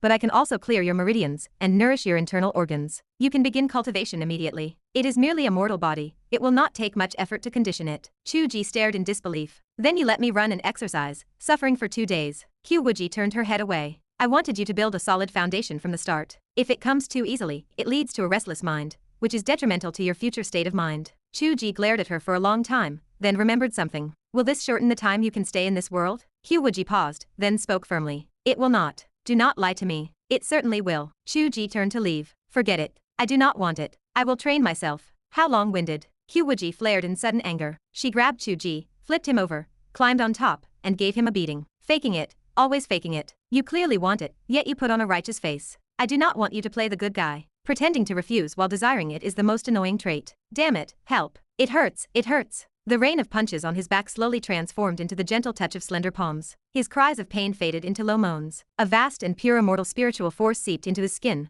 warming his muscles, smoothing his meridians, and adjusting his organs. Chu Ge felt as though he were in the jade pool of the immortal realm. It felt so comfortable that he floated, drifting as if he were on the clouds, ready to ascend to heaven. Truthfully, there was very little ambiguity in the act. A balloon fight would have been more suggestive.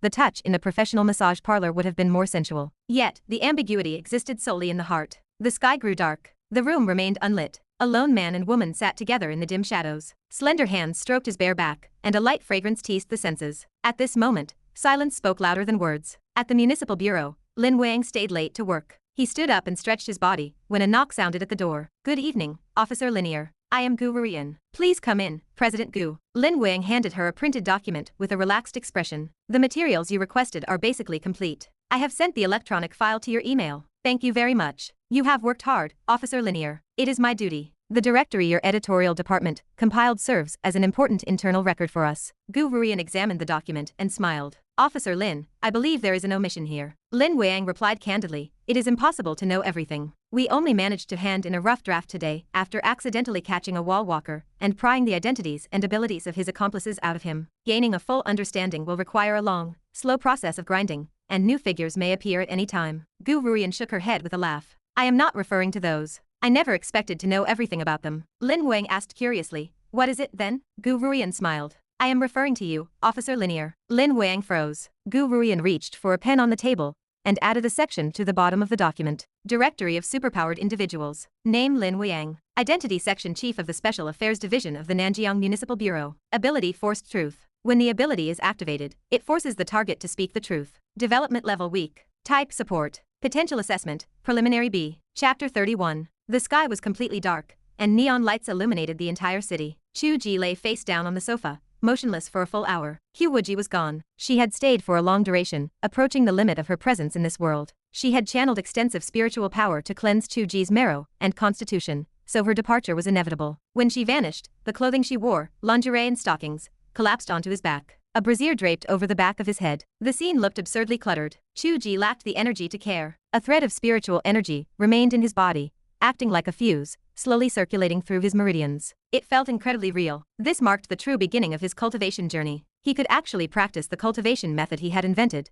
a system born simply from naming a technique, defining an effect, and copying a few lines of Taoist scripture. The world itself had refined it into a genuine practice. Qiu Wuji focused on sword cultivation, supplemented by mystical arts, making her path more comprehensive than sects that specialized in only one area. In the original book setting, her sect stood for 10,000 years. Qiu Wuji had traveled the world, and her library held countless innovations from generations of geniuses. This foundation had been set solely for the convenience of the protagonist. Now, it seemed he had inherited it all. Those wall-walking abilities were merely single, isolated supernatural talents. To put it bluntly, they were just one form of mystical art. Perhaps there were individuals with singular, powerful magical abilities. If one truly possessed the power to manifest imagination into reality, that would surpass any immortal technique. Yet, overall, the comparison felt like him owning an ox while others only had a single hair, or perhaps a horn. That was the extent of the difference. This was not a story of an ordinary man discovering a supernatural world. It seemed to be the exact opposite. He was the sole wielder of the true path. He imagined Qiu Wuji's inner disdain. She looked down on those petty, single-item abilities.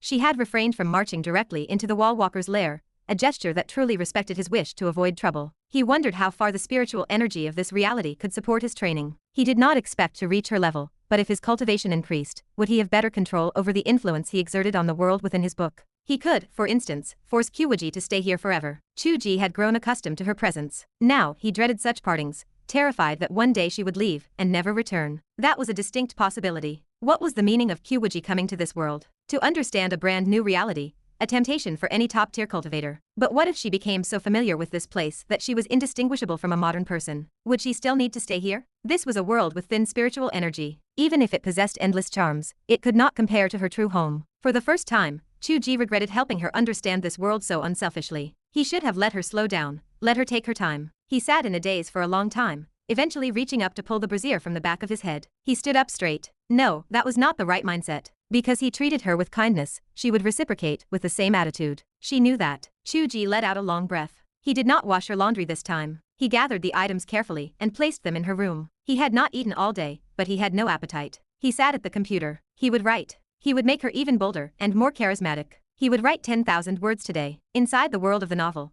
Qiu Wuji stood by the window, watching the moon. This was her favorite form, the most beautiful scene designated by Chu Ge's pen. Today, she stood for only a few seconds before turning to sit at the table and brew a pot of immortal tea. She seemed to intentionally distinguish herself from the Qiu Wuji that Chu Ge wrote. Chu Ge's worry was justified. Her return was actually quite intentional. Regardless of the excuses she gave herself about urgent situations, healing, or maintaining an upright demeanor, the simple fact that she voluntarily sought physical contact with him was wrong. As early as this morning, when she went out to buy things, she had debated whether to return. Returning was the better choice. Why should the majestic leader of a sect go to that place to cook for him, all while enduring his lewd thoughts and refraining from beating him? She had returned his money, and she felt light and free. Yet she had to go back. That world was only just beginning to reveal its true face. She had only just learned to surf the internet. Could she really be a deserter? The computer was so much fun. She worried if he was in danger without her, especially now that he had involved himself with superpowered individuals. There was a beautiful girl living across the hall. Would he be tempted by her looks? Her mind churned, providing no clear answer, but one thing was certain. Both Chu Ge and she herself hoped she could break free from the influence of his writing and become a truly independent person. That was their shared path. How could she break free? Changing her temperament was likely impossible. Qiu Wuji knew that if she deliberately killed people everywhere and became a bloodthirsty demon, she might succeed, but she was unwilling to do so. She refused to act that way. Changing major events had already been proven ineffective. The world would self-correct. Furthermore, she was cautious. She dared not truly overturn the flow of major events. What if she killed Chu Tianji and everything ended? She did not dare to test that, fearing unforeseen consequences. What could she try? She would perform special events that were not originally in his book, starting locally and gradually influencing the world. Qiu Wuji pondered for a long time, then transmitted a message to the side peak. Elder Zhou, please come to the main peak. I have matters to discuss with you. Shortly after, Elder Zhou arrived in the living room with white hair and beard. Qiu Wuji poured tea with her plain hands and smiled slightly. We previously analyzed that the vermilion bird fire feather is likely in the hands of the fire prison sect of the Demon Gate. Elder Zhou nodded. Indeed. Does the sect leader intend to? I intend to challenge Yin Qinli to a duel. I will wager our sect's supreme void fire to win his vermilion bird feather. Yin Qinli is cruel, arrogant, and looks down on women. He covets our supreme void fire. I am 80% certain he will accept this challenge. Elder Zhou pondered. Your analysis is not without merit, but the followers of the Demon Gate have no integrity. Even if you win the duel, you may not obtain the fire feather. Furthermore, Yin Qinli has a fearsome reputation. Do you truly have the confidence to win? Qiu Wuji smiled. How can one know without fighting? Elder Zhou fell silent. This was the plot Chu Ge was currently writing. He had only written the beginning, and Qiu Wuji had read the outline. She was destined to resonate with the contract of heaven and conclude a treaty with Yan Qinli. After that, she would win through an incredibly arduous battle. This involved the schemes of Yan Qinli's side, a war between sects, the participation of other factions, and shifting tides. Chu Tianji had many roles to play in it. It was a massive plot with surging winds and clouds, full of characters and excitement. Perhaps the praise Chu Ge received from his editor was because this plot segment showed promise. The items related to the four symbols formation were things Qiu Wuji was determined to obtain. They concerned her ascension. Previously, it was for ascension, but now, it might involve the connection between the two worlds. Whether her original body could cross over might depend on this. This made it even more important than before. Therefore, she would certainly follow this direction, but could she change the mode? She lowered her voice, her expression becoming serious. The fire prison sect has branches and wings layered throughout the world. Elder Zhou, spend some effort during these days. Find some of the important ones in advance and plant nails to secretly control them. In addition, secretly contact the Yin Corpse Mountain. The old man without bones has a hatred for Yin Qinli over the death of his son. Elder Zhou felt his eyelids twitch. How had the sect leader's style changed? Was this truly the proud and otherworldly Qiu Wuji? Was the sect leader planning to embark on a path of hegemony? Meanwhile, Chu Ge sat before his computer, typing furiously. Qiu Wuji said faintly,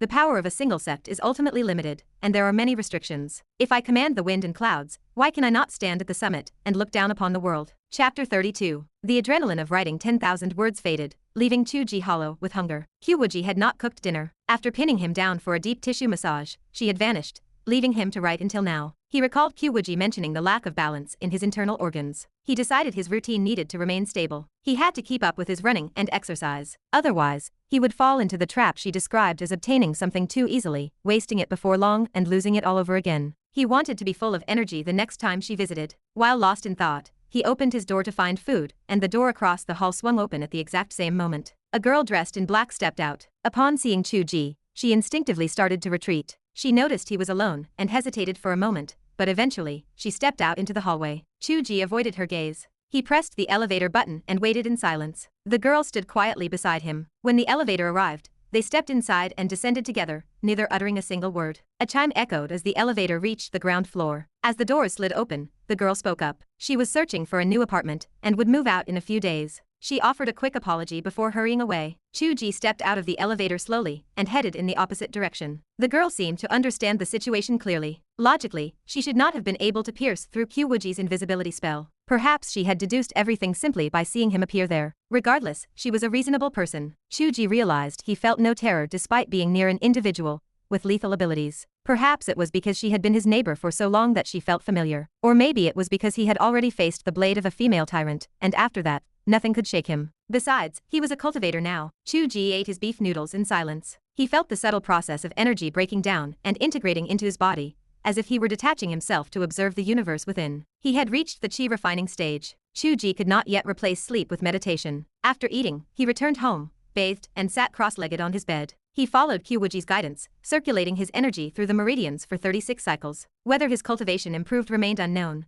but the practice possessed a clear benefit. It focused his mind and brought him peace. The late-night aimless thoughts vanished, and he fell into a deep sleep the moment his head hit the pillow. If nothing else, this was an excellent cure for insomnia. He woke early the next morning, just as the sky began to brighten. After a night of deep sleep, his energy felt boundless. Chu Ge performed another 36 cycles of meditation, followed by running, push-ups, squats, a shower, and breakfast. He finished the entire routine just past 8 o'clock. He sat before his computer, radiating energy, and began to write. His thoughts flowed with newfound clarity and flexibility. Tears welled in his eyes. If he had possessed this level of vitality years ago, he would have been promoted at his old job long ago. He committed to writing 10,000 words again today. Amidst Chu Ge's diligent efforts, the featured promotion arrived right on schedule. He had not checked his back-end statistics in a long time, but today, he could not help but refreshed the page again and again. The follower count was rising at a terrifying rate. Every time he refreshed, the numbers climbed by dozens. In less than an hour, it had crossed the 1,000 mark. Was this the great featured promotion that every failing writer dreamed of? How many of these new followers would convert into subscribers remained unknown. New readers needed to consume the public chapters before deciding whether to continue.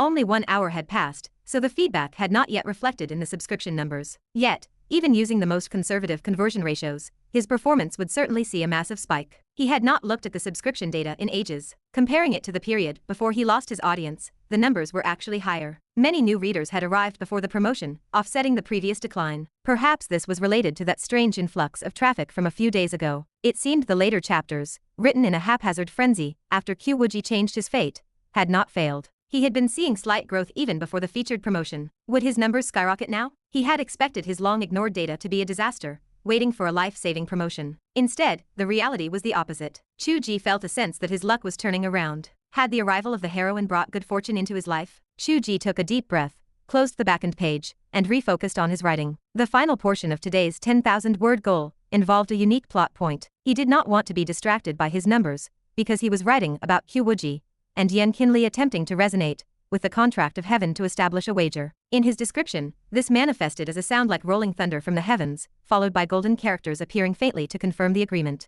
As for how Qiu Wuji communicated with the way of heaven, the specific process remained undefined. It was a standard plot device, where the author intervened from above. She was not actually exchanging ideas with a cosmic force. But what if the will of heaven was actually Chu Ge, and Qiu Wuji knew it? How would this plot point appear in her eyes, within her process of communication? In a sense, was he writing himself into the book? Could he descend into that world? Chu Ge typed the following line, with a sense of nervousness. Qiu Wuji felt the gaze of the heavens upon her, as if something resonated and echoed within her heart. He waited for a moment, but nothing happened. He gritted his teeth and decided to be more explicit. To her, the way of heaven was no longer an unfathomable mystery, but a real entity capable of response. The screen before Chu Ge blurred, transformed, and stretched, as if something had shattered. Blue skies, white clouds, and towering mountains faintly appeared before him. Qiu Wuji stood atop the peak with her hands behind her back, gazing toward the sky. Standing before her was a violent man, wreathed in flames like a demon god. Yan Qinli, the burner of heavens and destroyer of earth, one of the strongest demon lords in the world. Yan Qinli let out a booming laugh. From where did this contract of heavenly resonance come? Qiu Wuji, have you lost your mind?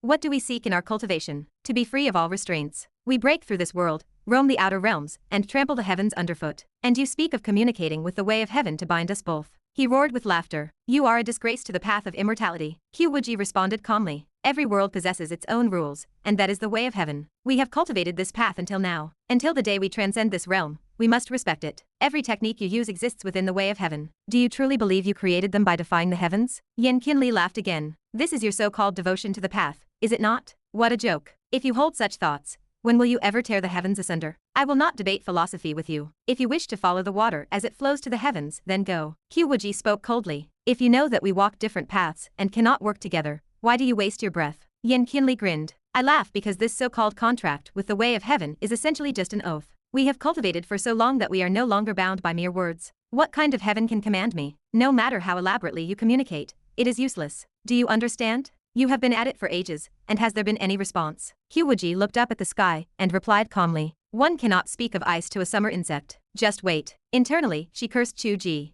What are you doing? Do not tell me you have not written this scene yet, so my attempt does not count. I started early, but it should still be valid. You wrote it in the outline. Hurry up and write it, you jerk. I am being mocked. How was this resonance supposed to happen anyway? This thing was not supposed to be unfathomable. Was it not just him? Why did he not jump in himself? As she thought this, she felt the heavens gazing down upon her. She looked back, but there was nothing there. Ahead of her, Yan Qinli's laughter died down, and his eyes filled with suspicion and uncertainty. Both of them felt a vast pressure descend upon their souls. It was grand and peaceful, like the flowing of time itself. It clearly existed, yet it remained untouchable and irreversible. Deep within their souls, a resonance echoed. The bet between Qiu Wuji and Yan Qinli is established. A sound like rolling thunder drifted from the sky, and golden characters appeared faintly to confirm the agreement. Yan Qinli's expression turned grim. He truly felt a binding force in his heart. If he broke the promise later, there would genuinely be consequences. This was actually real. Qiu Wuji did not seize the chance to mock him. Within her soul, Chu Ge's smiling face appeared clearly, winking at her in a teasing manner. Qiu Wuji's lips curled into a smile as she responded in silence. So it really is possible to see you here. Chapter 33. Yan Qinli sensed the binding of the heavenly oath. His mood darkened, yet he did not dwell on it. The constraints applied to both sides. Since this was a wager,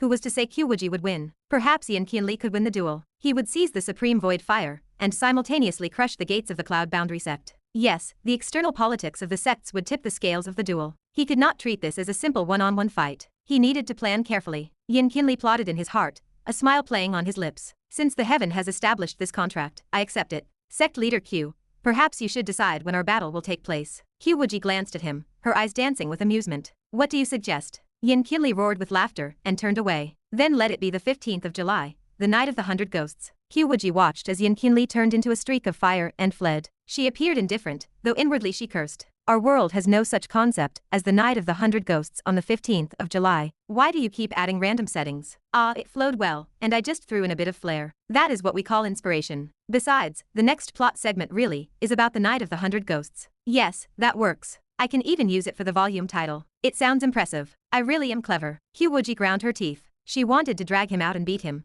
but she realized she could not reach him. It was truly a case of the will of heaven being vast and unknowable, formless and intangible. He could find her, yet she had no idea where he was. Chu Ge realized what was happening. He teased her, asking if she wanted to hit him, but had no target. He laughed, boasting of his skill and demanding that she call him Father God. Qiu Wuji remained silent. She grit her teeth, forcing herself to stay calm. She flew back to the sect on her sword. Upon entering, she commanded her subordinates to execute the plans she had arranged earlier. She needed to enter seclusion to hone her skills for the upcoming battle against Yanqinli. In the next moment, Chu Ge was hauled up by the back of his collar from his seat in front of the computer. He was given a fierce beating. She demanded to know if he thought she could not reach him, mocking his earlier boasts. Damn. Chu Ge was stunned by the beating. He cried out in pain, begging her to stop. He asked if she could appear so easily now, without even waiting for a cooldown. That defied all logic. If she could not be held back, and could return immediately, that meant she could stay permanently. She was exploiting a glitch. Qiu Wuji sneered. What? Do you not want me to be able to come out whenever I please? How could that be? Chu Ge was ecstatic. Being able to appear at any time is incredible. If I encounter danger and shout for help, does that not make me invincible? Keep dreaming. Why would I be able to hear you shouting for help? Qiu Wuji retorted impatiently. Have you become a fool from playing the role of the Way of Heaven? Over 10 days have passed in my own world.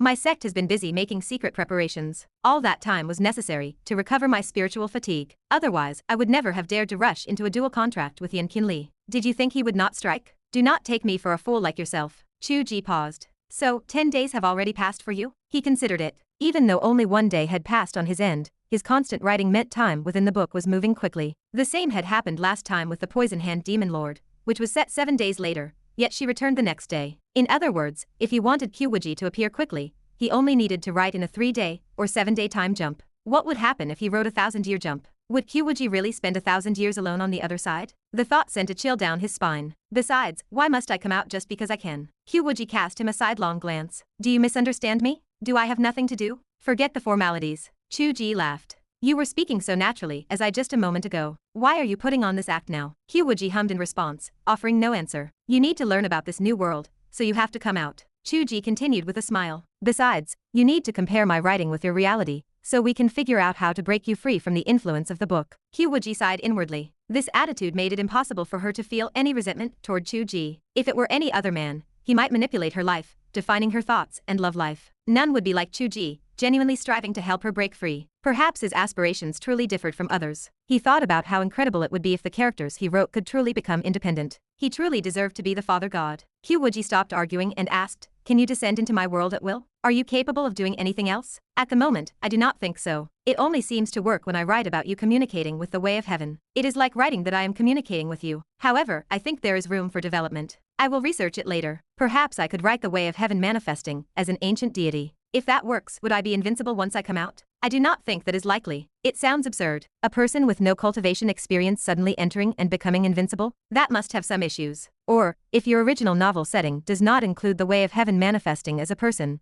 suddenly coming up with it might violate the self-consistency you require. Wow, you have learned so much. Qiu Wuji ground her teeth. Can I not be jealous? I have trained for 10,000 years, and you walk in and become invincible. How is that fair? All right, I know you are an old lady, Chu Ge said, quickly adopting a defensive stance. Qiu Wuji glanced at him. Masochist. I refuse to satisfy you. Chu Ge stared, confused. A low-level disciple who has not even reached the first level of qi refining should stop dreaming about invincibility all day. Qiu Wuji looked at him with disdain. If you really want to make a grand entrance in our world, you will undoubtedly need a foundation in cultivation. I suspect you were able to communicate this time, because you have already begun your own training. Chu Ge considered her words. They made sense, so he kept quiet. It was reasonable, but achieving his desired level would take forever. However, your idea of comparing my actions with your plot is a serious matter. Qiu Wuji leaned in to read the posted chapter. As she read on, her expression darkened. Chu Ge asked, concerned about her reaction. What is wrong? She pointed at the text. This ambition for hegemony, what is that about? Oh, that is based on the plot development. Think about it.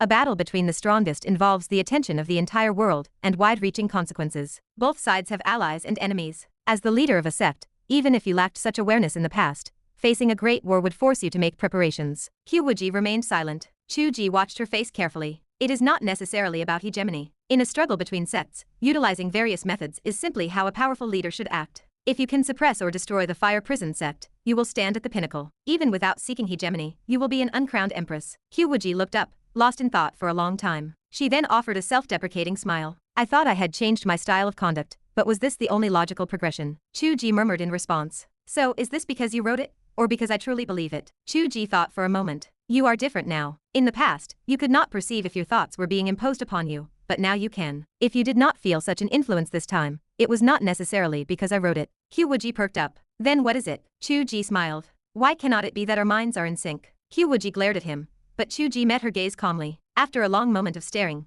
Qiu Wuji turned her gaze away. Our minds being in sync is unlikely. It is more that you understand me too well. She sighed. Whatever the reason, it brings a sense of predetermined fate, like a net from which I cannot escape. This feeling is truly annoying. Chu Ge spoke suddenly. What is so bad about having someone who understands you? Qiu Wuji looked at him again. That sentence reminded me that our minds may not be in sync. Chu Ge smiled. So, Qiu Wuji, how much do you understand me? Chapter 34. Qiu Wuji opened her mouth, then closed it. She realized she did not truly understand Chu Ge. She did not even know his age, his family background, his previous career, or his hobbies. She knew nothing. Why should she need to know? Was she supposed to be in sync with his heart? He must have been mistaken about something. Qiu Wuji felt a flicker of annoyance, but she kept the words to herself. Instead she said, I am returning to my room. Chu Ge watched her retreat, rubbing his chin. He wondered what her attitude meant.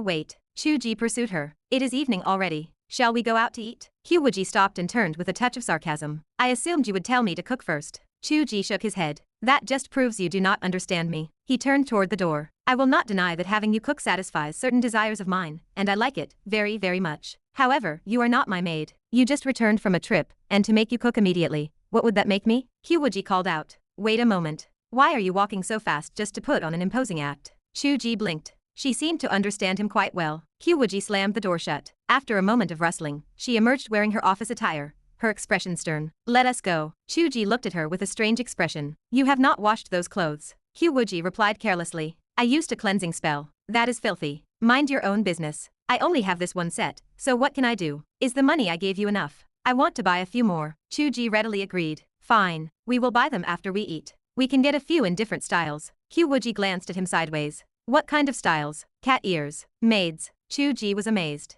How did you KN? Oh, how did you know about those things? I know about them now. Short skirts and black stockings are clearly the result of someone's peculiar fetishes. It is sickening. Qiu Wuji sneered. You lied to me and said it was normal. Chu Ge darted his eyes around and stepped backward until he hit the door. He looked thoroughly terrified. That, you were the one who mentioned black stockings. Qiu Wuji ground her teeth for a long moment. Move aside. What are you doing standing there acting like a clown? Qiu Wuji shoved Chu Ge aside and strode out the door. Chu Ge sighed as he followed her. I never should have let you surf the internet. You learn too quickly. It is strange how you can pinpoint other people's fetishes so accurately. Qiu Wuji flushed slightly. It was not a pinpoint search. She had watched videos on those sites, and people in the comments section frequently confessed their fetishes. It was just a matter of seeing too many. It had truly opened the door to a new world. Who would have thought such strange things existed? Cat ears and tails were one thing, and she had seen people who liked female demons. But why were there people who liked them before they had even taken human form? Comments like I have already started using it before they transformed. Who were these people? The elevator arrived. They stepped inside in silence. Qiu Wuji spoke in a dull voice. You used my clothes for unspeakable things, so I cannot wear this set anymore. Why were there perverts in the world who liked intimate clothing?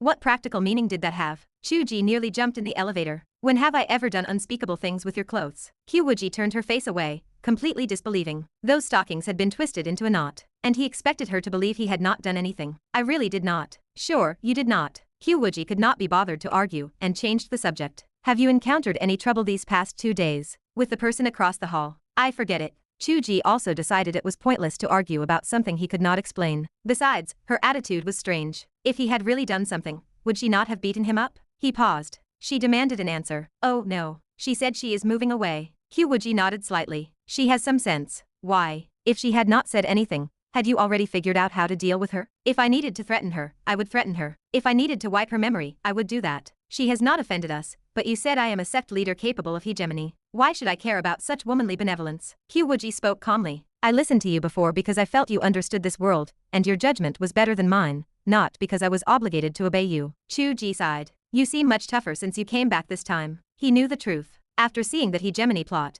her internal resistance had grown stronger, and she wanted to assert her own consciousness. Her previous beatings had felt playful, but this change was too obvious. Chu Ge understood, but he chose not to argue. A bad mood would pass. He smiled. How about hot pot today? Qiu Wuji's expression shifted. In this hot weather? With air conditioning, any weather can be like spring. Chu Ge took her hand and led her toward the hot pot restaurant. We can cook other dishes at home, but hot pot is rarely done in a regular house, so we should try it. Qiu Wuji watched him holding her hand. She lowered her gaze but said nothing. She forgot when he had first held her hand like this. What had the situation been? She forgot. It seemed she had been thinking of something else, and had not paid attention. But this time, she was aware. Why did she not kick him away? It seemed he had no ulterior motives. Would struggling to break free be making too much of it? Before she could sort through her thoughts, they docked into the hot pot restaurant. Looking at the extensive menu, Qiu Wuji was certain that this was indeed something rarely cooked at home. There were too many things to eat. Night deepened. Moon Shadow walked slowly into the Miracle nightclub, donned a ghost mask, and navigated several turns to enter a hidden elevator. The elevator descended deep underground to the illegal boxing ring. This was how she made a living. Illegal boxing did not actually pay well. The establishment took most of the money, and she only received a share of the winnings. Her income was low, and if she were injured, she could not even cover her medical bills. But she had no other choice. She knew how to do nothing else. The elevator chimed and opened. The roar of the outside world rushed in. Heavy metal music blared. On the surrounding stands, twisted and frenzied faces screamed frantically. Moon Shadow, tear them apart. Her winning percentage was too high, and she had many supporters. Some wanted her to lose a match and offered her more money, but that would be painful. Moon Shadow looked up slightly toward the elevated platform. There was a glass wall there, and she could not see the figures behind it. She knew what the person looked like. He was a refined and thin man, his cold indifference hidden behind icy spectacles. Chapter 35. Are you really going to wear that in this heat? Chu Ge stood in the clothing store, his face twitching as he tried to talk Qiu Wuji out of it. Jeans are incredibly hot. Mind your own business. Do I look like someone who fears a little heat or cold? Qiu Wuji continued her shopping, appearing annoyed. I see other people wearing white shirts and blue jeans. It looks simple and pretty. Besides, it covers my legs completely, not like those revealing outfits you prefer. Chu Ge felt a helpless pang, as if he were a father watching his daughter enter a rebellious phase. He lacked the strength to stop her and simply watched as she disappeared into the changing room. A moment later, his eyes widened. Qiu Wuji wore a simple white shirt tucked into blue jeans. To her, it seemed modest and practical, fully covering her legs. Yet, the tight denim wrapped around her limbs, highlighting their straight, slender lines. The shirt was tucked casually into the waistband, drawing attention to her narrow waist and the curves of her chest. This looked even more provocative than the outfits he had previously suggested. She had styled her hair into a high ponytail, a choice she likely learned through intuition or from browsing images online. The combination of sexiness and vitality pinned his gaze to her. She was a natural clothes hanger. Her beauty made anything she wore look exquisite. Nearby, other customers raised their phones to snap pictures. Qiu Wuji sensed them, her brows knitting together. Every camera lens pointing in her direction malfunctioned instantly. People let out confused cries of surprise. Chu Ge swallowed hard, lowering his voice to ask what she had done. I only manipulated a simple electrical current to cause a disturbance. I did not break their property, she replied. Chu Ge smirked, noting her awareness. You really do understand me, even remembering to add that qualification. How does this look? Qiu Wuji asked, ignoring his comment. Is it strange? Why did they want to take pictures? Chu Ge choked out two words. Truly fragrant. Qiu Wuji shot him an annoyed glare. She recalled seeing this style on a cooking video she had watched. It seemed normal, and the comments did not suggest it was a special fetish. It should be fine. She brushed off the argument and paid for the clothes. Why are you following me around while I buy clothes? Are you bored? Should you not be writing or practicing your cultivation? My 10,000 words for the day are finished, but Chu Ge hesitated. His schedule had become crowded with physical exercise and meditation. Shall we head back? You should head back, Qiu Wuji said casually. Chu Ge blinked. What about you? I am not a child. Why must you follow me every time I go out? She kept her face impassive. Can I not walk around outside by myself? I have been in this world for so long, and my range of motion has barely exceeded 3 streets. You do not have an identity card, he argued. People do not check for identity cards while walking down the street. She leaned half a meter closer, peering directly into his eyes with a smile. I understand this world quite well now, Chu Ge. You cannot fool me anymore. They stood close, their eyes locked. Chu Ge saw his reflection clearly in Qiu Wuji's pupils. She had used a technique to mask her eyes, preventing her reflection from appearing in his vision. He gazed at her for a long time, then smiled.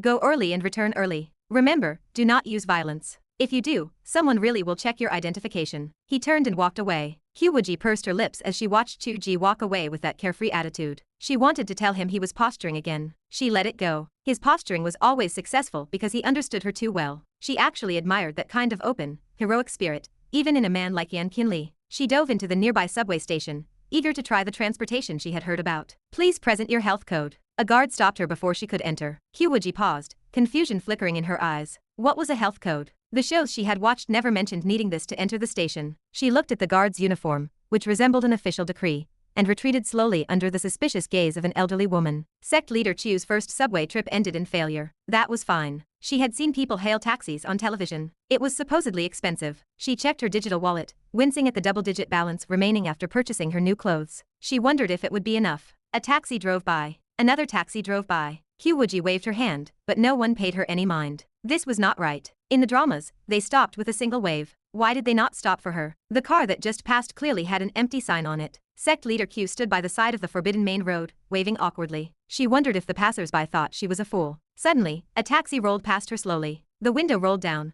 revealing Chu Ge's smiling face in the back seat. Walk a little further ahead and turn right. You can only hail a car over there. Qiu Wuji stood frozen. She wanted to know how she could blow up this car. The taxi continued to roll slowly forward. She failed to execute her plan to explode the vehicle, and ran along after it, finally climbing inside. Sect leader Qiu's first independent operation was a failure. They sat side by side in the back seat, sitting stiffly, neither looking at or speaking to the other. Chu Ge felt the energy radiating from her like a powder keg. He knew that if he dared to laugh at her, this car might actually be destroyed. In the silence, the driver finally lost his patience. Tell me, where exactly are you two going? Miracle nightclub, Qiu Wuji said finally. Chu Ge narrowed his eyes. A nightclub? Where had Qiu Wuji heard of this place? Had she searched the soul of the man who could walk through walls? He looked at the rearview mirror, and noticed the driver also looking at them with a strange expression. Is that place disreputable? Chu Ge could not hold back, asking in a low voice. The one who could walk through walls? Yes, Qiu Wuji dropped her cold shoulder. I am just going to take a look. I will not do anything reckless. Do not look at me like that. No wonder you changed into clothes that are easier to move in.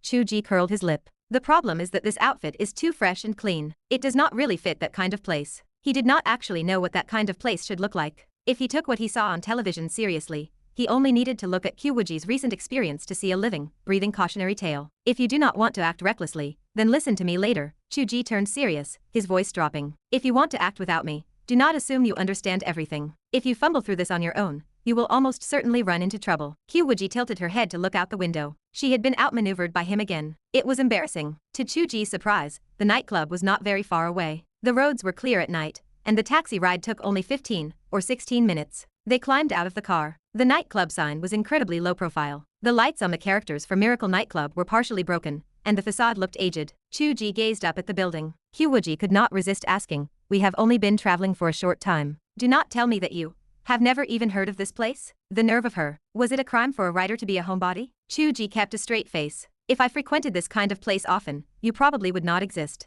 The driver, who was waiting for another passenger, sat with a confused expression. He wondered what kind of relationship they had. Chapter 36. Qiu Wuji displayed no reaction to his words. If Chu Ge did not write his books, she would not exist in the first place, so there was nothing for her to react to. However, once they stepped inside, Qiu Wuji slowly began to understand why Chu Ge had made that remark. This was a rather antique dance hall. On the surface, it seemed quite normal. To Chu Ge, antique meant the type of ballroom dance hall that had been popular during the 90s, a style rarely seen nowadays. Men and women embraced and danced on the floor. Soft, elegant music echoed gently through the air. The lights swayed, flashing across the dancers. Qiu Wuji saw couples kissing while they swayed together. Others had hands sliding and caressing along their partners' backs. Bystanders ignored them, as if such behavior were perfectly normal. Small tables surrounded the dance floor. Groups of men and women sat drinking and chatting, which seemed standard enough. Further into the corners, however, couples sat locked in embraces, hands sliding beneath hemlines. The music remained soothing, and the decor elegant, suggesting a refined atmosphere. Yet, one glance revealed nothing but debauchery. Chu Ge stroked his chin. This mode is standard enough. It is a place for people to enjoy their own private diversions. Qiu Wuji stared at him in disbelief. You call this normal? Of course it is normal. It would pass a standard inspection. If there were anything truly illicit going on,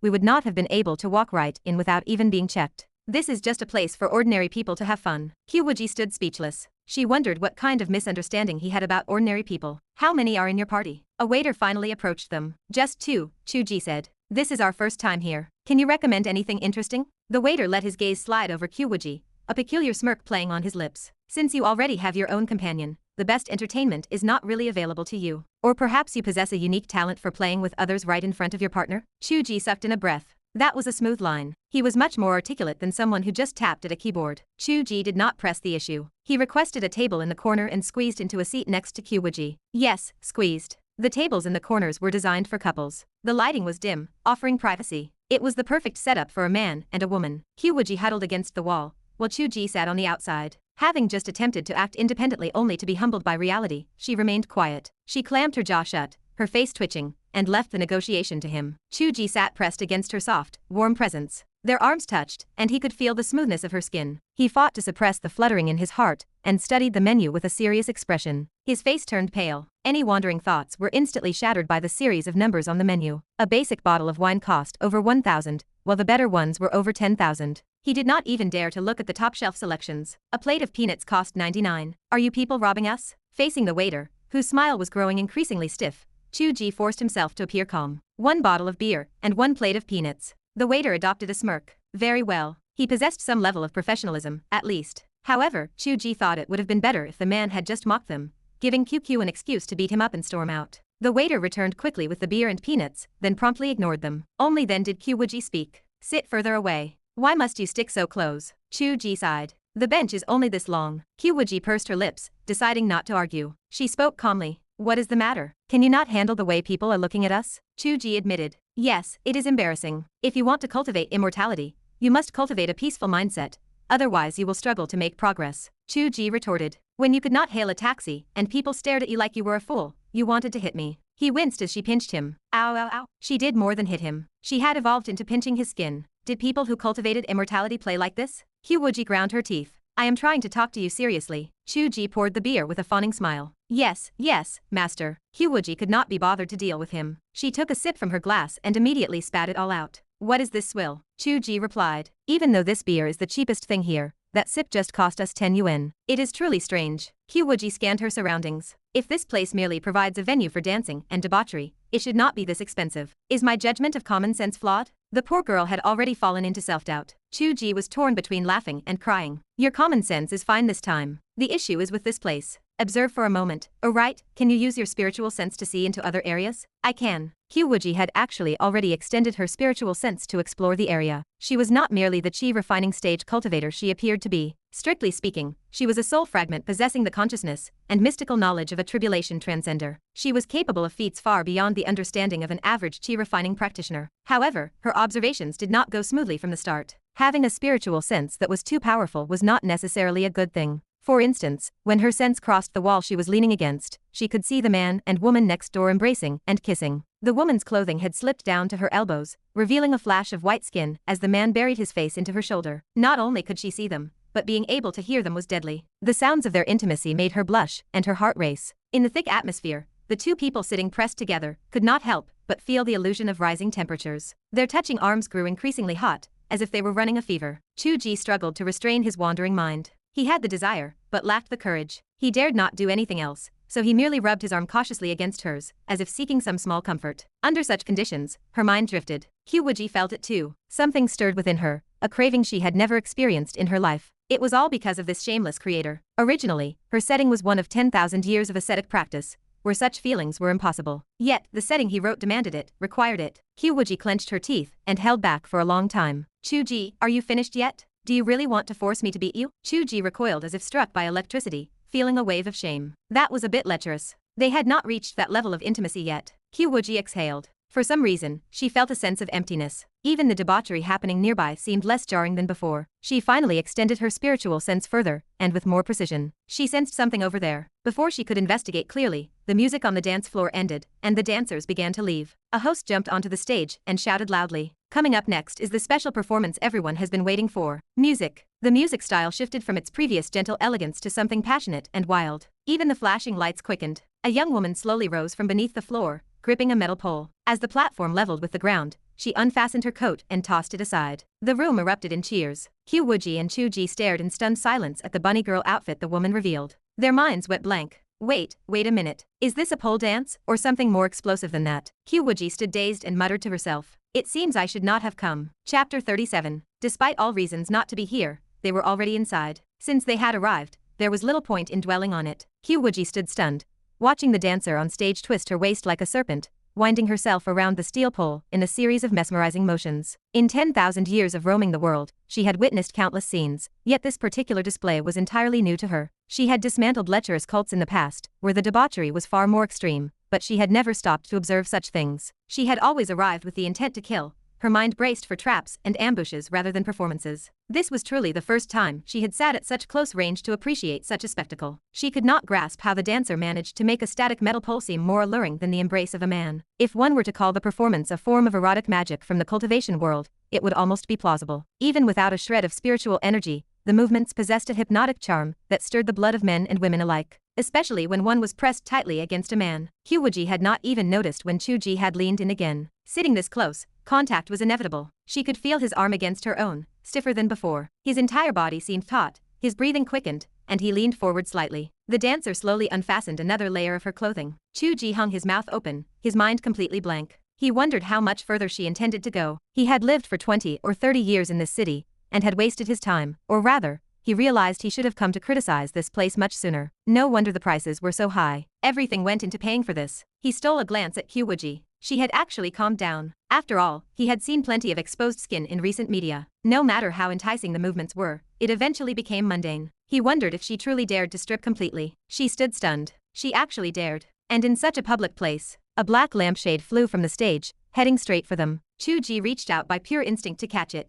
A sharp pain bloomed at his waist as a delicate hand plucked the lampshade away first. The supreme combat technique of the cloud boundary sect. The Kunpeng descending, the autumn wind sweeping across 10,000 miles, 1,000 phantoms of formless sword energy. The lampshade crumbled into dust. Chu Ge slumped against the table, completely motionless. The dancer had intended to glide over following the trajectory of the lamp, but a sudden, icy chill of killing intent flickered through the air. The woman forgot her intentions, caught in a daze, and continued dancing on stage. The other guests cheered and howled like madmen, seemingly oblivious to the incident nearby. Chu Ge slumped his shoulders and let out a long breath. Qiu Wuji clenched her fist. She asked if this was the project he had been looking forward to, given he had asked about it the moment they entered. Chu Ge spoke with a nervous stutter, claiming he had only been acting as if he were not a novice. He felt a sudden impulse, and added that with such a beautiful companion by his side, she was the best project he could ask for. A heavy fist slammed into his head. Chu Ge draped his chin over the table, and accepted his fate. He realized that a compliment from someone else was flattery, but from him, it was a death sentence. He mumbled against the table, questioning what happened to the peaceful mindset of an immortal cultivator. Qiu Wuji scoffed, asking if he understood why she could afford to be unrestrained while he could not. She explained that she had the power to beat him or anyone else in the room, while he could do nothing but hold onto his frustration. She grabbed him and hauled him up. She told him the hidden passage was found and asked how long he intended to keep watching. The sultry dance continued on stage, but the romantic atmosphere had shattered entirely. Chu Ge lost all interest in seeing the rest of the dancers' performance. He found the secret of this place far more intriguing than the secret of the woman on stage. Exploration was far more interesting than women. After all, he had someone to protect him. The two slipped away from their table, navigating around the chaotic crowd, and turning a corner. What appeared to be a dead end revealed a hidden path, a corridor that looked like an employee passage. 2 or 3 large men patrolled the area, watching the outside with sharp, vigilant eyes. Seeing someone peek in, one of the men barked that it was an employee passage and off-limits to idlers. Chu Ge raised his hands to signal they had taken a wrong turn and retreated. He exchanged a look with Qiu Wuji. They agreed that this place was highly suspicious. Why would an employee passage be guarded in such a manner? It did not appear to be strictly forbidden to outsiders, otherwise, the entrance would have been sealed off. Installing a hidden door would not have been difficult, so why leave the corridor exposed?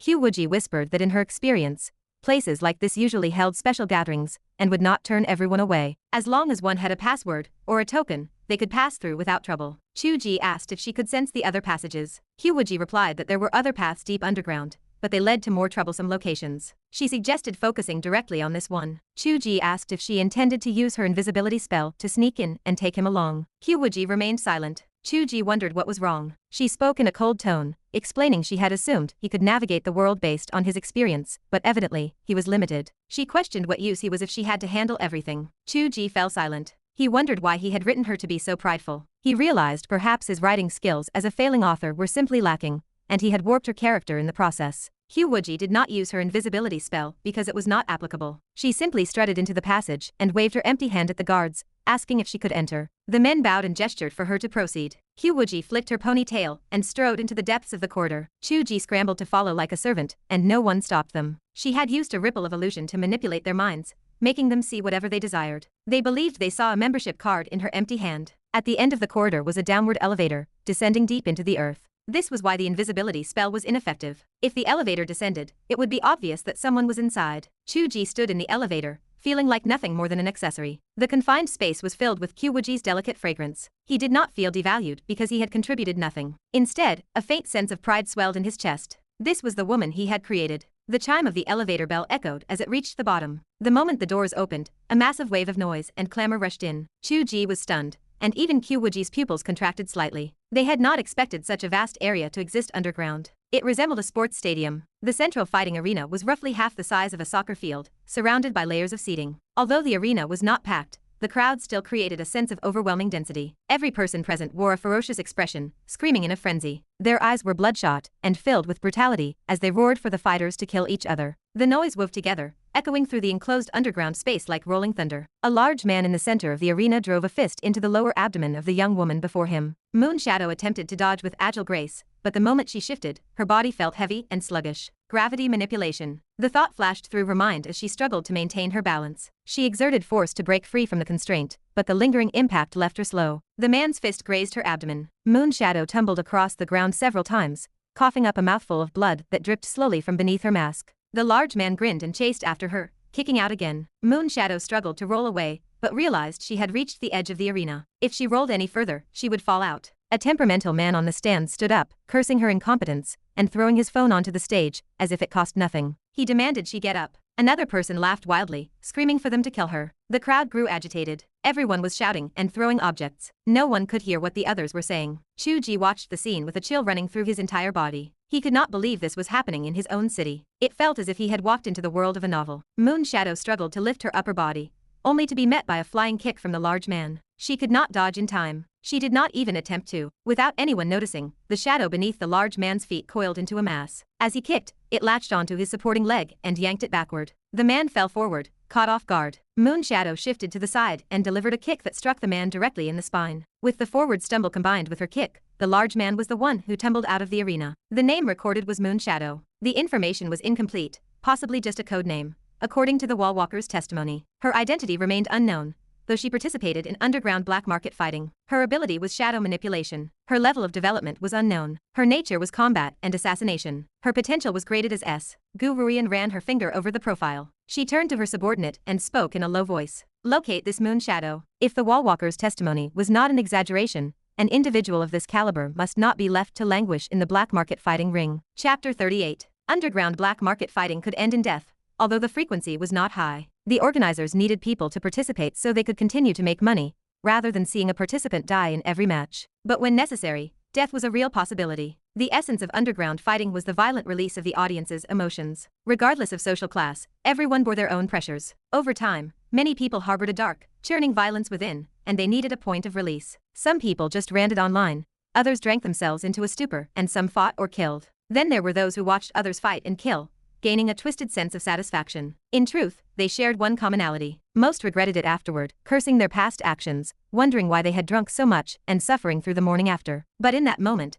the night before, they would shout for 3 more drinks. That was the nature of getting carried away. The spectators of these fights were elite professionals, dressed in fine clothes by day. Yet, at the sight of blood, their violence proved more savage than anyone else's. If one added the bloodshot desperation of a gambling loss to the mix, their cruelty knew no bounds. Kill her, you useless waste of space. The man had been struck by Moon Shadow's reverse kick, and seeing him nearly tumble from the ring enraged those who had bet on him. The atmosphere turned riotous. People began attempting to leap over the railings. The man let out a roar. He gripped the edge of the ring, his body dangling in the air, held up by only one hand. Use your shadow blade and cut off his hand. Why are you just standing there, you bitch? The spectators who had bet on Moon Shadow continued to scream. Moon Shadow could not distinguish their insults amid the deafening roar of the crowd. She had no strength left. She wanted to deliver a final blow, but a sharp, twisting pain flared in her abdomen where she had been struck earlier. Her body felt as if it were falling apart. Blood continued to drip from beneath her mask, staining her black clothes in mottled patches of dark red. She wheezed, breathing weakly, and dragged herself toward the man. This opponent was clearly not an esper. He was merely an indiscriminate brawler. Yet, the gravity power that had restricted her earlier,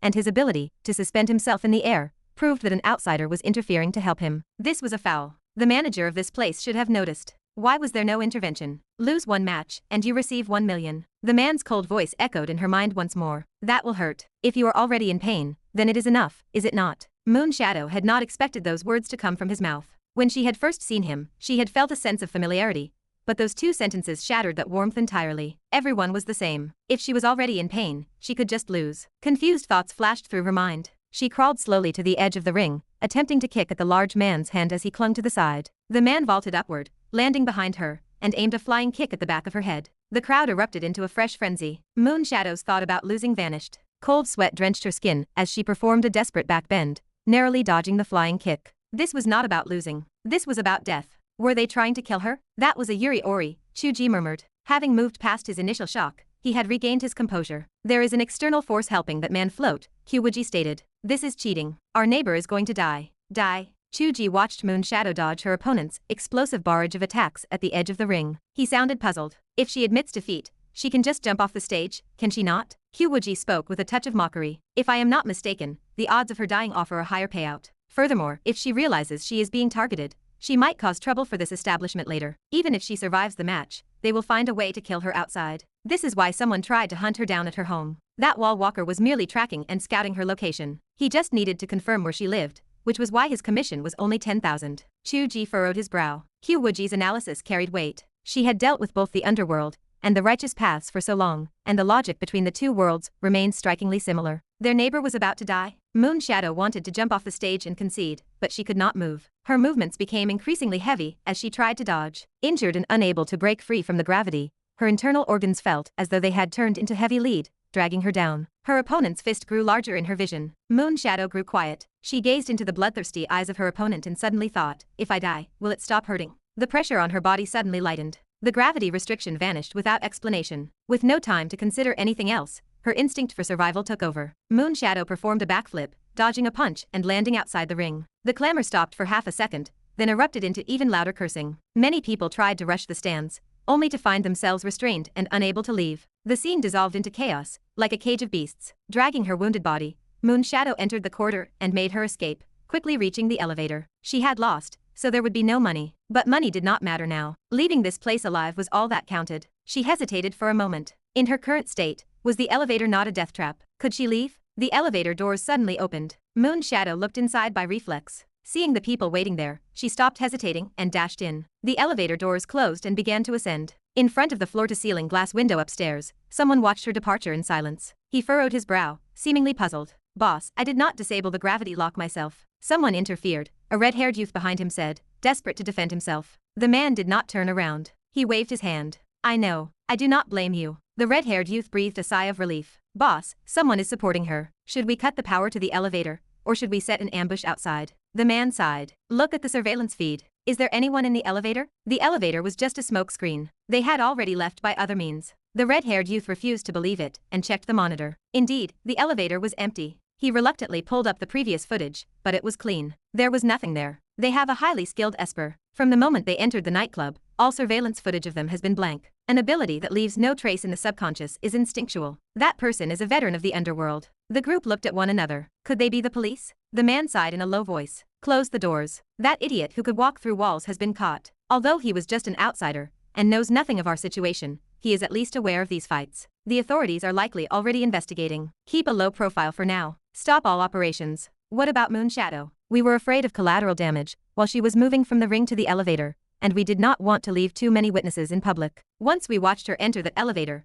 we lost our best chance to kill her, the man said, staring blankly at the elevator. He whispered to himself, I will find another way. Yes. Several people behind him, including the red-haired youth, bowed respectfully, appearing to hold this man in high regard. Even though he seemed somewhat indecisive today, they reasoned that he was acting with caution. They told themselves that whether the targets were in the elevator or not, they certainly had not gone far. Why not search for them? They assumed their leader was simply afraid the opponents were police, and that his overall strategy required such prudence. Chapter 39. Qiu Wuji did not rely on the elevator to escape with Chu Ge and Moon Shadow. Relying on an elevator to make a clean getaway was laughable. Entering the car had merely been a tactic to mislead their pursuers. While the guards focused their thoughts on the elevator, the trio was nowhere near it. Qiu Wuji employed a more sophisticated method. Most people would never consider it, and even if they did, they would lack the means to stop it. She utilized teleportation. A soul capable of crossing boundaries between worlds possessed such extravagant power. Transporting two people strained her current condition. She barely managed to shift them outside the miracle nightclub, stumbling to a halt in a nearby alley. She needed the diversion to delay the pursuit. Qiu Wuji had no fear of a confrontation.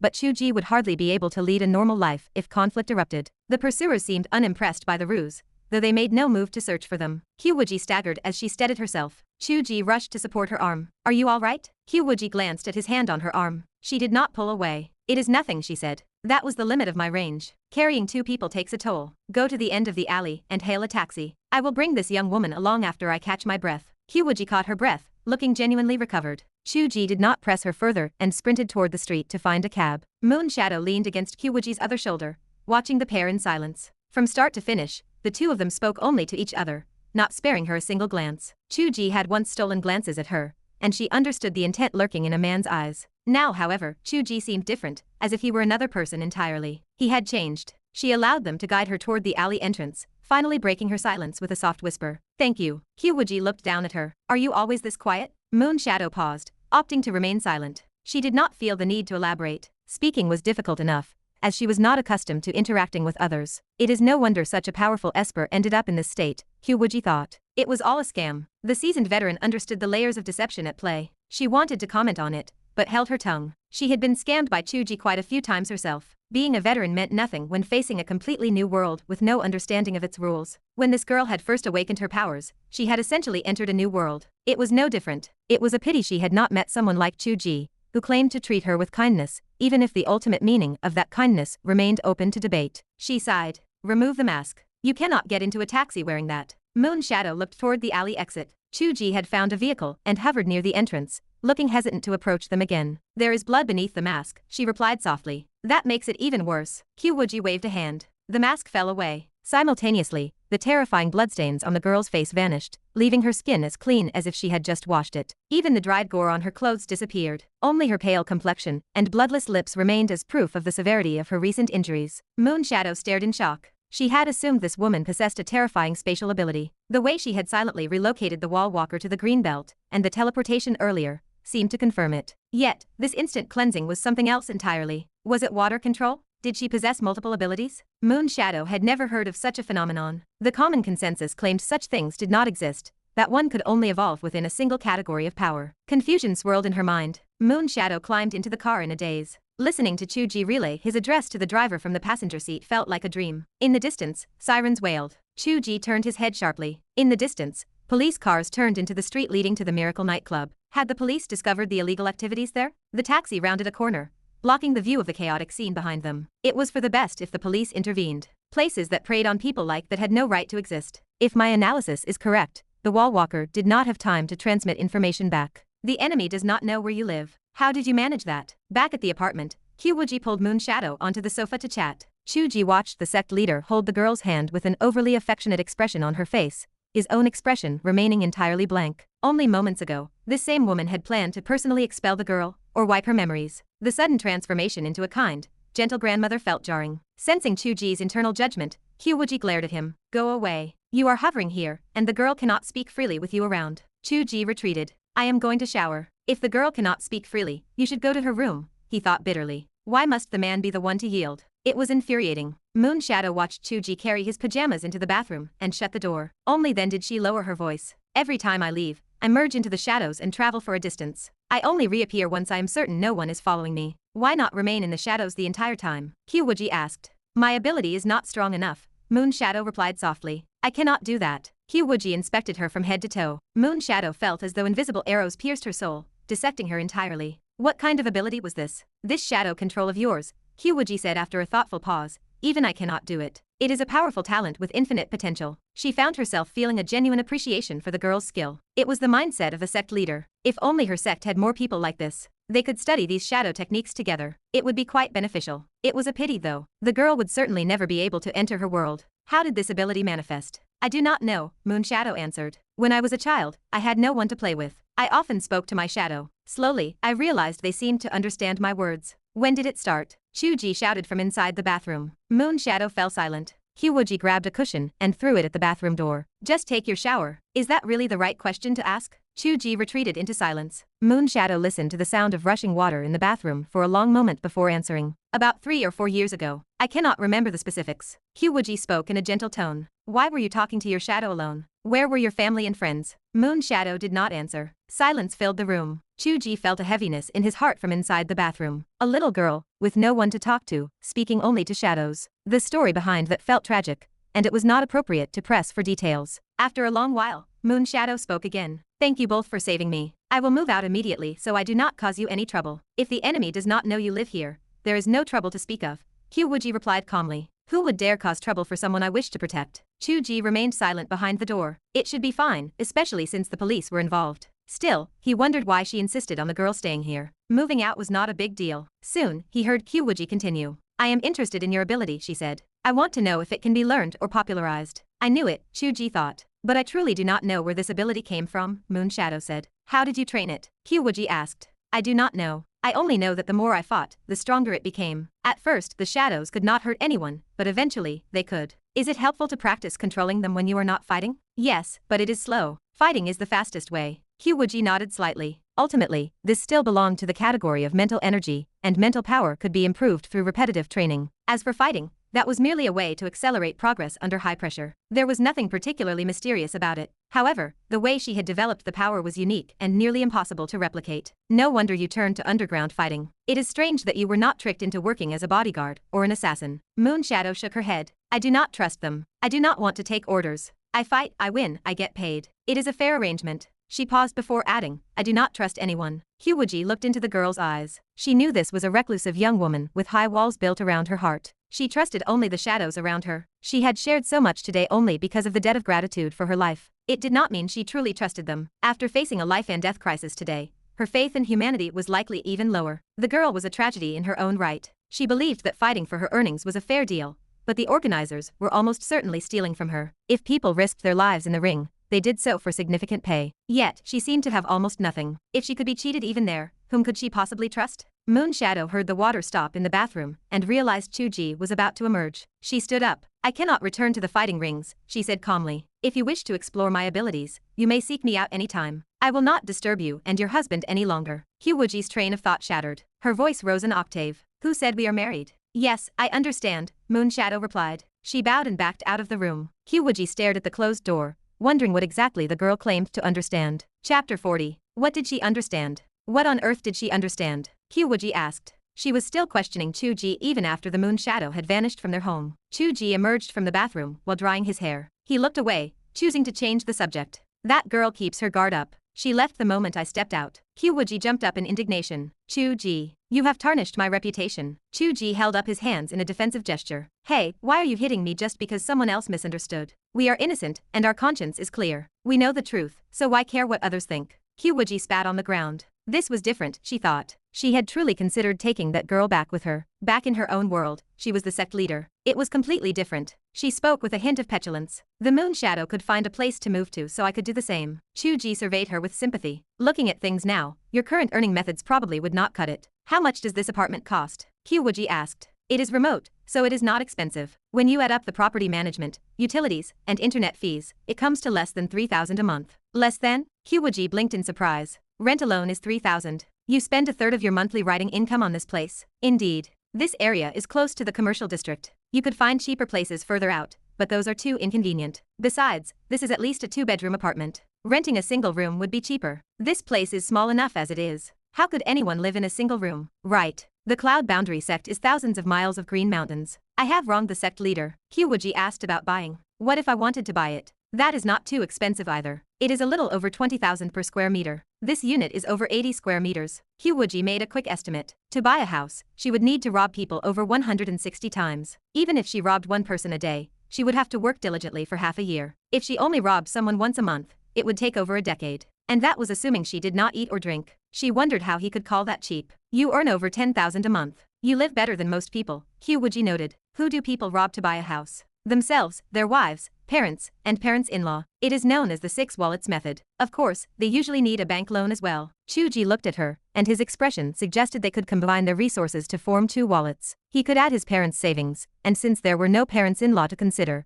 he would just have to work harder and take on that role himself. Qiu Wuji suddenly lost her desire to buy a house, and her interest in renting faded too. She asked a nonsensical question. When you say square, are you referring to a plane? Yes. Square meters. The floor area. The nightclub space is much taller than our apartment. Since the height is different, why calculate it by area? Should it not be calculated by volume? Chu Ge was momentarily stumped. He rubbed his chin for a long time before answering uncertainly. Perhaps second-dimensional money is easier to earn. Qiu Wuji did not understand. You have used that word several times. What does it mean? Well, it refers to fantasies, or perhaps falling in love with paper characters from books or drawings. Chu Ge clamped his mouth shut. Qiu Wuji shot him a sidelong glance. Her eyes were unreadable. She had wondered what such a strange word meant. Now she realized, was that not what he was referring to when he looked at her? Chu Ge retreated to his room in a flustered state. I am going to meditate and sleep. It is getting very late. Wait a moment. Qiu Wuji hesitated. Is there a way for Moon Shadow to enter our world? Chu Ge sighed. I knew you had that thought, but it is impossible. Even I cannot enter it, so how could I send someone else in? Could you add this character in the later chapters? Qiu Wuji asked.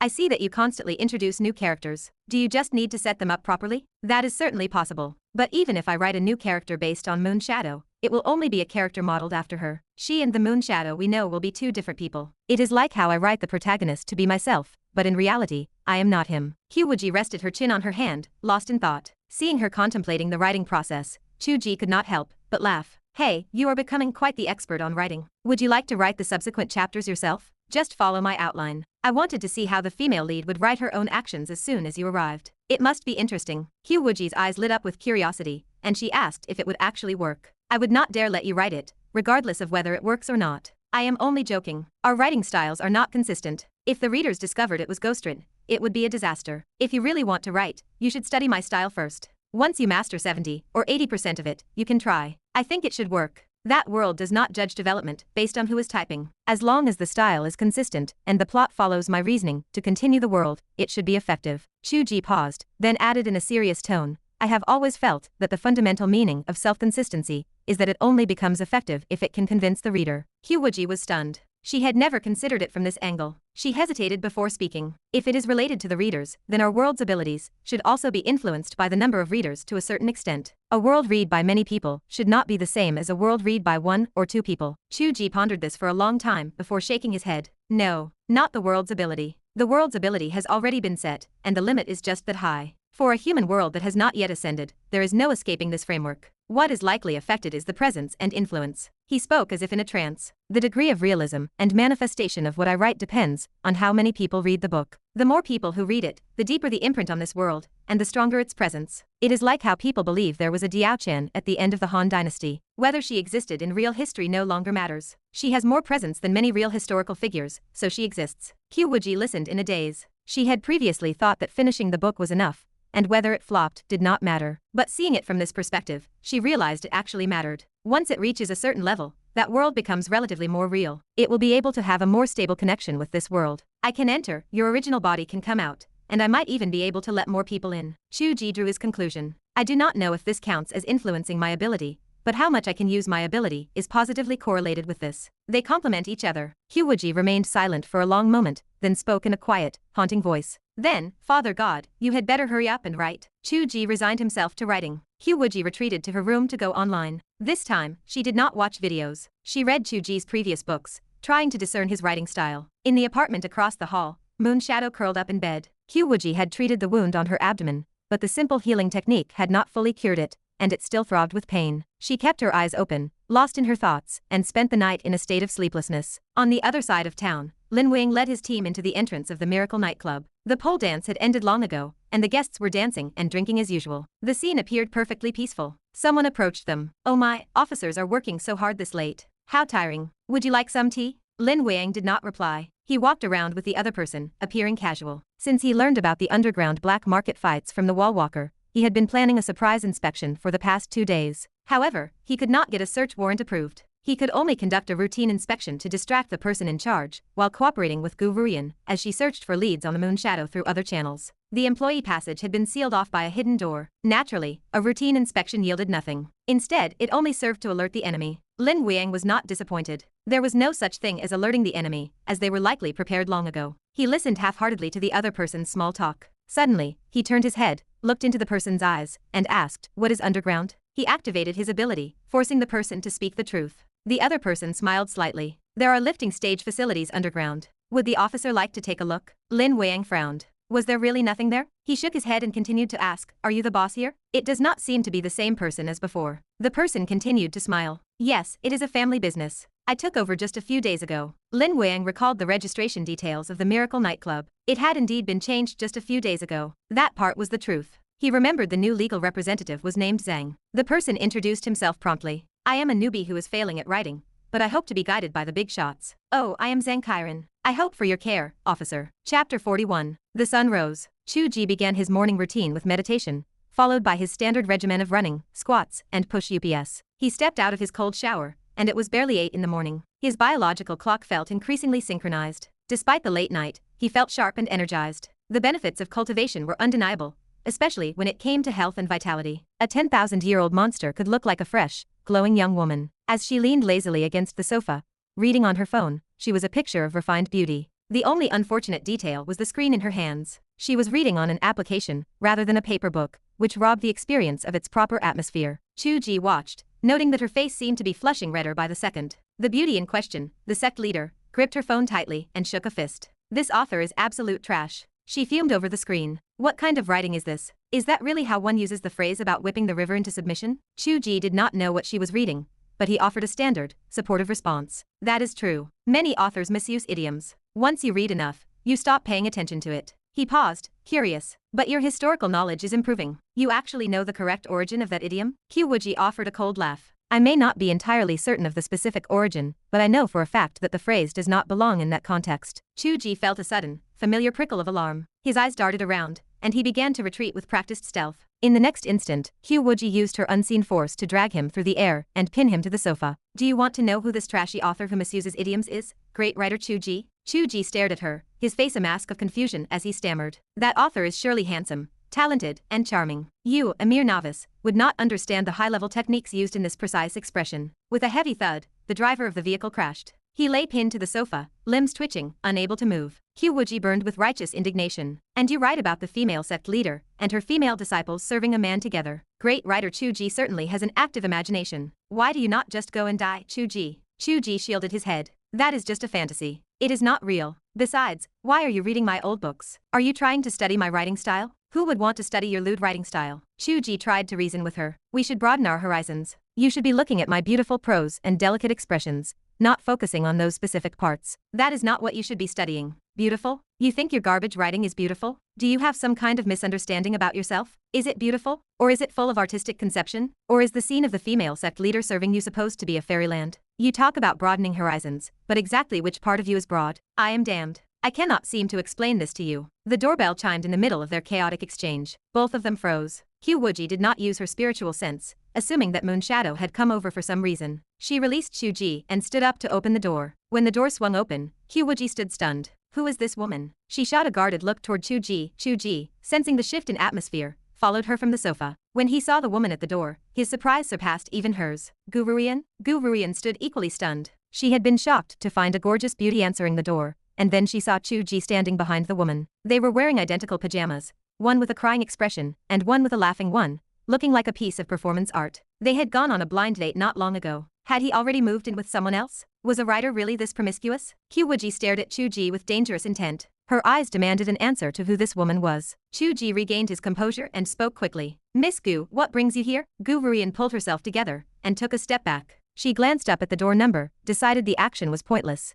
tapped her head, and smiled. I went to the wrong door. It might be the one across the hall. Was she looking for Moon Shadow? Gu Ruian confirmed his suspicion. Is there a young woman living across the hall? She usually wears black clothes and does not like to talk. Since she had found the location, there was no point in lying. Chu Ge spoke directly. I am curious. You were not even sure if someone like that lived across the hall, so how did you find your way here? Gu Ruian smiled. According to what others said, she was on this floor. However, after looking into it, I realized that across the hall is a single room, while this is a two-bedroom apartment. I misunderstood. I thought she would be living somewhere a bit better. Those who fight in underground rings usually have money. No one could have imagined that Moon Shadow, despite her string of victories, would be living in such a state of poverty. It was no wonder that both the wall walker and Gu Ruian had assumed she would live in the larger unit first. Chu Ge understood the situation now. He felt a mix of irony and bemusement at how they had become unintended targets. He also felt a sense of trepidation. How did Gu Ruian get her information? It sounded suspiciously like she was referencing the wall walker. Had he not been taken away by the police? He asked as if it were a casual remark. Why are you looking for her? Are you visiting relatives?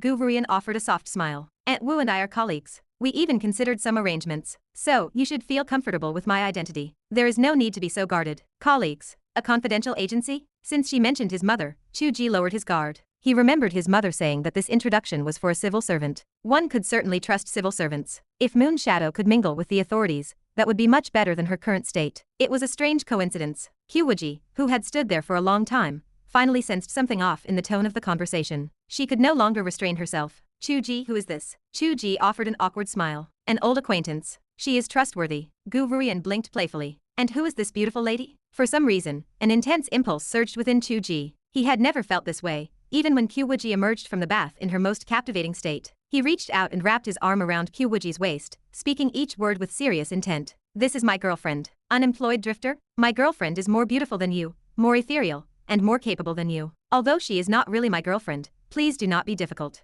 Help me maintain this appearance, and I will let you beat me up later. The moment his hand touched her waist, Qiu Wuji tensed. Her first instinct was to pull away, but she held herself back. She sensed the defensive posture in Chu Ge's gesture. Was that the right word? It was not quite accurate, but it was close enough. Regardless of the motive, he was not trying to be intimate with this woman. That was the most important thing. That was a good sign. She suppressed the discomfort of being held and offered a smile. Miss, would you like to come in and sit for a while? Have a cup of tea? Gu Ruian returned the smile. No need. I am on official business. Please, continue with your day. Gu Ruian turned with a graceful motion and knocked on the door across the hall. Moon Shadow opened the door, her expression full of surprise. Then, she saw whatever Gu Ruian displayed in her hand, fell silent, and invited Gu Ruian inside. Qiu Wuji spoke through telepathy. I saw the badge on her credentials. It looks very similar to the emblems on the hats of those officers. The national emblem. Chu Ge whispered. She is indeed an official. This is a good thing for Moon Shadow. We will not interfere. Qiu Wuji wore a faint smile. When are you going to take your dog claws off my waist? Chu Ge recoiled as if electrocuted and smiled apologetically. I was just keeping up appearances. But she did not seem to care. Chu Ge remained silent. Qiu Wuji looked at him and smiled faintly. Showing off that you are living a good life to someone who does not care about you is a childish behavior. It is meaningless.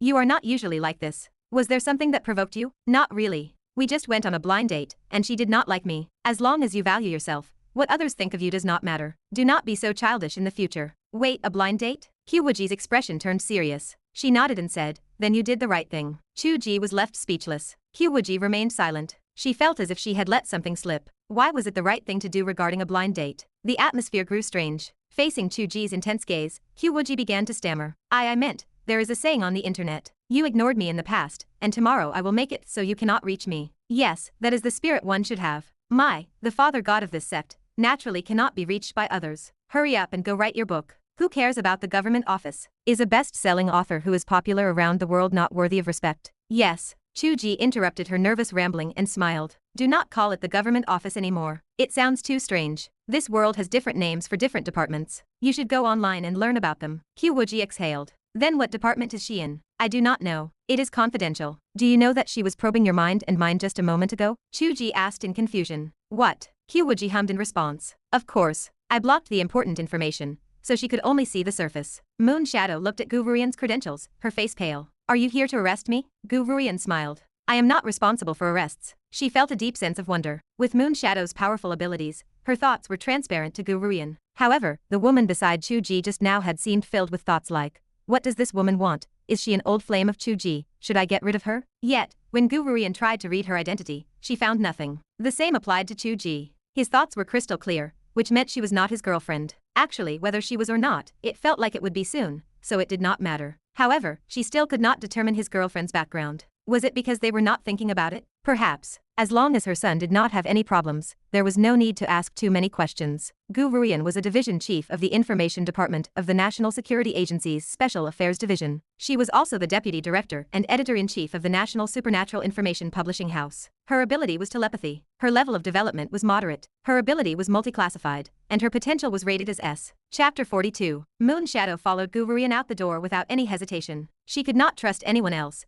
but she could trust the department Gu Ruian represented. Chu Ge kept his door open. The pair stood in the hallway and watched the two women leave. Before stepping into the elevator, Moon Shadow bowed to Qiu Wuji. Her eyes held a trace of apology. Her expression seemed to convey a silent regret for failing to fulfill her promise regarding the study of her shadow ability. Qiu Wuji smiled and waved a hand to signal that she did not mind. The elevator arrived. As the doors closed, separating the women from view, the incident that had entangled everyone for days faded away. The quiet, simple life of the two returned. Qiu Wuji felt a lift in her mood. Even the regret of losing the chance to study the shadow ability vanished. These were natural talents, not things to be forced, she thought. She could simply ask the creator god to add a setting. Perhaps a powerful manual appeared somewhere, drawing the attention of all the strong experts. She even plotted out the entire grand story arc for him in her mind. Wait. Qiu Wuji turned to Chu Ge. Can you write a shadow technique directly into the story? Chu Ge paused, his expression blank. It seems simple enough. I can just write a bit player who practices that technique. The plot already requires different abilities for various characters,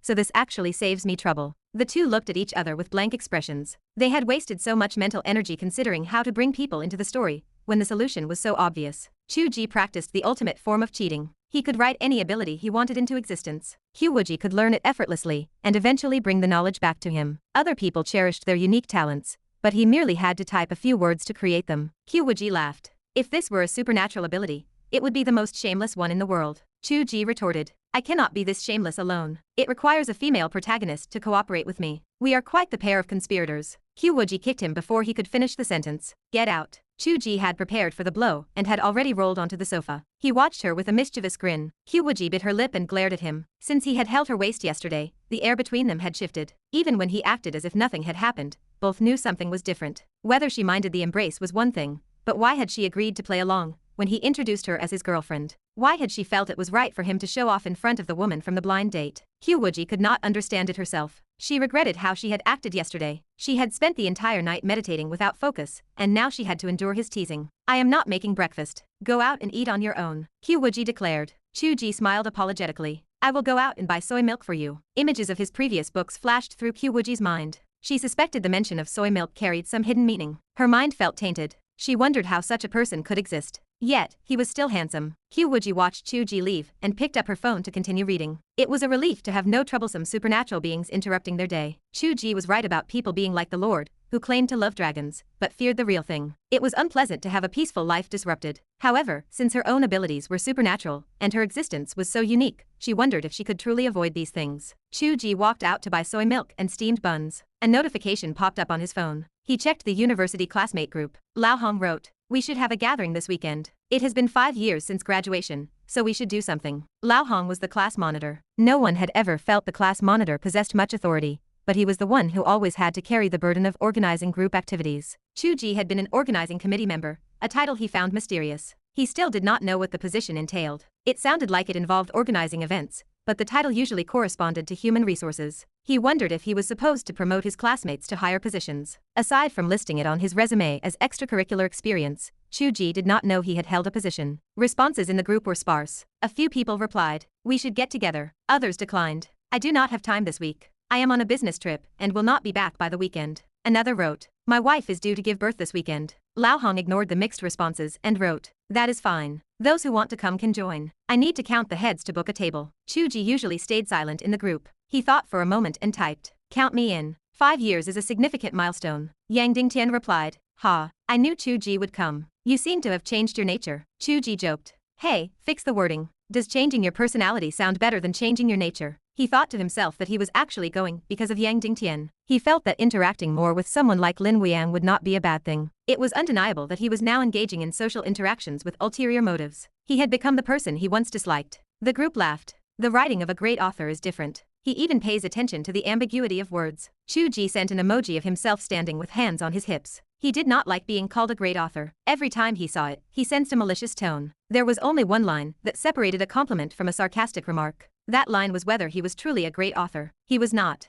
Qiu Wuji was correct. A best-selling author was respected, was he not? But the best-selling status of an internet novelist was different from the traditional concept. Many successful writers had failed to bridge that gap. Only a few had ascended to that level, but in the hearts of most people, they were still different from traditional writers. That was why Chu Ge hated attending Writers' Association meetings. He had attended one once, where someone on the stage made sarcastic remarks. A group of internet writers stood up and left, creating an incredibly awkward scene. Later, there was another literary seminar, where not a single internet writer was invited, which became a running joke. Some people claimed his reputation suffered, because his previous books contained suggestive content. Chu Ge did not agree. His use of vague, suggestive language was nothing compared to the blatant content in many published books. Regardless, his sales figures were what mattered most. Having classmates who knew his work was different from having people who had no idea what he wrote. What was the point of living, anyway? I am back. Chu Ge announced as he returned home with the soy milk and steamed buns. He saw Qiu Wuji standing on the balcony, stuffing yesterday's clothes into the washing machine. Chu Ge paused. A feeling bloomed within him, similar to how he felt when she had cooked for him for the first time. The thought bloomed within him. I have a home. Even if it did not feel entirely real. Chu Ge asked in a dry voice. You have the cleaning spell, so why do you need a washing machine? Qiu Wuji examined the washing machine and replied.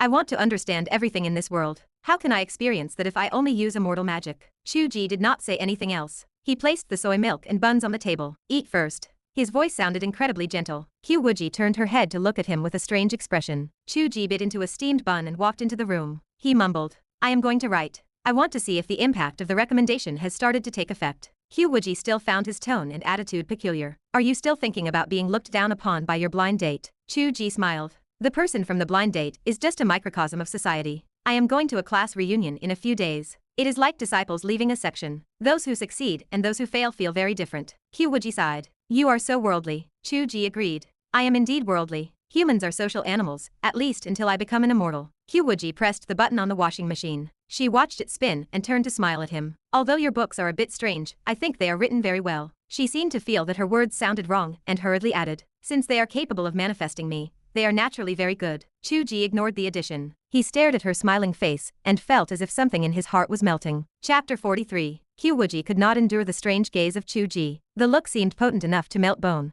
like some corrosive chemical that made her skin crawl. Her instinct screamed at her to strike him, but she paused. He had not actually done anything to warrant such violence. The situation felt wrong regardless of how she approached it. She stomped her foot and headed for the door. I am going out to buy groceries. Get back to your writing and stop staring. Chu Ge laughed. At your command. Qiu Wuji no longer needed an escort for something as simple as shopping. Chu Ge felt a surge of elation as he retreated into his room, sat down, and opened his laptop. His fingers flew across the keys. She had said his writing was excellent. An endless well of energy fueled him. So much had occurred yesterday, yet only one day had passed. He had saved half a chapter before sleeping, and now his ideas flowed like a torrential river. He finished the chapter quickly and uploaded it. The prospect of maintaining a daily output of 10,000 words seemed possible. He might even exceed it. Chu Ge suspected his increased output related to his training and cultivation. His mind felt sharper. He used to struggle for half a day to squeeze out a single chapter. Now, the words flowed smoothly. The physical form of those tentacle monsters had provided quite the constitution. After uploading, he checked his subscription numbers and stared in disbelief. Since the recommendation began, his average subscriptions had jumped by over 1,000.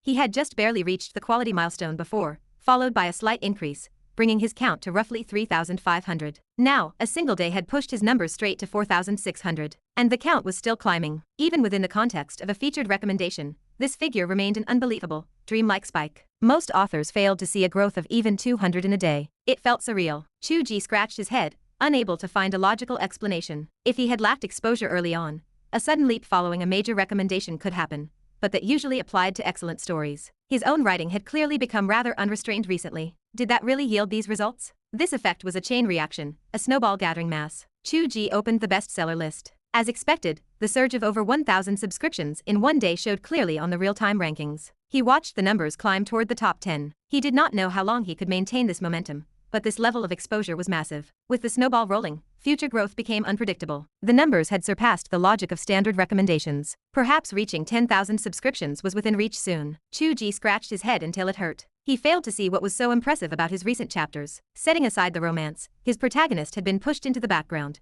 which usually spelled disaster for a story. He finally decided to credit the recent rapid updates. As long as quality remained steady, frequent updates certainly boosted performance. The platform also maintained a leaderboard for active authors. If he could secure a spot, that would provide even more exposure. His previous lethargic state had left him drooling over such things, but now he seemed capable of a real sprint. With that thought, the future seemed bright. It was strange. He had expected nothing, yet this was the outcome. Was it truly a case of planting willows without intention, only to find them providing shade? The only obstacle to his speed was the difficult path he had chosen. His writing felt increasingly like a multi-character ensemble piece. That was troublesome and difficult to manage. Still, he had to push forward. If an ensemble cast was handled well, the quality of the story often gained a stellar reputation, regardless of the commercial success. He pushed the doubt aside. He had written before without checking his stats, so why let anxiety paralyze him now? Wasting energy on these worries served no purpose. Chu Ge drew a deep breath, closed the dashboard, and opened his document to start the next chapter. The current plot involved the entire world in turmoil,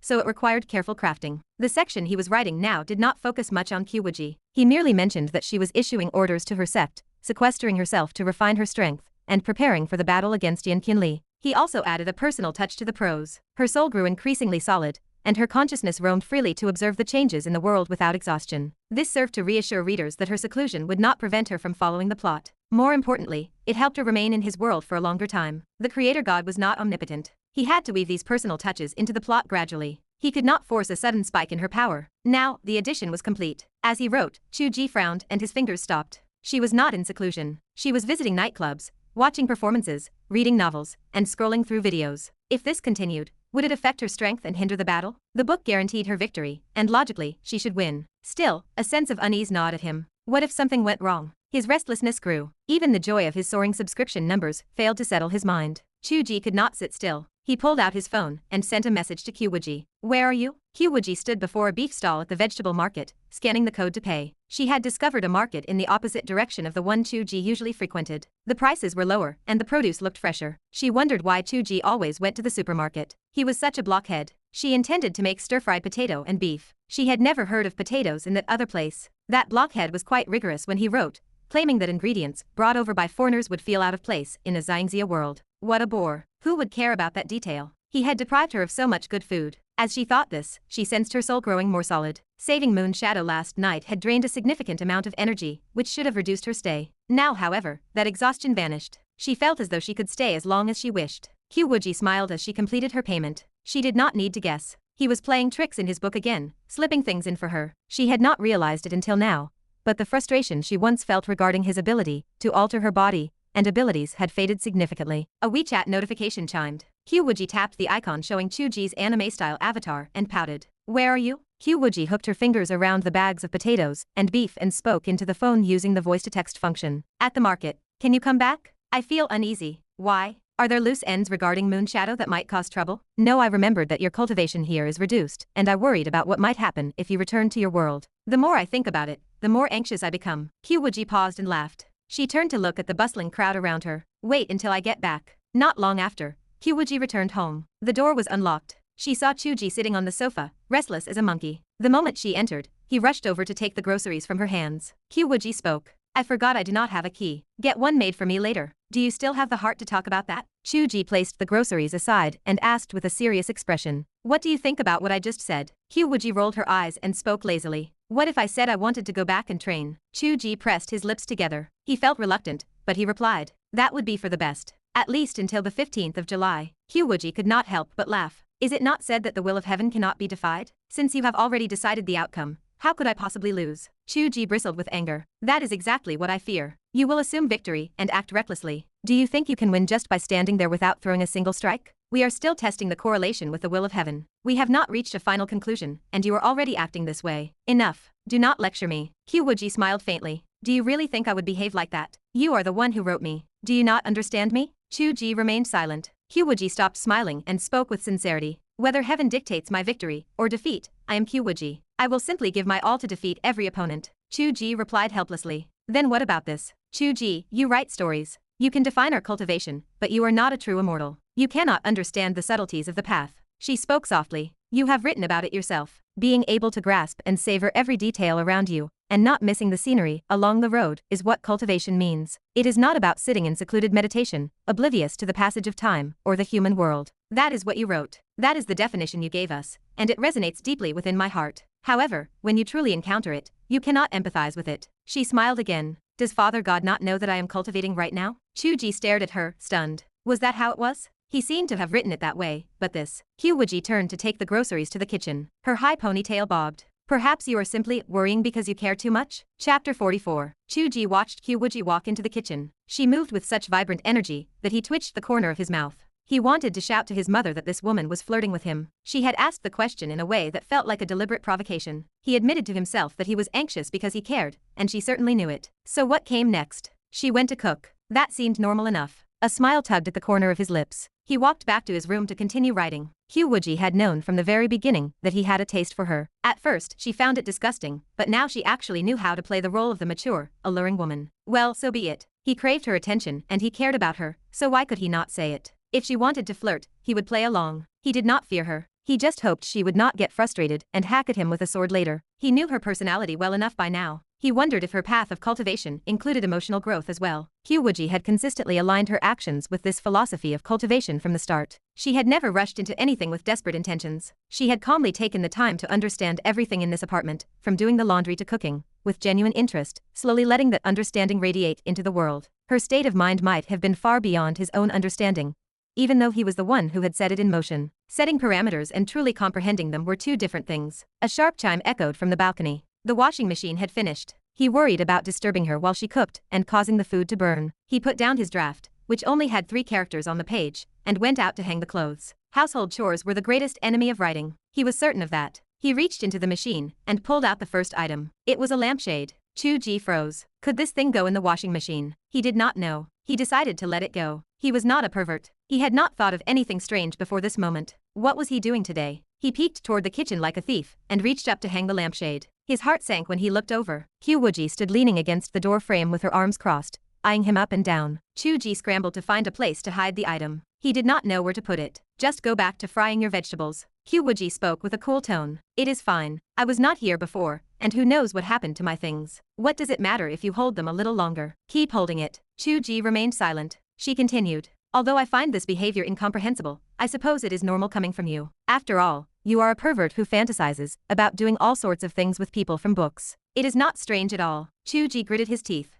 Who did you learn that sarcasm from? I saw someone post a screenshot in a video comment section. I figured these words would apply to you sooner or later. She moved into her room and quickly dragged out a suitcase filled with stockings. She pushed it toward Chu Ge. Is this enough? If not, I can buy more. Chu Ge shouted in frustration. Why would I want these? Oh, are you disappointed because they are not used? Chu Ge felt his mind go blank. What kind of websites do you visit? I am sorry, but I saw this in the comment section of your novel. What do you think I am visiting? Chu Ge wanted the ground to swallow him whole. Qiu Wuji smiled and took the lampshade from his hands. How much longer are you going to hold that? Chu Ge relaxed his grip and let her take it. The moment she had the item back, her expression shifted. Listen to me, Chu Ge. If you ever sneakily take my things to do strange things again, I will shove your head into the washing machine and throw all these stockings in to wash them together. She stormed back to her room with the lampshade and the suitcase of stockings. Chu Ge stood there like a wooden statue. He did not know what to say. He did not feel the irritation of being wrongly accused. It felt more like flirting. He could not even tell if she was truly angry. He thought of himself as the person who understood her best, but he realized that the heart of a woman was as deep as the sea. As she became more vivid and real,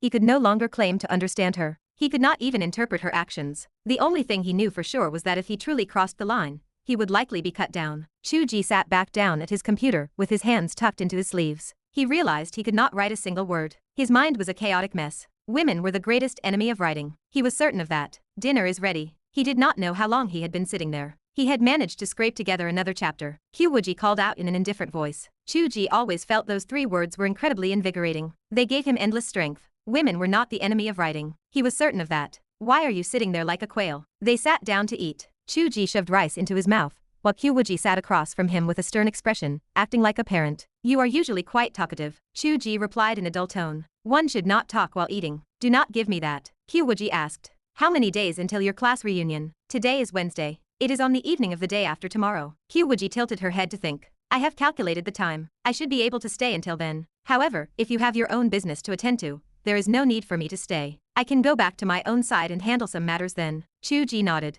He had not intended to bring her to the reunion, and it would be good for her to go back and handle her affairs. Her words gave him a sense of progress. She had gone from being forced to return against her will to deciding for herself when to leave. If he worked hard enough, perhaps the moment she could come and go as she pleased would coincide with the arrival of her original body. Are you thinking about my original body? Qiu Wuji guessed his thoughts and sneered. If my original body appeared, you would turn to ash if I hit you once. Are you looking forward to that? Chu Ge hesitated. Was that a possibility? He decided not to dwell on it. He smiled apologetically. To me you are you. There is no difference between a clone and the original body. With your power, you surely would not actually beat me to death. Qiu Wuji looked him over. A hint of surprise flashed in her eyes. How many days have you been practicing this cultivation technique? Chu Ge thought for a moment. 3 days, I suppose. I meditate once in the morning and once at night. Why do you ask? Qiu Wuji held her breath and looked down at her rice bowl. She was afraid she would not be able to resist hitting him. Cultivation was a long and tedious process. Most people took 3 days just to find the sensation of qi, and even that was considered genius. Even with his energy guided by her own, transforming it into his own strength was not a one-day task. She had expected it to take a month. Yet, he had completely transformed the energy. The first layer of his chi refinement was already quite stable. He could now use simple techniques. How could he cheat like this? Being the father god was incredible. How was she, who had struggled for 10,000 years, supposed to look at this? Moreover, the spiritual energy in this world was sparse. Logically, he should have progressed even slower. She could not explain this clearly because Chu Ge did not understand it himself. He thought it was just standard meditation that helped him sleep. It actually fit the philosophy of purifying the heart through effortless action. If he had a specific goal, it would have ruined his current state. What is wrong? Chu Ge urged her. It is nothing. Qiu Wuji offered a disdainful look. I thought the father god would be incredibly talented. It seems he is just average. Chu Ge did not mind. He smiled. My physique was lacking in natural talent for cultivation. You improved it for me. It is normal that I practice slowly. In any case, my mind is clear, and my sleep is excellent. I am very satisfied. Qiu Wuji spoke casually. Although your progress is average, you can learn some simple techniques. Which one do you intend to learn first? Chu Ge's eyes lit up. Invisibility and X-ray vision. Thud. Half a bowl of rice landed on his head. Qiu Wuji stood up in a fury and walked away. Go learn those yourself. Chapter 45. Apprentice offers tea to master. Qiu Wuji sat cross-legged on the edge of the bed. Amusement and exasperation flickered across her features as she opened her eyes. She looked at Chu Ge, who held a cup of tea out to her with a sycophantic expression. They were truly treating their relationship differently, were they not? He called her father god, and she called him master. Was there any other way to play this game? Qiu Wuji found the situation humorous, but her face remained cold. She spoke with a stern voice. Since when have I accepted such a lazy disciple? Get out. Chu Ge offered a fawning smile. You have already taught me the introductory method, so that makes you my master. Originally, you were going to teach me minor spells as well. I am not teaching you. Why should I? Qiu Wuji kept her face straight. Go to the Cloud Boundary sect and ask around. Is it so easy to take me as a master? Yes, yes, yes. You have high standards. You have never taken a direct disciple, only offered guidance to your subordinates. Every great journey starts with a single step, right? Qiu Wuji remained expressionless. And the apprenticeship gift? Let me see your sincerity. Chu Ge spoke cautiously. Actually, apprentice also has stockings. Go to hell. Qiu Wuji completely lost her composure. She could no longer maintain her icy, seated posture. She stood up, ready to strike him. Chu Ge did not retreat. Instead, he stepped forward and placed the teacup directly into her hands. Master, calm down. Drink some tea. It is good for the body and mind. Pa. Qiu Wuji had only been joking with him, but she took the tea with a mix of annoyance and amusement. How could the tea in this place be good for the body and mind? I did not write about stir-fry processing in that world, so you have never tried it. Give it a shot, even if the tea leaves are of poor quality. Qiu Wuji took a small sip and nodded slightly. It has some vulgar impurities, but the craft has its merits. Chu Ge watched her pretend to be superior. When she ate potatoes and beef, she did not complain about vulgar impurities, yet she acted like a connoisseur over a cup of tea. He did not call her bluff, but smiled. Since you have drunk your disciple's tea, are you going to teach me a trick or two? Qiu Wuji sipped the tea casually. No. Chu Ge stared,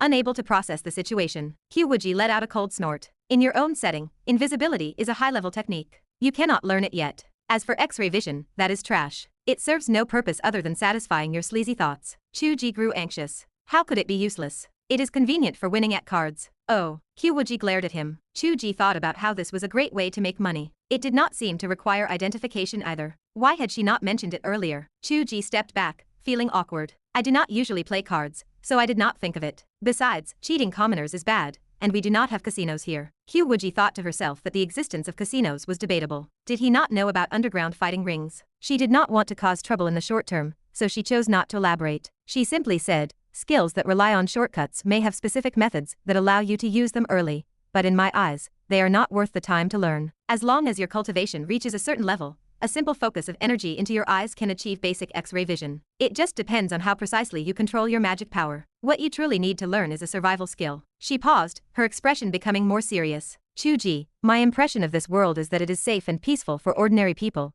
but there are still whirlpools in places people do not know about. You might have been one of the ordinary ones before, but now you have the qualifications to touch the whirlpool. The whirlpool will naturally pull you in, so you can no longer view things with your old perspective. If I am not here, you must have the power to protect yourself. Chu Ge set aside his joking manner and nodded solemnly. Understood. Therefore, the first thing you should master is movement technique. Qiu Wuji revealed a faint smile. She tapped her slender finger on Chu Ge's brow. You know which one. The internal method and the incantation appeared clearly in his mind. The transmission of an immortal's law was simple, unadorned, and boring. Chu Ge knew what this was. It was the standard configuration he had written for the female lead to save her life and show off her immortal grace. It was Qiu Wuji's signature movement technique, one of the top supreme skills of the Cloud Boundary sect. It was called Cloud Water Without Trace. If Qiu Wuji used it, she would merge with the clouds and mist, appearing like autumn water, vast and hazy, leaving enemies wondering where she had gone. It gave the enemy a true sense of vastness and infinity. It was not a technique with a very high threshold. It was a strange skill that Qiu Wuji had acquired in her humble beginnings and improved as her cultivation broke through. That meant low-level disciples could learn a portion of the basics. This treatment was not exclusive to Chu Ge. The basic movement technique was in the first floor of the scripture library, and many disciples learned it. It had almost become one of the representative techniques of the Cloud Boundary sect. So, he knew what it was. Honestly, Chu Ge did not really want this movement technique. Because of the clouds and water, it felt a bit feminine. Although it was not actually the case in reality,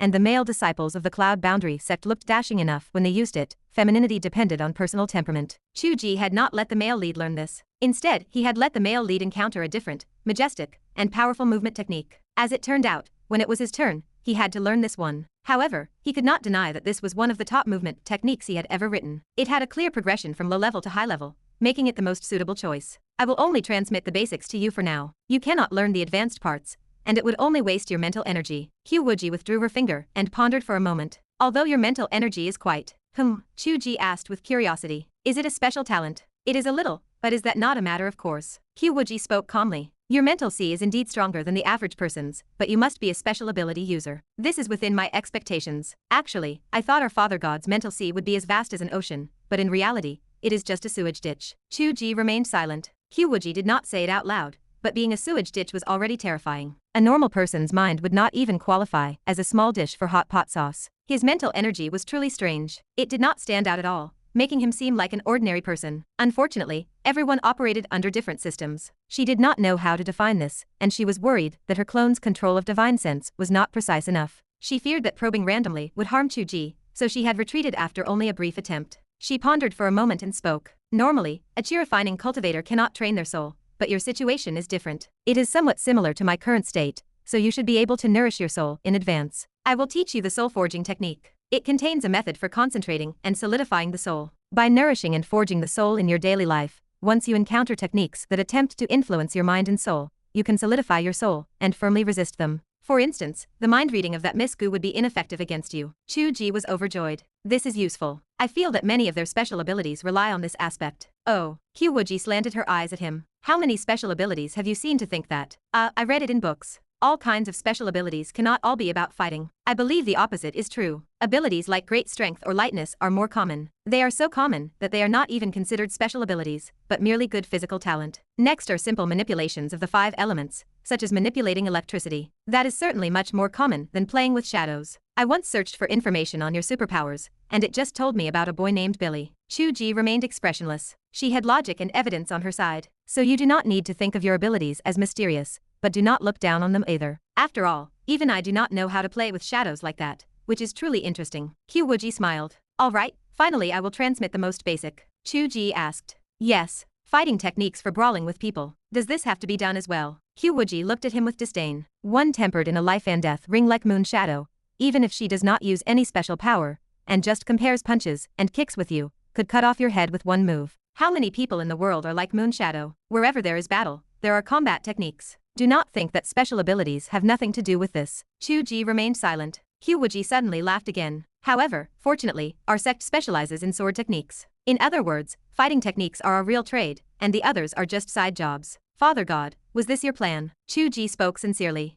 Father God has not planned anything. But Master, you have thought of everything. Qiu Wuji remained expressionless. Chu Ge tried asking. So how do I learn this fighting technique? Hand to hand. Qiu Wuji answered calmly. I have thought about it. Refining fighting techniques requires years of effort and a large amount of actual combat practice. You need to write books to make money, so that is not suitable for you. We should change the routine. That is also true. Do you have any good ideas? How about this? I will teach you the golden bell cover. As long as you can take a beating, it will be fine. It will also be more convenient for me when I fight later. Chapter 46. A sound of frustration drifted through the apartment, followed by a startled gasp, a sharp hiss, and the heavy thud of someone hitting the floor. An elderly man in the apartment directly below watched his television. He tilted his head, listening to the ceiling, and made a sound of profound contemplation. The young couple living upstairs certainly knew how to keep things interesting. It was a pity that he was old and his body could no longer keep up with such energetic games. He sighed, thinking that the girl living up there was truly beautiful, much like a fairy. Inside the living room, Chu Ge lay sprawled on the floor. His body emitted a faint golden light, and his head was covered in bumps. His eyes spun in dizzy circles.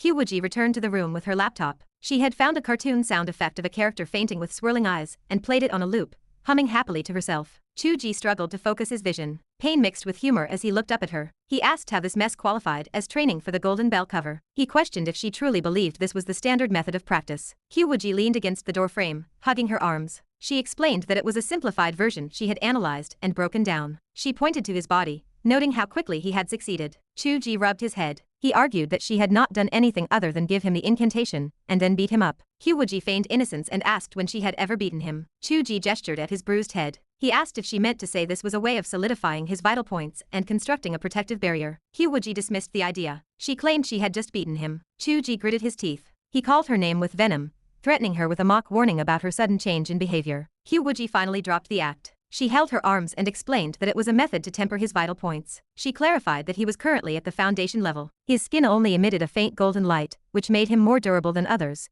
but it was closer to a simple iron shirt technique than the true Golden Bell cover. She told him that he was still far from mastering the real skill. She sighed, looking at him with mock pity. She lamented that some pig-headed person had set the original parameters, claiming it was the fundamental law of Buddhism, long-lasting and indestructible, and that mastering it was not a task for a single day. Chu Ge glared at the air. He asked who that idiot author was. Qiu Wuji smiled. She admitted she did not know which pig had written it, but she was grateful that he had spared her from learning such a bruising skill. She only knew the method because she had read about it, but she had never practiced it herself. She suggested that she might need to study it further before teaching him the deeper levels, so for now, this would have to do. Chu Ge grunted and climbed to his feet. The act of tempering his vital points had been painful, but he realized he was recovering quickly. The pain had already faded. He felt that his skin was much tougher than before. It did not seem to be purely a result of magical protection, but rather a temporary reorganization of his muscle fibers for protection. He could not explain the exact mechanics, and he did not know what level of attack he could withstand, or how it would handle sharp versus blunt objects,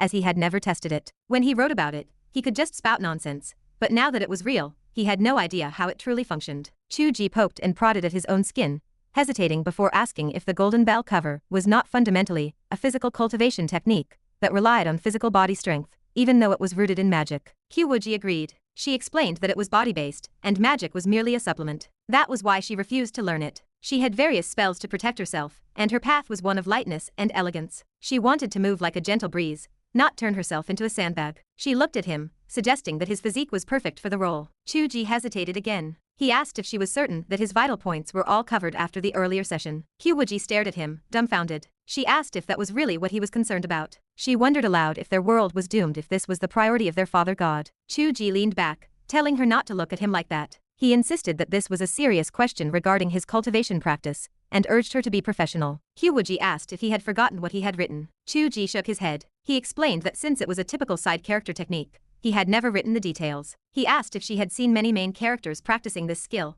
noting that looking cool was a lifelong priority. He mentioned a monk he had created in the past who had spent his whole life trying to shake off that nickname. Qiu Wuji asked who that was. Chu Ge told her it was no one in particular. He admitted he had only created a 12-layer setting, claiming it was the supreme defensive skill of Buddhism, but he had no idea how her world had developed it on its own. Qiu Wuji decided she would have to go back and study it carefully, reiterating that she had only read about it and never practiced. Chu Ge tapped his chin. He asked if it was in the scripture library. He suggested that if it was not, he could add a patch. He proposed that he could write that he had killed a traitor to the Buddhist sect and obtained a copy from him. Qiu Wuji corrected him. She told him it was already in the library, and that was exactly how she had acquired it. She had killed the traitor herself. She had returned the original to the Buddhist sect to show respect, and the Great Compassion Abbot had personally approved her keeping a copy to study. She added that even if he had not approved, it would not have mattered, because she had already read it, and she doubted he would want to go to war with her. She stressed again that she had killed the person, not him. Chu Ge touched his chin. He realized he had never written that plot. It seemed the world was filling in the gaps outside of the set plot lines very richly. For instance, he had only written a single line about the library containing many high-end techniques collected over the generations, and the world had filled in the story for one of them. Since that was the case, he could still add a patch. Chu Ge scurried into his room. He opened his outline settings, went to the cultivation technique section, found the entry for the Golden Bell cover, and added a line stating that even a small success was enough to protect the lower vital points. He saved the file. In the world of the book, many monks suddenly wondered if they were feeling a bit more robust in certain areas. They wept tears of sorrow, realizing it was useless for them as monks. Chu Ge also felt like crying. The logic of his own setting took over. He had to write that it required small success, and since he had only just mastered the basics, it was not yet useful to him. Besides, even if he could use it, he had nowhere to use it. He decided to just leave it at small success for now. Chu Ge stole a glance at his side. Qiu Wuji stood with her hands on her hips, watching him modify the settings. Her expression was a mix of speechlessness and disdain, which he found adorable. He wondered if she regretted choosing this skill to teach him, as a perfectly good Buddhist technique had turned into this strange mess. Qiu Wuji saw that he had finished his operation and finally spoke. She told him she was returning to her own world. She explained that his situation was special, and she wanted to go back and flip through some ancient texts to see how she should teach him in the future. She noted that there was nothing to do in the immediate future, so there was no need for her to stay here all the time. Chu Ge felt a pang of reluctance. He asked how there could be nothing to do, noting that she had just learned how to use the computer and had not played with so many things yet. Qiu Wuji smiled slightly and tapped her temple. She explained that she had imprinted several books into her mind for storage and had not digested them yet. She could read them slowly when she went back, which saved time, as it seemed their time flow rates differed. Chu Ge was stunned. This was a massive advantage. His first reaction was that if he could enter her world in the future, he could write that 7 days had passed outside, hide inside for 7 days, and write a stockpile of drafts. That would be invincible. Even if he could not enter, if Qiu Wuji could ghostwrite for him later, that would also be invincible. Who could compete with that? The reaction of a writer was pragmatic and lacked ambition. He did not say much more. This was a proper goodbye, and since she could come back at any time, he did not feel the awkwardness or discomfort of her previous sudden disappearances. It was no different from leaving for work or a business trip. He remained calm. He told her it was fine, and reminded her not to just read those books when she went back. He told her to keep up with her cultivation, as Yan Qinli was not someone to be trifled with, and he had set him up to be very powerful just to increase the tension. Qiu Wuji nodded, acknowledging his advice. She suddenly turned back to her room, retrieved a stocking, and handed it to him. She told him to hold it. Chu Ge was confused. Qiu Wuji stood with a straight face. She told him that since he was already holding something, the things that scattered when she disappeared would be safer. Chu Ge felt a surge of annoyance. He grunted and told her to go ahead. Qiu Wuji scurried back into her room, dove into the bed, and wrapped herself in the quilt. She made sure that things were scattered in the bed before she returned to her own world. Chu Ge looked at the screen with a blank expression. He clicked on the main document and began to type. He wrote that Qiu Wuji had returned from her astral travel, lost in thought about the laws of heaven, and forgot that the seclusion array she had set up was not meant for casual traversal. With a loud bang, her soul collided with the stone door, and her entire form was plastered against the door like a starfish, slowly sliding down. In the world of the book, Qiu Wuji felt that her personal belongings were much safer this time. She returned to her original body with joy. With a loud bang, she collided with the stone door, plastered against it like a starfish, and slowly slid down. Chapter 47. Chu Ge, you wait for me. Lightning flashed, and thunder roared above the cloud boundary sect. A gale howled as if an enemy had invaded. The high-level elders rushed out of seclusion, only to find the sect leader throwing a temper tantrum on the mountain peak. Why are you all staring at me? Is there nothing better to do? Qiu Wuji flew toward the scripture library, her frustration evident. She wanted to consult the classics. They could attend to their own business. She wanted to return and beat him, but she held back. Interdimensional travel was exhausting. She would wait until she found a few toys for him to practice with, and then she would see how he met his end. Chu Ge felt refreshed after writing those lines. Had it worked? He hoped it had. He wanted her to understand that the Father God was not to be trifled with, and that he could retaliate. If he did not fight back occasionally, his domestic authority would be in danger. He chuckled at the thought of her hitting him. Chu Ge continued to type. The instant messaging software pinged repeatedly. Curious, he clicked on it. Someone had pulled him into a new group. He had shielded all group chats to ensure quiet for writing. He only opened them to chat when he finished his work, but he had not done so in days. He had not even checked his own fan group. Who would be so bored to pull people into a group without permission? He glanced at the name.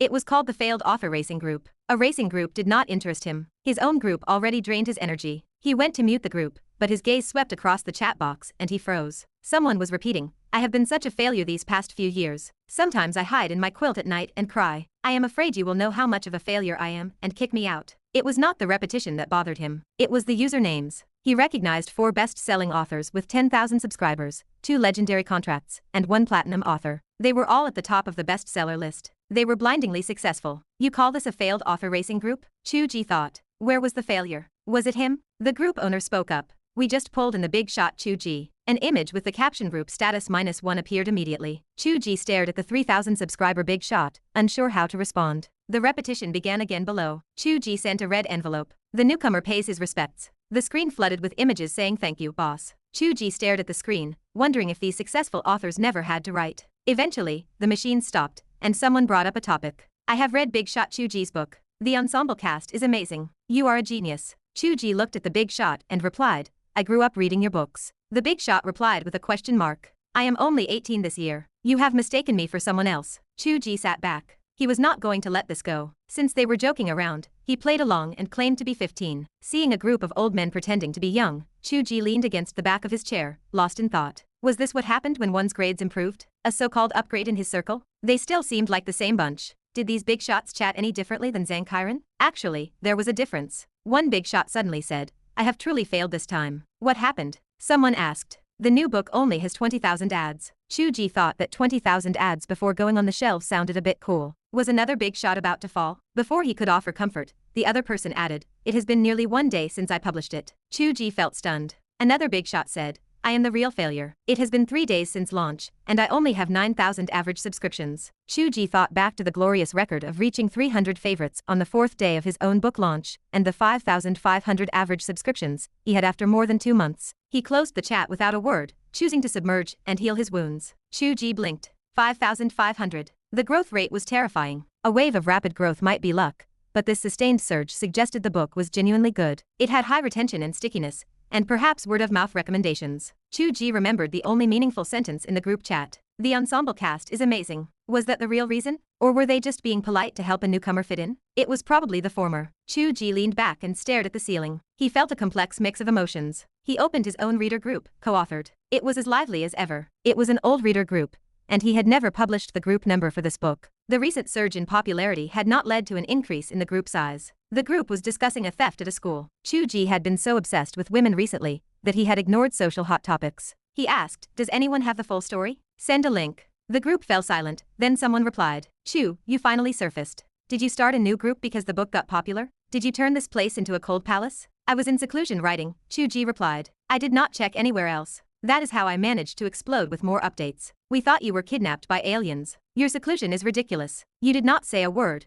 and you did not even thank the many alliance masters for their tips." Chu Ge broke into a sweat. Had people tipped? He had not looked. Women were the downfall of a nation. "We explained your seclusion and thanked the tips in the comments section for you. It is fine for now," a manager said. "But Chu, many people are asking for the group number. Should we expand?" Warmth flooded Chu Ge. Regardless of how the book was written, he had disappeared for days without an explanation, leaving others to clean up after him. He had expected some resentment, but everyone was still caring for him. "Expand it. I will buy a membership and make it a 2,000-person group. I will add a line to the introduction later." Chu Ge sent a large red envelope and added a batch of managers. "I am in an update explosion period, so I will rarely chat. Thank you all for your hard work. By the way, does anyone want to be an operations manager?" What is an operations manager? When did novels require operations? It is just a moderator for the comment section. Capitalists insist on using fancy words to make it sound professional. Is it not just a moderator? I will do it. The applications poured in. "Chu, this book is getting better and better. Write with peace of mind. Leave the rest to us."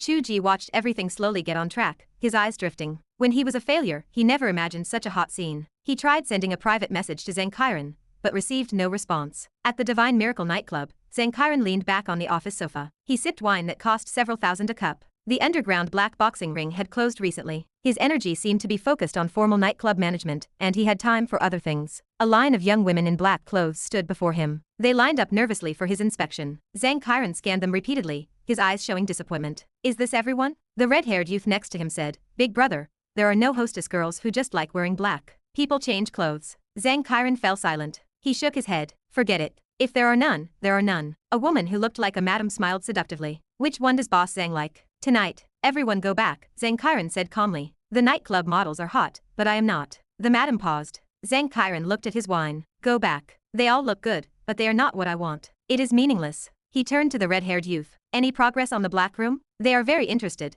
but the police are also looking for them. They dare not show themselves recently." "It is fine," Zhang Qiren said slowly. Gu Ruian seems to have returned to the capital. Lin Weiang is just a section chief. He cannot do anything. Chapter 48. The beautiful woman who could topple nations had returned to her own world, yet Chu Ge did not have much free time for writing. He had more tasks to manage. He continued his regimen of running and push-ups. These were essential for his base physique. He knew that being covered in flab while huffing and puffing during a simple run would make any talk of cultivation a joke. He meditated twice a day, morning and night. This was no longer just about circulating his energy. He aligned his meditation with the methods of the Golden Bell cover. He was essentially using it as his foundational technique now. A wave of melancholy washed over him. How had his life unknowingly drifted in this direction? He was thankful that he had not written it as requiring celibacy. Chu Ge had always found such settings unscientific. Was it not all the same? Why would one become ineffective after that act? It made no sense at all. Beyond technique, he practiced soul forging. He did not want to become a puppet for some random mind control trick. Beyond that grave concern, Chu Ge did not want his inner thoughts exposed to others. It was an unpleasant feeling. His meditation time had effectively doubled.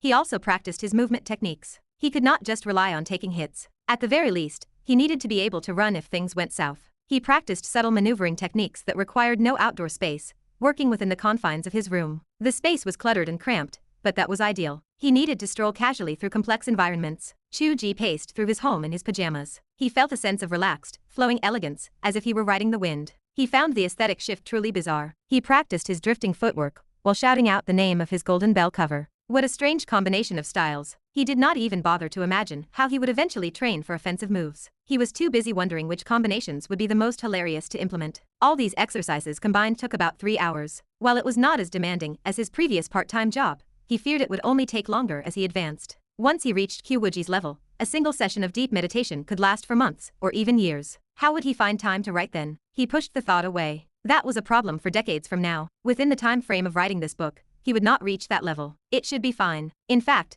the training improved his spirit and focus, making his writing smoother and more efficient. Updating 10,000 words had once been a record, but now it was his standard routine. He trained and wrote, and 2 days slipped by. Qiu Wuji had not returned, but the class reunion was upon him. Chu Ge adjusted his collar and stared at his reflection. He felt as though he barely recognized the man in the mirror. He was still handsome, but his spirit was vastly improved. His frame was straight and tall, and his gaze was bright. If he had possessed this level of vitality during his blind date, would Gu Wujian have reacted differently? He pushed the thought aside. Why bother thinking about that? It was Qiu Wuji who had brought about all these changes. The hotel chosen for the gathering was quite nice. Unfortunately, Lao Hong had booked late, so they only secured a table in the main hall. There were not many people attending, only enough to fill 2 tables. Private rooms were hard to come by, but everyone was indifferent to sitting in the hall. When he arrived at the table, Lao Hong was already there with his wife, who was also their former classmate. They had arrived early, and only a small portion of the group was present. They looked at Chu Ge and offered praise. "You look more and more handsome. How did we not notice this back then?" Chu Ge ran a hand through his hair. "Men only get better with age. Are you regretting not making a move on me back then?"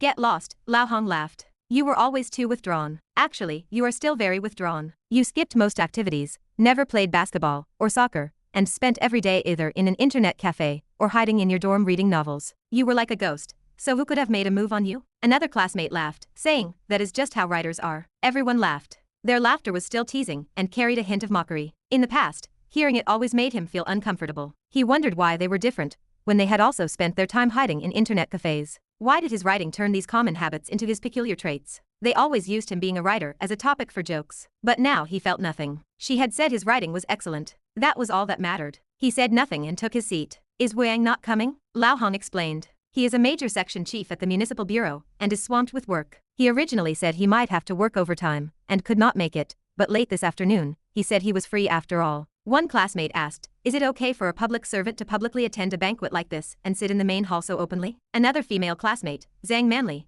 who worked in civil affairs, replied, "It is after hours and a weekend reunion. It is perfectly natural. You always overcomplicate things regarding civil servants. Police are human too. As long as he does not show up in uniform, it is fine." Chu Ge had an idea. He wondered if someone in civil affairs could help him with Qiu Wuji's identity. He sighed. It was mercenary, but for the sake of his Qiu Wuji, he would give it a try. Just as he was about to ingratiate himself with a few compliments, he suddenly sensed something. He did not know how the intuition had arisen. He turned his head toward the hotel entrance. Lin Weiang was walking through the door. Almost simultaneously, another group of people parked outside, and someone stepped out of a car. Lin Weiang glanced over his shoulder subconsciously and saw Zhang Qiren stepping out of the vehicle. Zhang Qiren paused, seemingly surprised to run into Lin Weiang here. The two men locked eyes for a few seconds. Zhang Qiren offered a polite smile. "I did not expect to run into Section Chief Lin here. Are you here for a meal?" Lin Weiang spoke slowly. "Do not tell me this hotel belongs to you as well?" "Oh, not at all. I am just here to treat some friends to dinner. Please do not misunderstand, Section Chief Linear. My family does not have much money." Regardless of what kind of friends you are treating,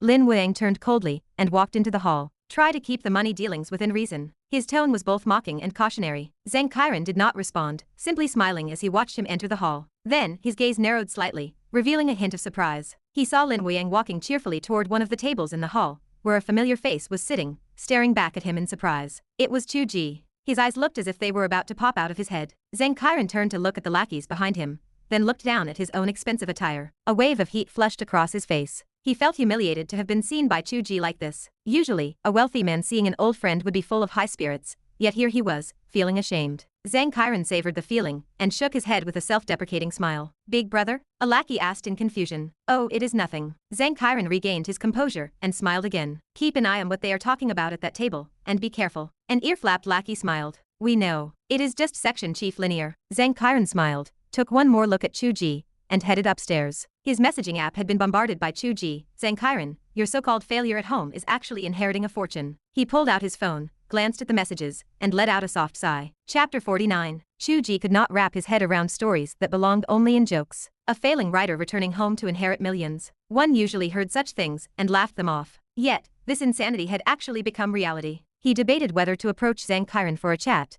if only to satisfy his own curiosity as a writer and his concern as a friend. Now that Zhang Qiren clearly belonged to the wealthy class, approaching him might feel strange. He feared that those around Zhang Qiren would view him as an opportunist. Chu Ge sighed. Relationships often grew bitter when mixed with money and power. It soured the dynamic for everyone involved. The class reunion, which he had initially dreaded, actually felt far more authentic. Lin Weiang arrived, slamming a friendly fist onto Chu Ge's shoulder. He laughed, noting that he had not expected Chu Ge to look so vibrant. He teased him about being a fat shut-in. Lin Weiang even joked about Chu Ge taking male enhancement pills to look so energetic. Chu Ge retorted that he was just not used to the heat of the afternoon, unlike the police officers who were actually trained to handle stress. Lin Weiang chuckled. He mentioned that he knew Zhang Qiren well. They had once rented an apartment together for half a year. He recalled seeing the name of their author friend on the lease. Chu Ge fell silent. Lin Weiang dismissed the concern, telling him it had nothing to do with him, and not to worry. This only made Zhang Qiren seem even more suspicious. Chu Ge wanted to probe further, but the room grew noisy as more classmates arrived. The space was too crowded for private conversation. He set aside his questions and turned to greet the new arrivals. The atmosphere of the reunion was surprisingly pleasant. While boasting and showing off happened, it remained subtle. Lao Hong mentioned his trip to Switzerland and his watch, but did so lightly. Those who were doing better did not flaunt it,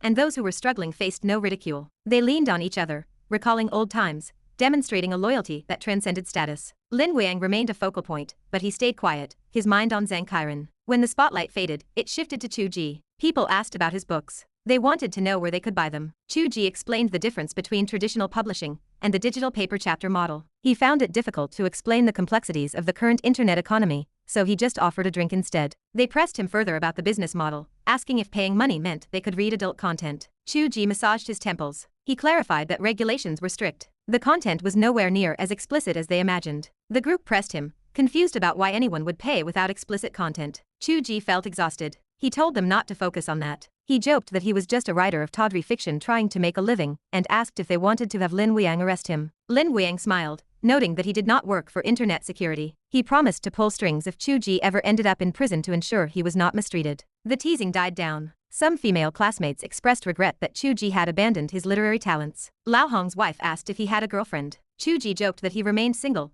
because the girl he had liked back then had married Lao Hong. The table erupted in laughter. Lin Weiang quipped that if Chu Ge liked Lao Hong's wife, and Lao Hong liked his own wife, then they were on the same side. The group pointed at Lin Weiang, laughing about how such an unprofessional person could be a police officer. The conversation turned to Chu Ge's social life. They lamented that a writer who stayed at home all day likely struggled to meet women. They offered to introduce him to potential partners. Lao Hong suggested that authors had female fans and recounted stories he had seen on social media about writers marrying their fans. Just as the conversation drifted, a young woman with a high ponytail, dressed in a blue denim outfit and a white shirt, ran over. She clenched her hands in excitement. She asked if he was the great Chu Ge and begged for an autograph. The table fell into shocked silence. A real female fan had appeared, and she was stunning. They wondered if Chu Ge was more famous than they realized. Chu Ge sat frozen. He stared at the woman. He realized it was Qiu Wuji. He wondered silently what she was doing. He had never asked for this kind of dramatic display. Upstairs, Zhang Qiren chuckled. He turned to his subordinates and ordered them to settle the bill for Section Chief Lin's tables. He told them to mention that the boss was a huge fan of Mr. Chu Ge's work, that it was a small gesture, and that he hoped for more great works in the future. Chapter 50. Chu Ge felt an overwhelming wave of awkwardness. He wanted to curl his toes in shame as he signed the autograph with a trembling hand, trying to act as though this were a normal occurrence. The female fan walked away, looking satisfied. The surrounding guests gazed at him with newfound wonder. Chu Ge found the remainder of the gathering unbearable. He shifted in his seat as if it were filled with needles. He wanted the party to end so he could return to Qiu Wuji. Fortunately, everyone here had families and careers to return to. Their wives and children were likely waiting at home. Lin Weiang and the others held public positions, so the drinking session remained tame. The gathering ended early. As the group exchanged farewells, Lao Hong trotted back. He stared at Chu Ge for a long moment, his expression curious. He sighed. Chu Ge blinked, surprised. What happened now? Someone in the upstairs private room claimed to be your fan. They paid the bill on your behalf. Chu Ge let out a low sound of shock. The collective reaction of the group was far more intense than when the fan had first appeared. Fans were just fans. One could not simply assume anything romantic would happen, but having someone pay the bill was a tangible gesture. The group's attitude shifted from mere wonder to genuine respect. As Qiu Wuji had noted before, society would respect a true master of the craft. Chu Ge felt no pride. Both events were fabrications. The female fan was Qiu Wuji playing a strange game of pretend. The bill payer had to be Zhang Qiren. He glanced at Lin Weiyang. Lin Weiyang caught his gaze, his expression unreadable. Let us talk. Chu Ge hesitated for a heartbeat, then nodded. Great writer, let us stay in touch, the others called out. The gathering finally dissolved amidst praise for Chu Ge. He offered polite smiles to everyone as he bid them goodbye. Eventually, he and Lin Weiyang walked away from the hotel, strolling toward the riverbank in the distance. As they passed the parking lot, Lin Weiyang gestured with his chin. That Mercedes G-Wagon belongs to Zhang Qiren. At least it is not a Rolls-Royce. Chu Ge smacked his lips, saying nothing. The Tank 300 had launched not long ago. Zhang Qiren had declared it his dream car. Back then, Chu Ge had mocked him, pointing out that Zhang Qiren looked like a scholar with his glasses, yet possessed a wild heart. The wild heart remained, though the price difference between the vehicles was nearly tenfold. The man was a fraud. Lin Weiyang slowed his pace. How much do you actually know about your former roommate? A strange force tugged at Chu Ge. It felt as though he could not hold back the truth. He let the influence wash over him and exhaled a long breath,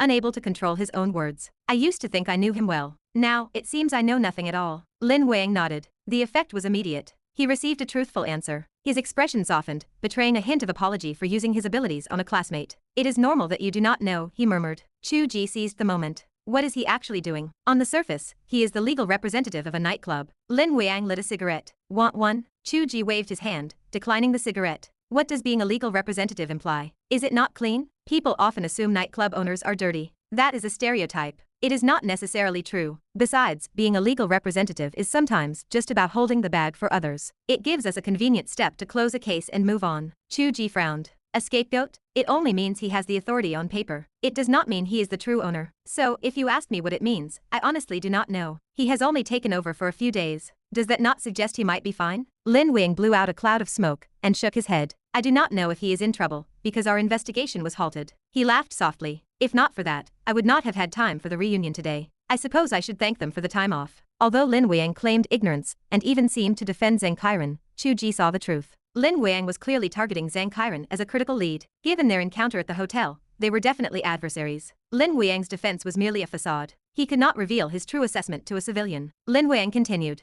I can see you truly do not know about his affairs. But since your relationship seems quite close, he might let something slip in your presence. If you learn anything about his situation in the future, please tell me. Chu Ge remained silent. Lin Weiyang pressed the point. You should understand the difference between public duty and private matters. Even personally, am I not your classmate? Chu Ge chuckled. I assume the reason I was not dragged in for questioning was because of my old classmate? Lin Weiyang dismissed the idea with a wave. That is not how it works. It was not at that stage yet. How could we drag in everyone he has ever met for questioning? As I said, he might just be a scapegoat. I am not targeting him personally. If there really is something wrong, I will tell you. By the way, which nightclub did you say it was? That is not a secret. It is the Divine Miracle nightclub. You have likely never heard of it, and it is best you do not go there. Chu Ge's expression darkened. I have said enough. My wife is waiting for me at home. Lin Weiyang patted Chu Ge on the shoulder. I never imagined one of our classmates would become a great writer. I look forward to seeing your book on the television screen. Lin Weiyang walked away. Chu Ge stood quietly by the river, watching the water, as if he were deep in thought, or waiting for someone. As soon as Lin Weiyang vanished from sight,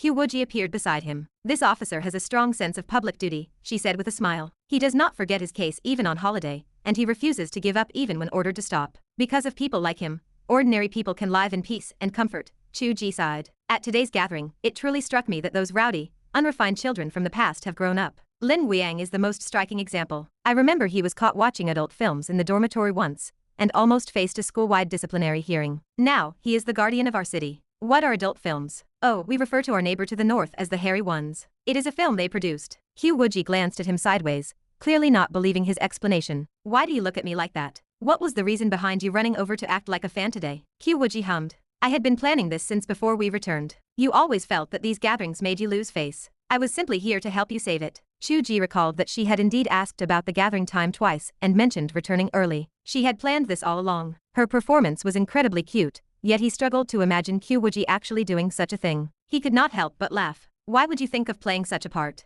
Did you not say these were vulgar customs? Qiu Wuji answered with indifference. Because I saw that you cared. I did not want these worldly disturbances to disrupt your cultivation state. That is from the perspective of your master. From another angle, I am the father god of Qiu Wuji. No one is allowed to look down on you. Chu Ge turned to look at her profile. Qiu Wuji gazed back with a calm expression. The river flowed slowly to the east in silence. The late summer evening wind brushed past, blowing a stray lock of hair against her cheek. Chu Ge instinctively reached out to brush it away. Qiu Wuji stepped back half a step, her face stiff. What do you think you are doing? Chu Ge withdrew his hand and spoke in a low voice. I did not actually feel that I lost face, but I am still, thank you. Why do you no longer feel you lost face? Because you like it. The air fell silent once more. Only the sound of the river flowing remained, washing past them and flowing into their hearts. It is good that you do not feel that way. Your state of mind has improved. You are not as vulgar as before, Qiu Wuji said, taking a deep breath and changing the subject with a stern face. Now, should we discuss the other matter? Chu Ge did not react in time. What? Qiu Wuji squeezed her hands together.